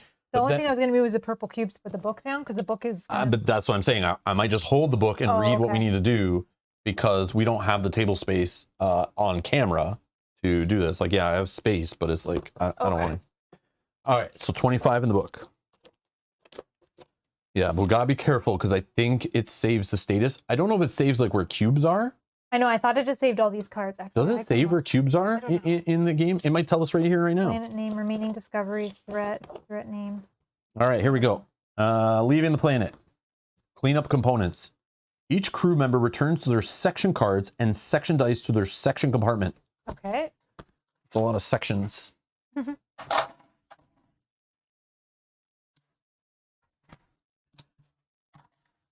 Half my dice were already gone anyways. You think? Okay. I'll just put these in front. Return all equipment cards from the planet board on the lander and next to crew boards back to the armory. Armory. Return any POI cards with the... I love this icon. Little floppy disk with an X. The do not save. Return any POR cards with the do not save icon to point of interest card A. We don't have none of those, right? No. Okay. Return any threat cards with that symbol icon to the box along with their matching standee. We haven't seen threat cards yet. Return any optional missions to missions card tray A. Return all lead tokens to the lead bag. Okay. If you can pass me those as well. Right there. Okay. Return all tokens, time tokens, equipment tokens, markers, crew member minis, the lander standee, the start token, and all remaining dice to the box. Return all global condition cards to the global conditions card tray. Global condition. Global condition goes back in the place it came from, because I guess we can see that one again. Okay. And then tokens. So turn tokens, time tokens, equipment tokens, markers, crew member minis. Got them in my hand. And then The lander standee. got it. Start token. Start token gone. Yep. And all remaining dice to the box. Well, we'll just keep them in our buckets. We're good. Yeah. We're good. All right. 2, components check. Make sure only the following components are left on the table as they will be used later in ship management. The planet board with all revealed POI cards without the do not save icon. Non-optional missions. unclaimed unique discoveries, and threats without the do not save icon. Decks of cards, so the discovery decks, the event deck, the injuries deck. Crew boards, crew member cards, and any injury cards. The lander board with its mods, gathered discoveries and unique discoveries, success tokens, and rank up card. Go to 26 docking. Docking. All right. If there's at least one mission card on the planet board, No. or there's a failed mission token on the lander, No. start at step 1, otherwise start at step 2. Oh, okay. So there is mission failure. Oh, no. Let's try not to read that too often. Okay. Discard excess discoveries. The total combined number of discoveries and unique discoveries you can bring back is limited to the lander or sometimes in the indicated space on the edge of the planet board. If you have more discoveries and unique discoveries than your capacity, discard non-unique discoveries in excess of your capacity. Unique discoveries cannot be discarded. We are good. We're good. 5, we have 3. All right. We're not that good. Assemble available crew members. Each player takes all crew members from the resting crew card tray B into their hand. Leave crew members on crew boards where they are for now. Players who control more than one section keep their available crew members from all their sections together in one hand. Crew members in your hand are known as available crew members. During ship management, you'll be able to assign them to various tasks. Pages in the ship book marked with that red person symbol icon allow one or more crew members of any section or sections to be assigned a part of the procedure on that page. The full details can be found on the page itself. Whenever you assign a crew member, immediately return them to the resting crew card tray B. Note, you can never assign your last available crew member of each section. Each section must always have at least one available crew member until the way team is formed. Go to page 2, debriefing. Or page 27, sorry, debriefing. Ooh. Debriefing. Okay, if we have any rank 2 dudes, they can become instructors, I guess. We do have some from our Rank 2 plus. I don't know. Okay, promote crew members. Number 1, if the rank up card was flipped to the completed side during the last planetary exploration, each crew member who was on the away team and is still alive checks to see if they meet the criteria shown on the rank up card. A number of success tokens based on their current rank. Ah, it makes sense now. I got it. I see. So we can rank them up. So I'm looking at this card and I'm saying that Adrian went on the planet here. And Adrian's level 1. If we have at least 3 successes in our pool, we don't spend them, we just check them. That he can become a 2, right? Yep. But if he was a 2 to become a 3, we would have need to found 6. I see. So That makes much more sense. yeah. That Okay. makes complete sense now, ish, I think. So I'm upgrading to a level 2. You know, switch mine. Yep. While I continue to read. Okay. Put them back on your board so that you know who you use. If they're due, replete their current rank sleeve with rank 1 higher. Put the old sleeve back in the section compartment. So we're just doing it out of this little tray here for those that weren't here at the beginning to see it. So I'm just going to put this back in there, and you are limited by the amount of sleeves you have for each rank. If there are no rank sleeves available for the new rank, the crew member cannot be promoted. After checking all crew members, if at least one of them gained a new rank, remove the rank up card from the game. Ooh. Remove it from the game? Yeah, so we never see it again. Okay. Unless they're completely empty, then they go back. If no crew members ranked up, return the card to rank ups, card tray A. 2, create the success pool. Take all success tokens from the lander or the success token slot of the planet board. Add any success tokens from the token bag to the success pool. You have none in our little bag anyway? Just gonna double check, but our bag is empty. Oh man. So we have 4 of them. Where did it say to put it, sir? I have no idea. I just moved them from the lander somewhere. Oh, they're now in the success pool. So this right here, I'm going to say is my success pool, I think. Okay, we have 4. Okay. Buy or sell dice. You may buy new dice for all sections. To do this, discard a number of success tokens from the success pool equal to the number of dice currently owned by each section. Then each section player takes any one section die from the box, adds it to their section compartment. If you have enough success tokens, you can buy dice more than one during ship management. For example, if each section currently has 6 dice, you must spend 6 success tokens to buy 1 new die for each section. So right now we're at what for dice? 6. We have 6? Yeah, we don't have enough. Damn it. But we can commit 2+ rank dude. Each time you buy a die, you may assign one crew member of rank 2 or 3 to be an instructor. Doing so reduces the cost to purchase the die by 1 for a rank 2 or 2 for a rank 3. Okay, so if we put in 2 rank 2s, which I have 1 in my hand, and you put in 1, we But the could... way it's worded, like... Oh, that's only gives us... Oh, yeah, 6 is enough. Yeah. Right, because we need... But they go to rest, like we don't have them now for the next mission. Well, that one, these ones don't count. Oh, these that's ones. your hand, yeah, separate. And I have one and you have one? Yeah, because from mission 1, I mean, let's do we it. leveled up. So these guys go to rest. That will Okay. give us enough to buy another die. Resting crew. You may also sell dice from each section as long as this does not reduce the number of dice in each section to fewer than 4. When you sell dice, each section player takes 1 die from their section compartment and returns it to the box. Then add 4 success tokens to the success pool. You can only sell dice once per ship management. Buying and selling dice can be done in any order. All sections must have the same number of dice after the step. That's neat. Oh, we do also have to worry about the success on our situation card. So maybe do we not do that? We don't have another level 2 guy. Okay. I don't know. Yeah, let's not then. Yeah, maybe we can just save. Like, do we save these for next time, guys? Yeah. Like always, they go in our bag and we're good? We never lose them? No, we never lose them. I just don't know Only if if we spend them on things. So like the situation, things like that. For sure, I'm not going to read on the next page. Now clean up any ones you have, they're gone. No. Yeah, the situation we have, I don't even know where it went. It's in this bag. Oh, it was somewhere. I saw it earlier. Those people might be useful in next ship phase 2. Yeah, okay. That's Yeah, fine. you're right. Yeah, I'm down. Let's not get too aggressive. I'm down. I just like more dice because it seems like I can get more done. That's our situation that we have. So we can lose 1 success Oh. and shuffle this into the possible situation. or we Otherwise, lose the 1 command. Yeah, which I think is worse. I think I'd rather lose a success. Okay. Our bag is getting full. Not full, but like a lot. Staff here says if you had fully played the tutorial, you would have received 8 success tokens and have 3 left.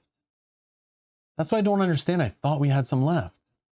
We had. Oh, we did upgrade we dice. did upgrade our die. We had 5. We had 5. Did we have 5? I don't know what we had. We had enough to level up our dice. But we Which didn't we get, spent. we probably left some on the table. Like we didn't, in the tutorial, we probably didn't get everything done. Yeah. I don't know. I don't remember, but obviously I didn't even look to find out, but. Okay. So we'll save. All right, go to unloading, page 28.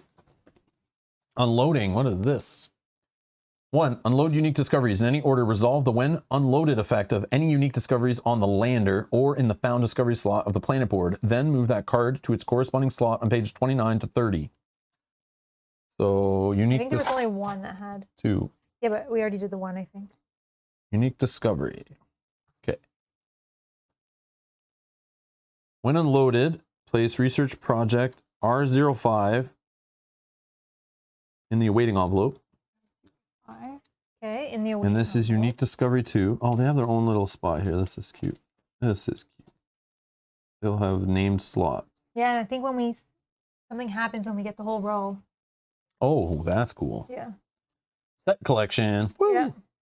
Planetary exploration. When you gain this card. Okay, we already did that, but that just goes in here, I think. Do this one hand. You want me to help in any way? Oh, I got it. Trying to be sly, but it did not work. All right.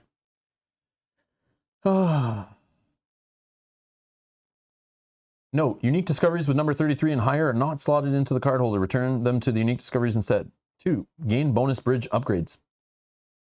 If you fill a complete row of the slots, gain a card listed next to the row and place it in the awaiting envelope. For example, if you have unique discoveries 1 to 4, you gain Hall of Trophies bridge upgrade.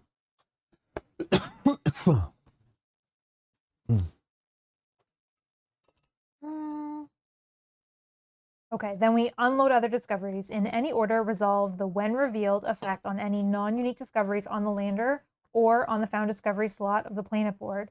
Then move these cards to the gathered discoveries. So we just had 1, which was this one, which is when unloaded, you may discard this card to draw a random discovery of any type. This is hard because like I don't know what one we would want. If anyone in the chat recommends grabbing one here, I don't know. But do we need any for other projects or something? I don't know. We don't have any research projects going. One sec, I'll just... Yeah, but you can look at the ones in the awaiting, right? What do they need? Research projects. Oh, What does that want? Probably mineral leads, right? Microorganism discovery, just one. Oh, that right here, right? Yeah. Yeah, do right? it. The cost is one microorganism discovery. So maybe we do that. Yeah, sure. Okay. So when unloaded, you may discard this card to draw one random discovery of any type. So we'll draw one random. And we discard this. Of course, it's all green. I'll shuffle that in a minute. Hey, Juan, how's it going? Juan says, hey guys, just joined. I already finished this 100% completion. You're a psycho. How have you liked it so far? We're just getting started. So far, so good. Ship phase now might seem cumbersome. It does get to flow very nicely after a few times. That makes sense. That's what I thought. And I'm fine with that. I know today's stream is going to be long. The next stream will be long because we're so slow, right? But I'm fine with that. I knew that coming in. Microorganism detector spores. Planetary exploration. You may discard this card to return 3 discarded leads to the lead bag. So where does this go now? So now, sorry, this goes in. Then move these cards to the gathered discoveries. Oh, so we have like a slot. Gathered discoveries is right here. So that's in there. Okay. And then store the lander. Return the lander board to the box and place any lander mod cards in the awaiting envelope. That'll go back in. Oh, are they double-sided? I guess so. And then go to page 32, med bay. Okay, the med bay. Install med bay upgrades. Take all med bay upgrade cards from the awaiting envelope. I don't know if we have any. I don't know if we want to dump this out. And I don't know what a med bay card is. those are going to go in there. I know that much. Research. Just taking a quick look. Research. Lots of research.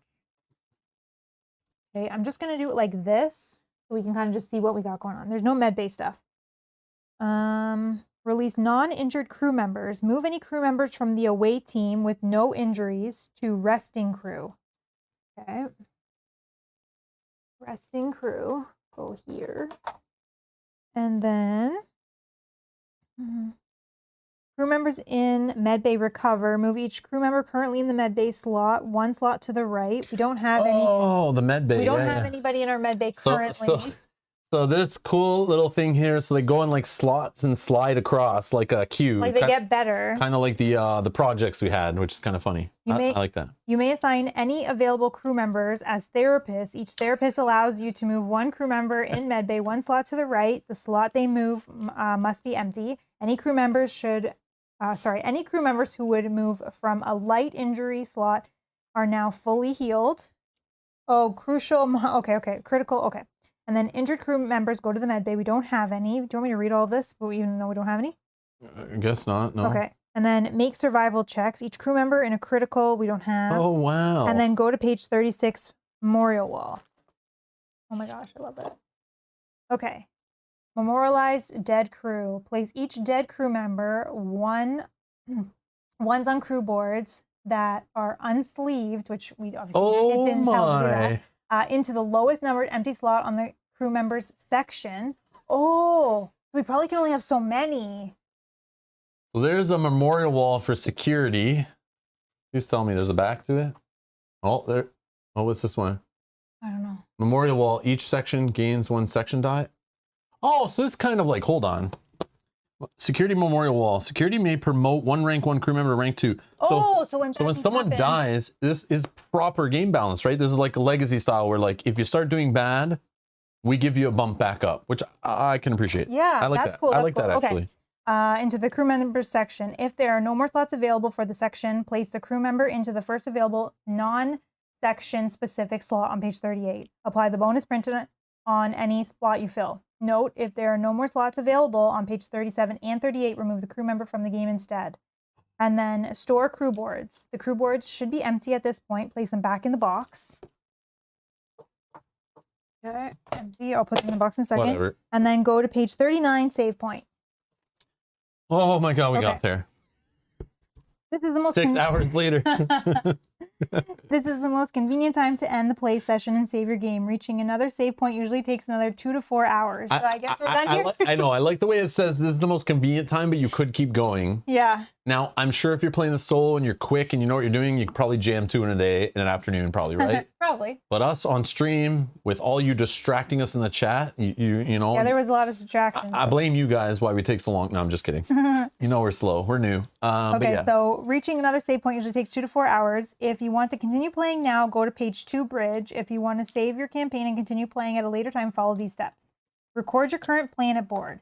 If the landing card that matches the name of your current planet was removed from the game, skip to step 2 and skip the step and proceed to step 2, which it was, right? Yeah, I think so. So then, yeah, because we don't record anything because it's gone. I think so, right? Yeah. Okay, but where does all the stuff go from it? Just back into the trays, right? Well, I'm skipping here. Save other cards and trays. Return all threat cards and their matching standees to the box. Return all POI cards on the planet board to the point of interest card tray A. Oh, perfect. So Okay. I'll put those away. Return all unique discovery cards on the planet board to the unique discoveries card tray A.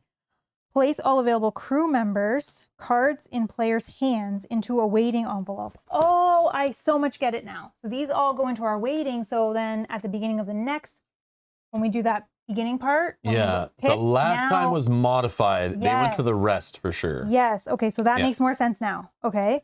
And that's where I think the mistake was at the beginning. People are assuming the tutorial had normal rules, but it was like modifying and have us skip stuff and change the rules. Yes. So for this one, they made us put everyone to the rest, but or the tutorial made us put everyone to the rest.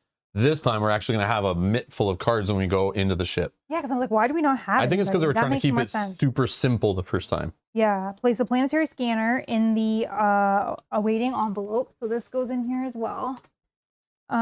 Place any tokens from the success, command, and energy pools in the token bag in the awaiting envelope. We'll do that in a second. Those go in there. And then close the Planetopia.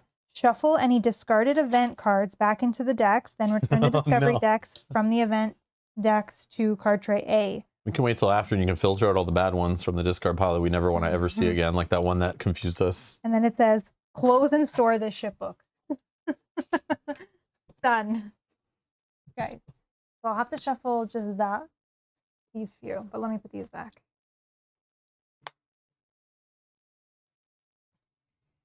You have a thought? Yes. Based on seeing this, I already was thinking this. I thought this when I first saw this game on GameFound. I just want to say this. And hopefully you can see now based on the last like 20 minutes and including right now. There is so many cards, components, cleanup, books, steps, flow. It's like this game was designed by a freaking university physics teacher or something who like doesn't like computers, you know? Who like wants to still use binders and books and card trays and sorting, or like I don't know, or a brainchild of like a librarian from 1950s and like a science teacher from the 80s or a scientist. There are just so many things, and this game feels so structured and functional. It's so weird. Like, it's not a bad thing. It's just funny how different it is. Like, think of most of the board games we play where it's just like, pull out the board, shuffle a couple decks, you know, roll some dice, move some things on the board, you know, and then put it all away. This thing, it's like, all right, here we go. Are you ready for the next hour of going through steps of where to move cards and tokens and putting cards in? Like, I'm not saying I'm not a nerd or a geek or whatever, but like when you see the game has these like, you know, all these, these card pages. At first, I was like, man, this game is going to be so dry and so nerdy and so procedural and functional or whatever it's called, that this is like, didn't interest me. But now seeing how these work and how we're putting upgrades in, and it's like we're traveling around the ship and there's queues of people healing in one room and then projects advancing in another. We can put people in there to speed them up. It's really neat. I like it a lot. But I like this. I both hate it and I love it. I don't know what, like why. It's weird. But yes, this whole like, there's like so many books and cards and trays. It's like, and procedures and steps. It's like, I don't know. I feel like I'm like half building furniture. IKEA furniture? Yeah, but also while reading a cool story. If that makes sense. I don't know. Yeah, that makes sense. It just feels, and again, a lot of these sci-fi games feel this way. I remember before I got into Terraforming Mars, people said like, you're basically kind of in that game playing a little bit of solo, and like, don't, like, people have to kind of be into science to kind of get past the, like, you know, not prettiness of that game and to really love the systems. But I just like the engine in that one. But for example, those games don't seem like, you know, which science is like that. It's, you know, scientists, science teachers try hard to like excite students by doing science tricks and making it seem interesting. But really in the end, it's like, it's kind of boring to most people. So this game does have the appearance, and I was worried it might be very boring and very dry and very structured, but it's not. No. But it is. I don't know. It's weird, but I like it. I very much like it. And I want to see more. And I know we're just getting out of the like second half of the tutorial. I can't wait to see where we're all sitting here on stream and we're like, I want to go here. No, no, no, no. I want to go to this galaxy. No, no, no. Let's go to this one. But then what should we do there? Should we land here? Oh, I don't know. Which ship should we bring? Like all the decision points, I'm so excited for. I can't wait. Well, because we had training wheels on, right? Do you feel like for the last little bit, now the training wheels are probably off, and we can make those decisions? But I still feel lost. I still, like most games, I can play them a couple of times and I kind of figure out the base systems and I kind of figure out like the efficiencies and the cost and like, you know, how much should this action take and when should I push my luck and how much health should I have now and should we buy this upgrade and is this item any good? I still feel lost in this game. I don't know what we're doing. I know the game is still teaching us. It's still like hand holding a little bit. And I know the game's going to slap us around a bit, and that's fine. Dark Souls taught me how to be better at Dark Souls by punching me in the face a bunch and throwing me around and stealing all my stuff. Totally fine if this game does a little bit of that. But I want to see where it goes. But again, my fear is how long it can take with all those decision points, with the two phases of like ship management and trying to structure that in a stream. These are going to be always long streams, I feel. Even just doing like one ship management, going through all that management. I know Juan says it gets faster. Once you know what you're doing, you kind of go through it quicker, which I believe. But if we're only playing once a week and I'm playing other games in between, I might still forget some of that flow and still have to read the ship log stuff every single time. But maybe we can kind of like skip more of what doesn't apply. But yeah, this is a game that I think is an awesome game to just leave set up on the table. Sit down with whoever, your other players or significant other, and just kind of leave it on the table and continue. I don't know if I like this whole clean up, sort it, put it all back. I know some of that you have to do. But yeah, I don't mind about just like, it's a big table hog. So just like leaving it all out on the table would be fun. And just kind of know where you're at. Just hoping the dog doesn't come and knock the cubes over or the cat doesn't knock a cube off the tray, you know? But then here's my question to that. So let's say you put this out on the table and you're like, okay, I have a week vacation or I'm going to a cottage and I'm going to bring this with me and we're going to play through this. Do you think that the mechanics would get boring playing through it over and over? Or do you think that, I mean, obviously we don't know that how much variety is in the game. Well, I hope they keep upgrading, adding new cards to the decks, adding more dice, changing up the cards we run into. We haven't even seen those monsters and aliens that I know because I punched them out. I'm assuming some of them are dangerous. Maybe some of them are friendly. I don't know. I'm excited to find out, but they are called threats. So I'm assuming they're just more skill checks, but I don't know. Yeah, there's no attack in this game, so we can't fight them. And there's also the mystery of, and I know, don't spoil it, please, those who played the whole game, but like we know rules text is hidden within the logbook /app. So what I've read in the rules, I feel like is not maybe the complete game. And I know there's hidden envelopes. So I'm sure the game expands a little bit more in the complexity and systems. Yeah. So like there's no combat per se that I know of, but I think it's just skill checking against things, which is fine, but maybe not. Maybe there's some other system added in that I don't know of because of the hidden envelope thing, which is kind of neat. But yeah, I'm excited to keep going with it. I'm excited to push this a little more and see the full game kind of expand into our own decisions, our own choices. Where should we go? I'm excited for you guys to be here who maybe have played a bit of it or like voting for us to go a different way than you saw to see what happens, you know? Mm-hmm. Yeah, I'm curious to see how linear the story is and how not linear it is, like in some things. And I'm excited too because now we have more crew available to do more things. And, you know, we now have this bag full of different things, research projects, other things that we may want to do, situations we may want to take care of. So it's going to be interesting. But I do love the whole idea of the like, there's so much decisions, like picking your crew to go on a mission, picking what dice to take, what dice to sacrifice, like what cards to put in your deck, if I didn't say that already, where you're going, what lander to use, what upgrades to use, when you're on the ship, which person is going to which job, which room are we going to, which projects are we going to advance, like should someone help push those further, should someone help these people in the med bay heal faster, like when someone dies, like we're getting an ability, what choice do we make on that? When you're on a planet, which direction we go, which cost do we do, which dice do you spend? Like the amount of decision points in this game are amazing. I love it. But I just worry the gameplay, a session for us on stream, just may take a little long and I'll get a little overwhelmed, tired, too long. We'll see.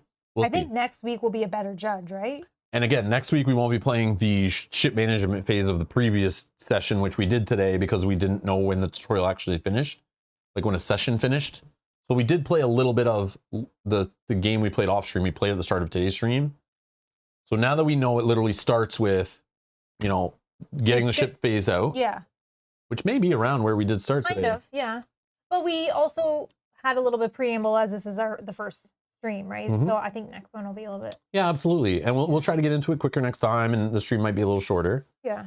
But again, it's fine for me. We always have the problem of trying to push our luck, explore everything, check everywhere. But we got to be smart sometimes. Sometimes we might just have a short playthrough because we get to the planet, we push it a bit, then we say, you know what, rolls are just not going good.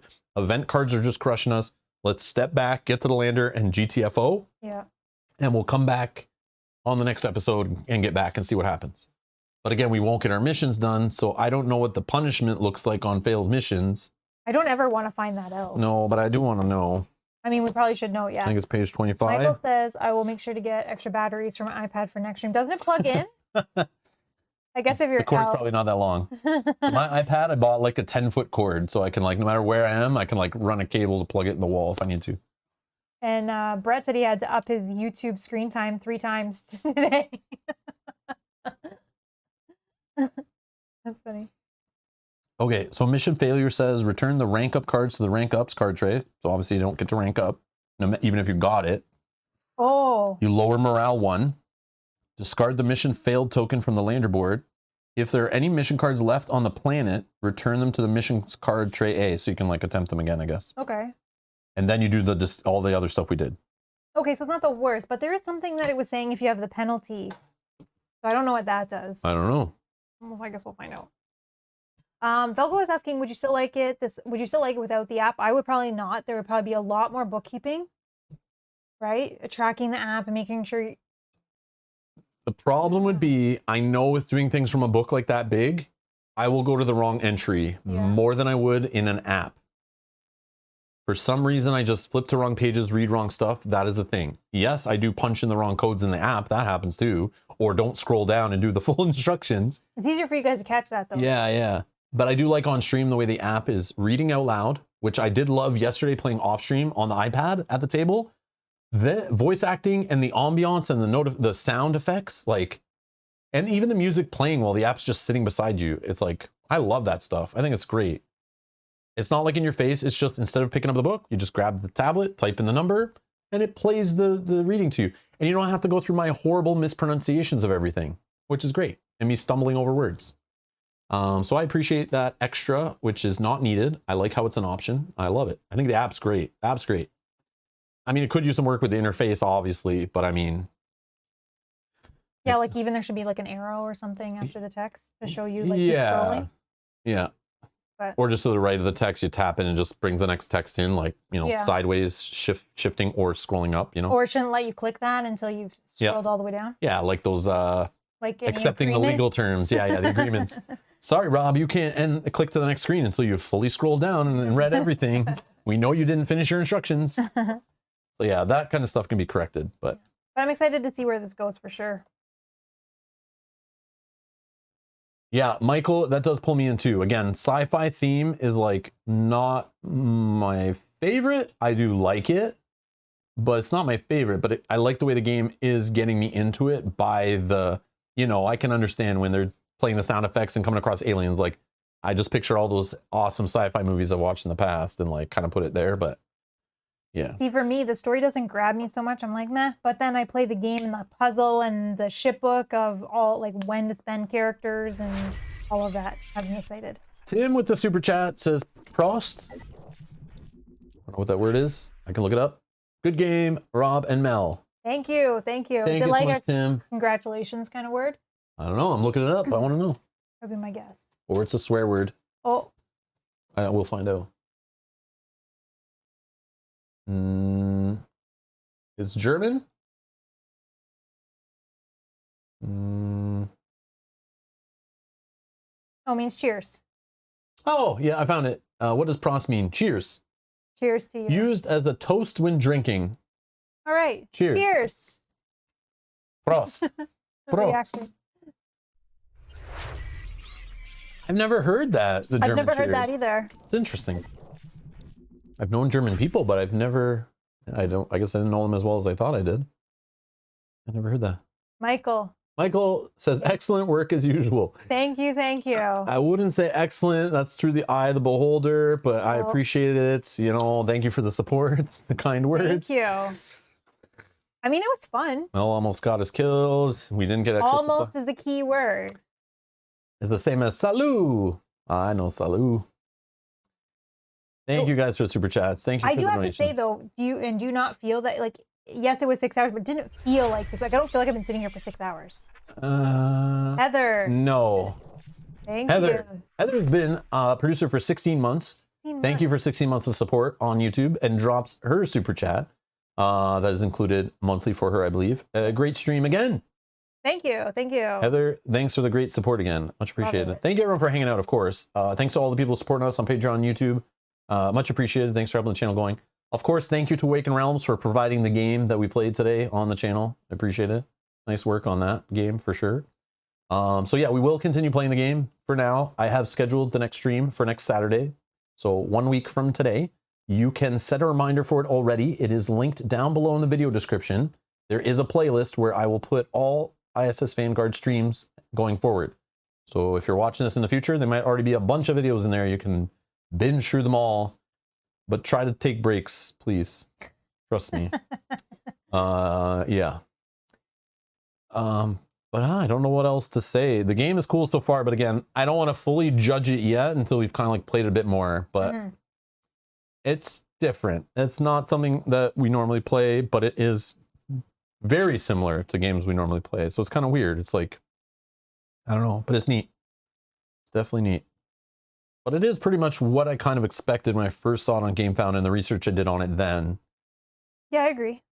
Yeah, nothing's like, oh, okay, cool, they're blowing my mind. But I didn't realize there was going to be like an overarching story with it and stuff like that. So I'm kind of excited to explore that. And I see some of the excitement in the chat about where the story kind of unfolds and where it goes and stuff like that. Kind of neat to look forward to. It's like the best part of the game.